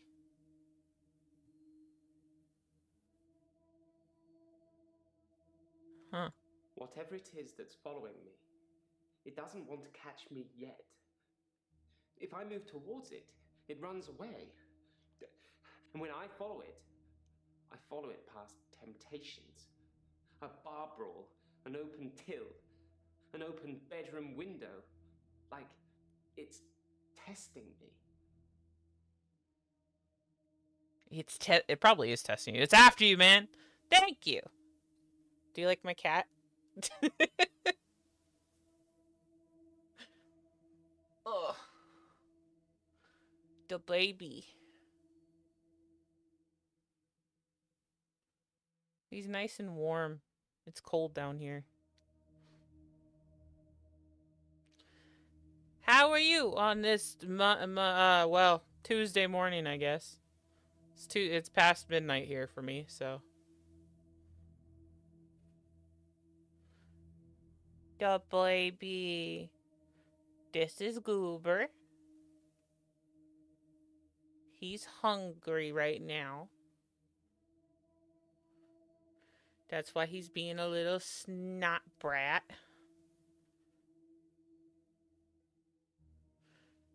He thinks he can get me to give him more food than is allowed.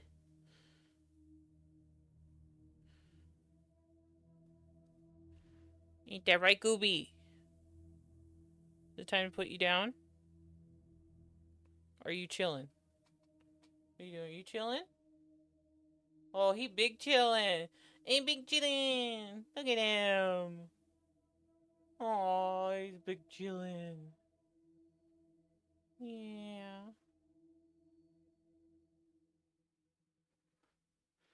If I put you down, will you sleep? No, you go right for my ramen. No. No sniffles.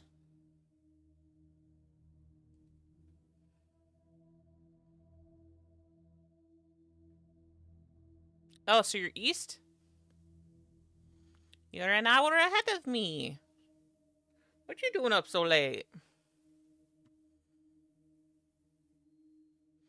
But, you know, welcome. I appreciate new faces. I'm Rose. I do lots of weird shit. I play lots of weird games. Lots of indie games.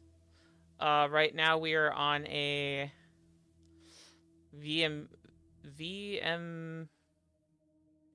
kick? Is that... It's not VMA. It's FMA? I can't remember the fucking acronym.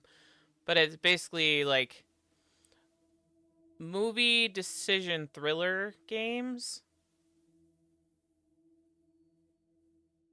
So they give you... Right now we're a detective. The previous doctor has died, and these are his patients. And we're trying to figure out why he died. And so far, what I can come up with is all these people suck. And I'm pretty sure the dude was turned into a cryptid and was teaching all these people how to do weird dimensional shit. And then until he eventually became the little cryptid bullshit himself. So that's fun.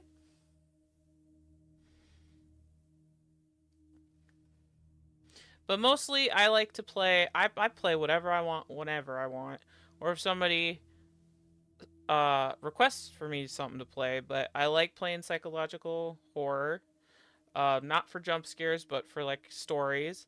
I like story games. I like indie games. I play a lot of simulator games for the fun of it, for chillness.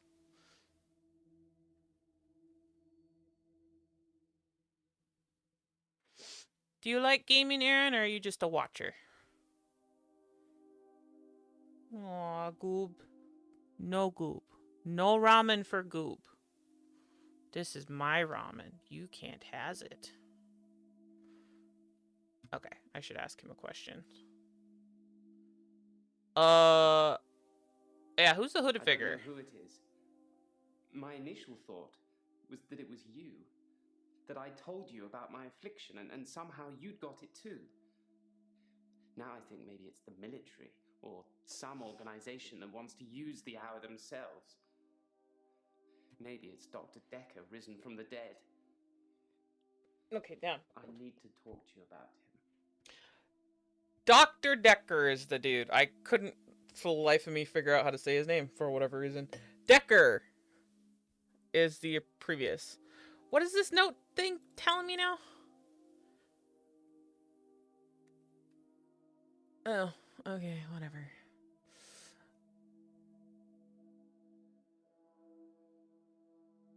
I play any GTA. Yeah, GTA is on a big rise right now. People keep telling me I need to get into RP, and I don't know.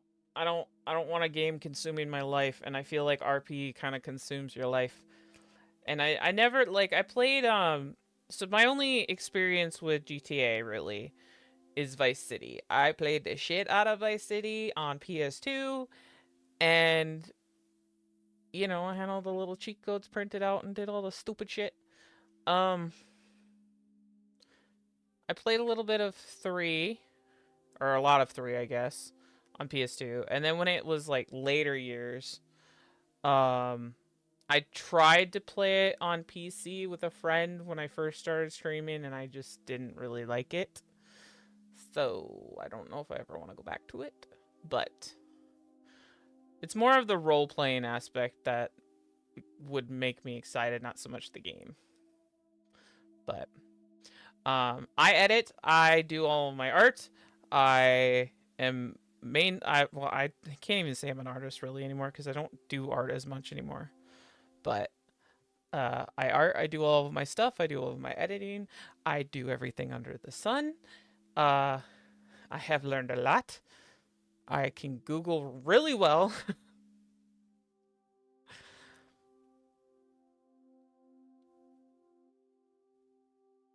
Professional wrestler? Hell yeah. Nice. Vice City was the shit. The vibe was mwah. It was real good. Real good vibes. Yeah, I hated to. It was...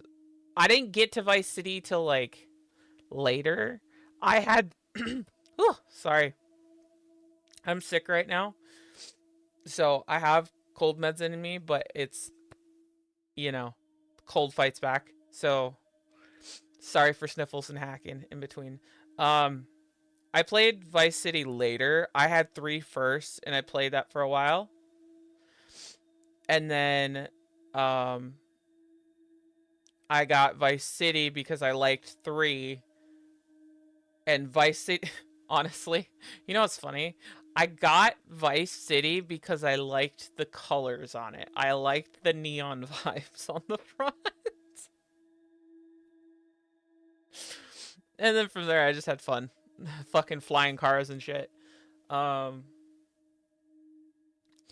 no, my games are mainly like big story games. I like mysteries, Sherlock Holmes, which not a lot of people... I have a bunch of Sherlock Holmes games I have to play yet, but I'm kind of like trying to sprinkle them around because not a lot of people like to sit and like try to figure out mysteries with me.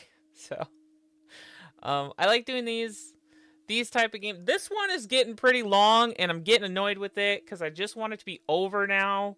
Because I am almost fucking 5 hours into it. It's 4 hours, 40 minutes into it.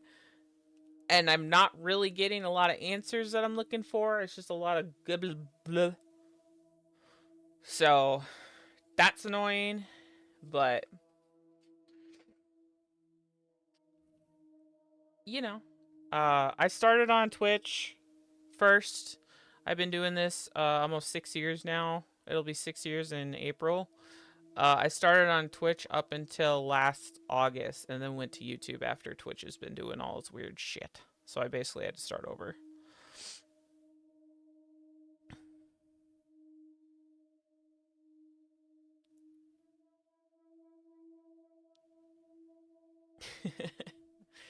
Yeah, I mean, it was that type. I mean, it's Vice City, man. It's that Miami type of vibe.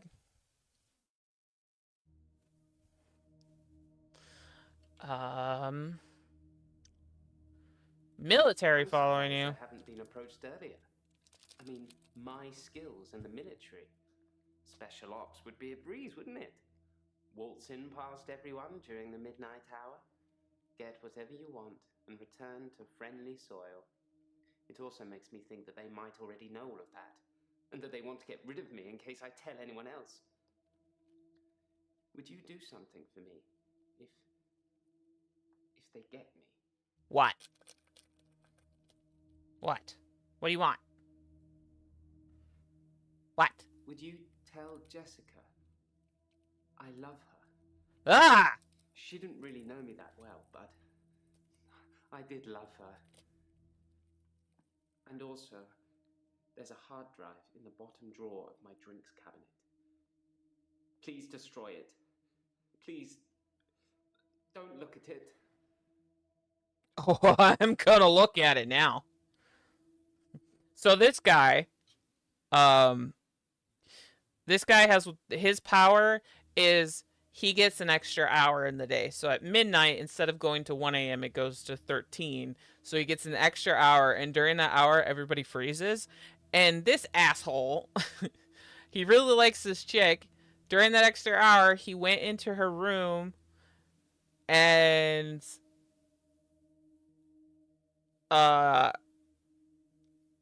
took her clothes off and took pictures. So I'm pretty sure those are on there, and probably whatever else porn shit he's got on there is on there. So, you know, definitely looking at it now. I spied on Dr. Decker not long before he was murdered. I'm not sure I should tell you what I saw. Tell me. Basement. He had a female in his basement. I already know that. I'd been feeling uneasy with Dr. Decker for some time. I mentioned how he'd changed before, so I began spying on him at home. One night, the basement door was open, and Decker was returning upstairs. I skipped past him, and there she was, a girl. It was difficult to tell. It was dark, and she was chained.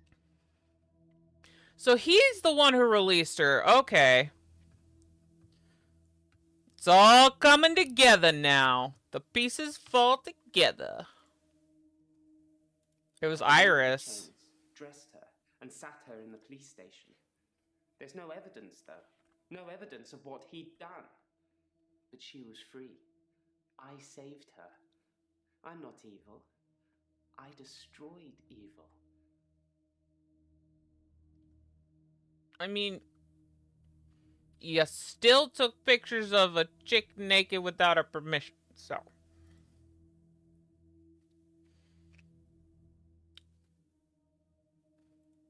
I split the brawl up. A bar brawl. See, some of this just kind of doesn't make sense. I did nothing. I'm not stealing anymore.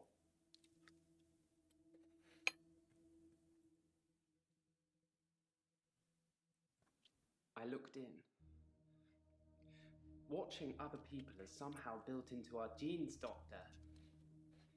There was an old woman in bed. I went inside. Her bed covers were smoking. I think she'd fallen asleep holding a cigarette. I took the covers and put them in the bath. She'd have died otherwise. And no, I didn't take any pictures.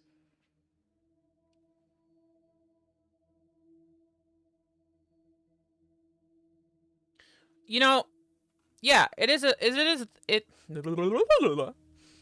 thing to people watch, but not fucking go to people's windows and be like, woo! Dr. Decker frequently used that paper spike on his desk as an example. I'm sure he did it with the other patients too. He'd make me look at it, touch the point to see how sharp it was. He'd tell me that because I think it's sharp, it will hurt me. But if I thought it was nothing, it could pass right through my hand. Y'all are weird.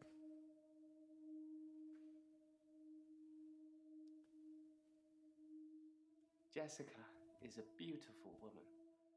I've not spied on her since the incident we talked about. I have real feelings for her, Doctor. We've never connected. Maybe Doctor? Thank you, Doctor. Thank you. It's nice you think I'm capable of such basic interaction with females. But I'm still in awe of her, really. I will think about it, though.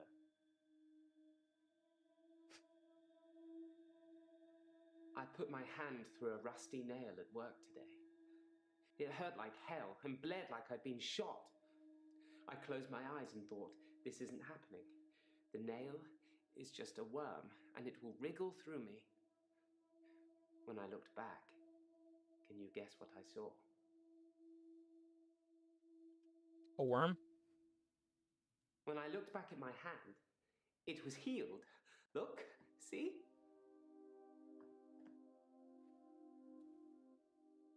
My hand had healed. The nail had become a worm and was wriggling in my palm. It was like a little miracle, like magic. Now you have a worm in your hand. I shouldn't really say miracle or magic. They're words that Dr. Decker used when he tried to get you to think things and make them real. But do you think it's real, Doctor? That magic is real? Me? You talking about weird stuff as in like weird games.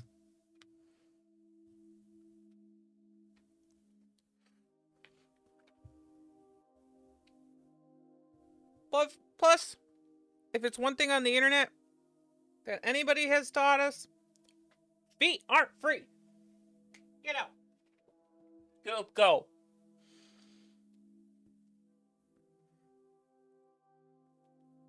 Magic is real.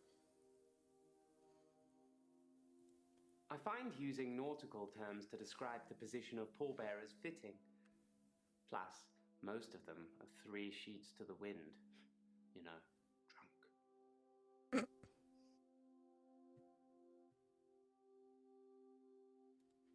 Yep. Moving on. You can stop looking at me like that. You've made me do this. And don't try and escape. You're all tied up. Now tell me the truth. Is this a dream?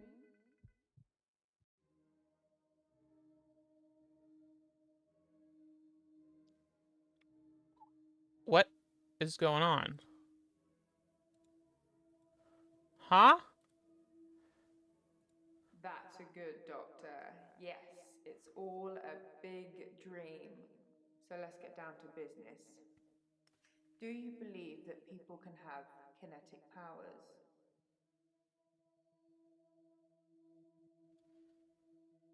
And how do we treat people with kinetic powers? Do we encourage them or do we discourage them?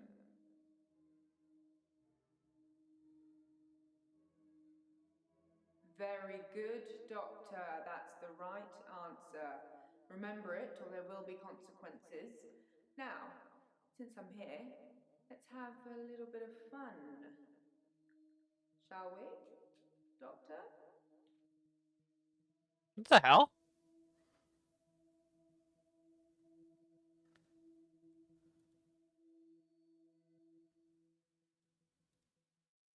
There's someone else in my hour. I brought David back to life. I removed the chains, dressed her. It was Iris.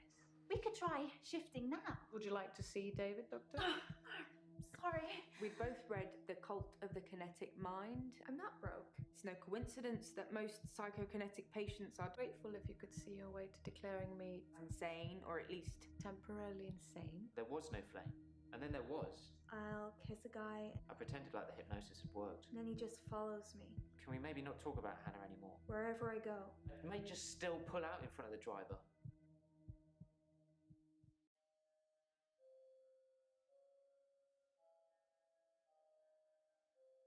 Morning, Doctor. You're looking a bit unwell. Are they getting you all wound up? Well, have a look at this. I found it in Dropbox. Apparently, Dr. Decker lent Mariana some money. Sounds dodgy, doesn't it? I also got the Bit. toxicology report back from Officer Yates, and shocker, Dr. Decker had... Sorry, you just have to read it. I should have spoiler alert tattooed on my forehead. And can we not do the grief counselling thing today? I'm all sorts of behind on work, and I'm getting more stressed out watching it all pile up. If you need anything, though, I'm here. I don't know. Since I just had a dream about you torturing me, I don't know if I want to even talk to you. What the fuck?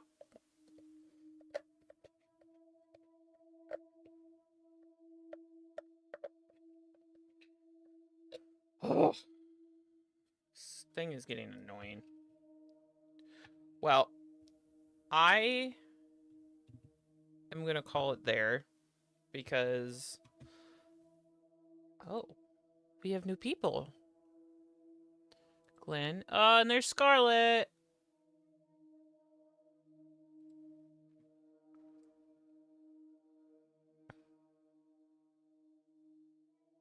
Yeah.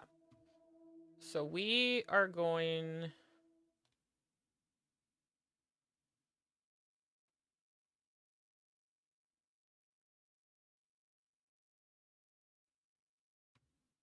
$65% all the way through. I don't fucking use the hints. I haven't even fucking looked at them half the time. But your patients like you, that's weird. Yeah, I'm gonna call it a night though. Just because it's getting late and I have to make sure I get to bed on normal time.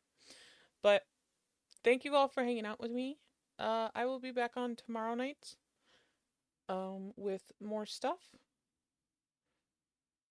Probably gonna finish this and do some other things. But I will see you guys then.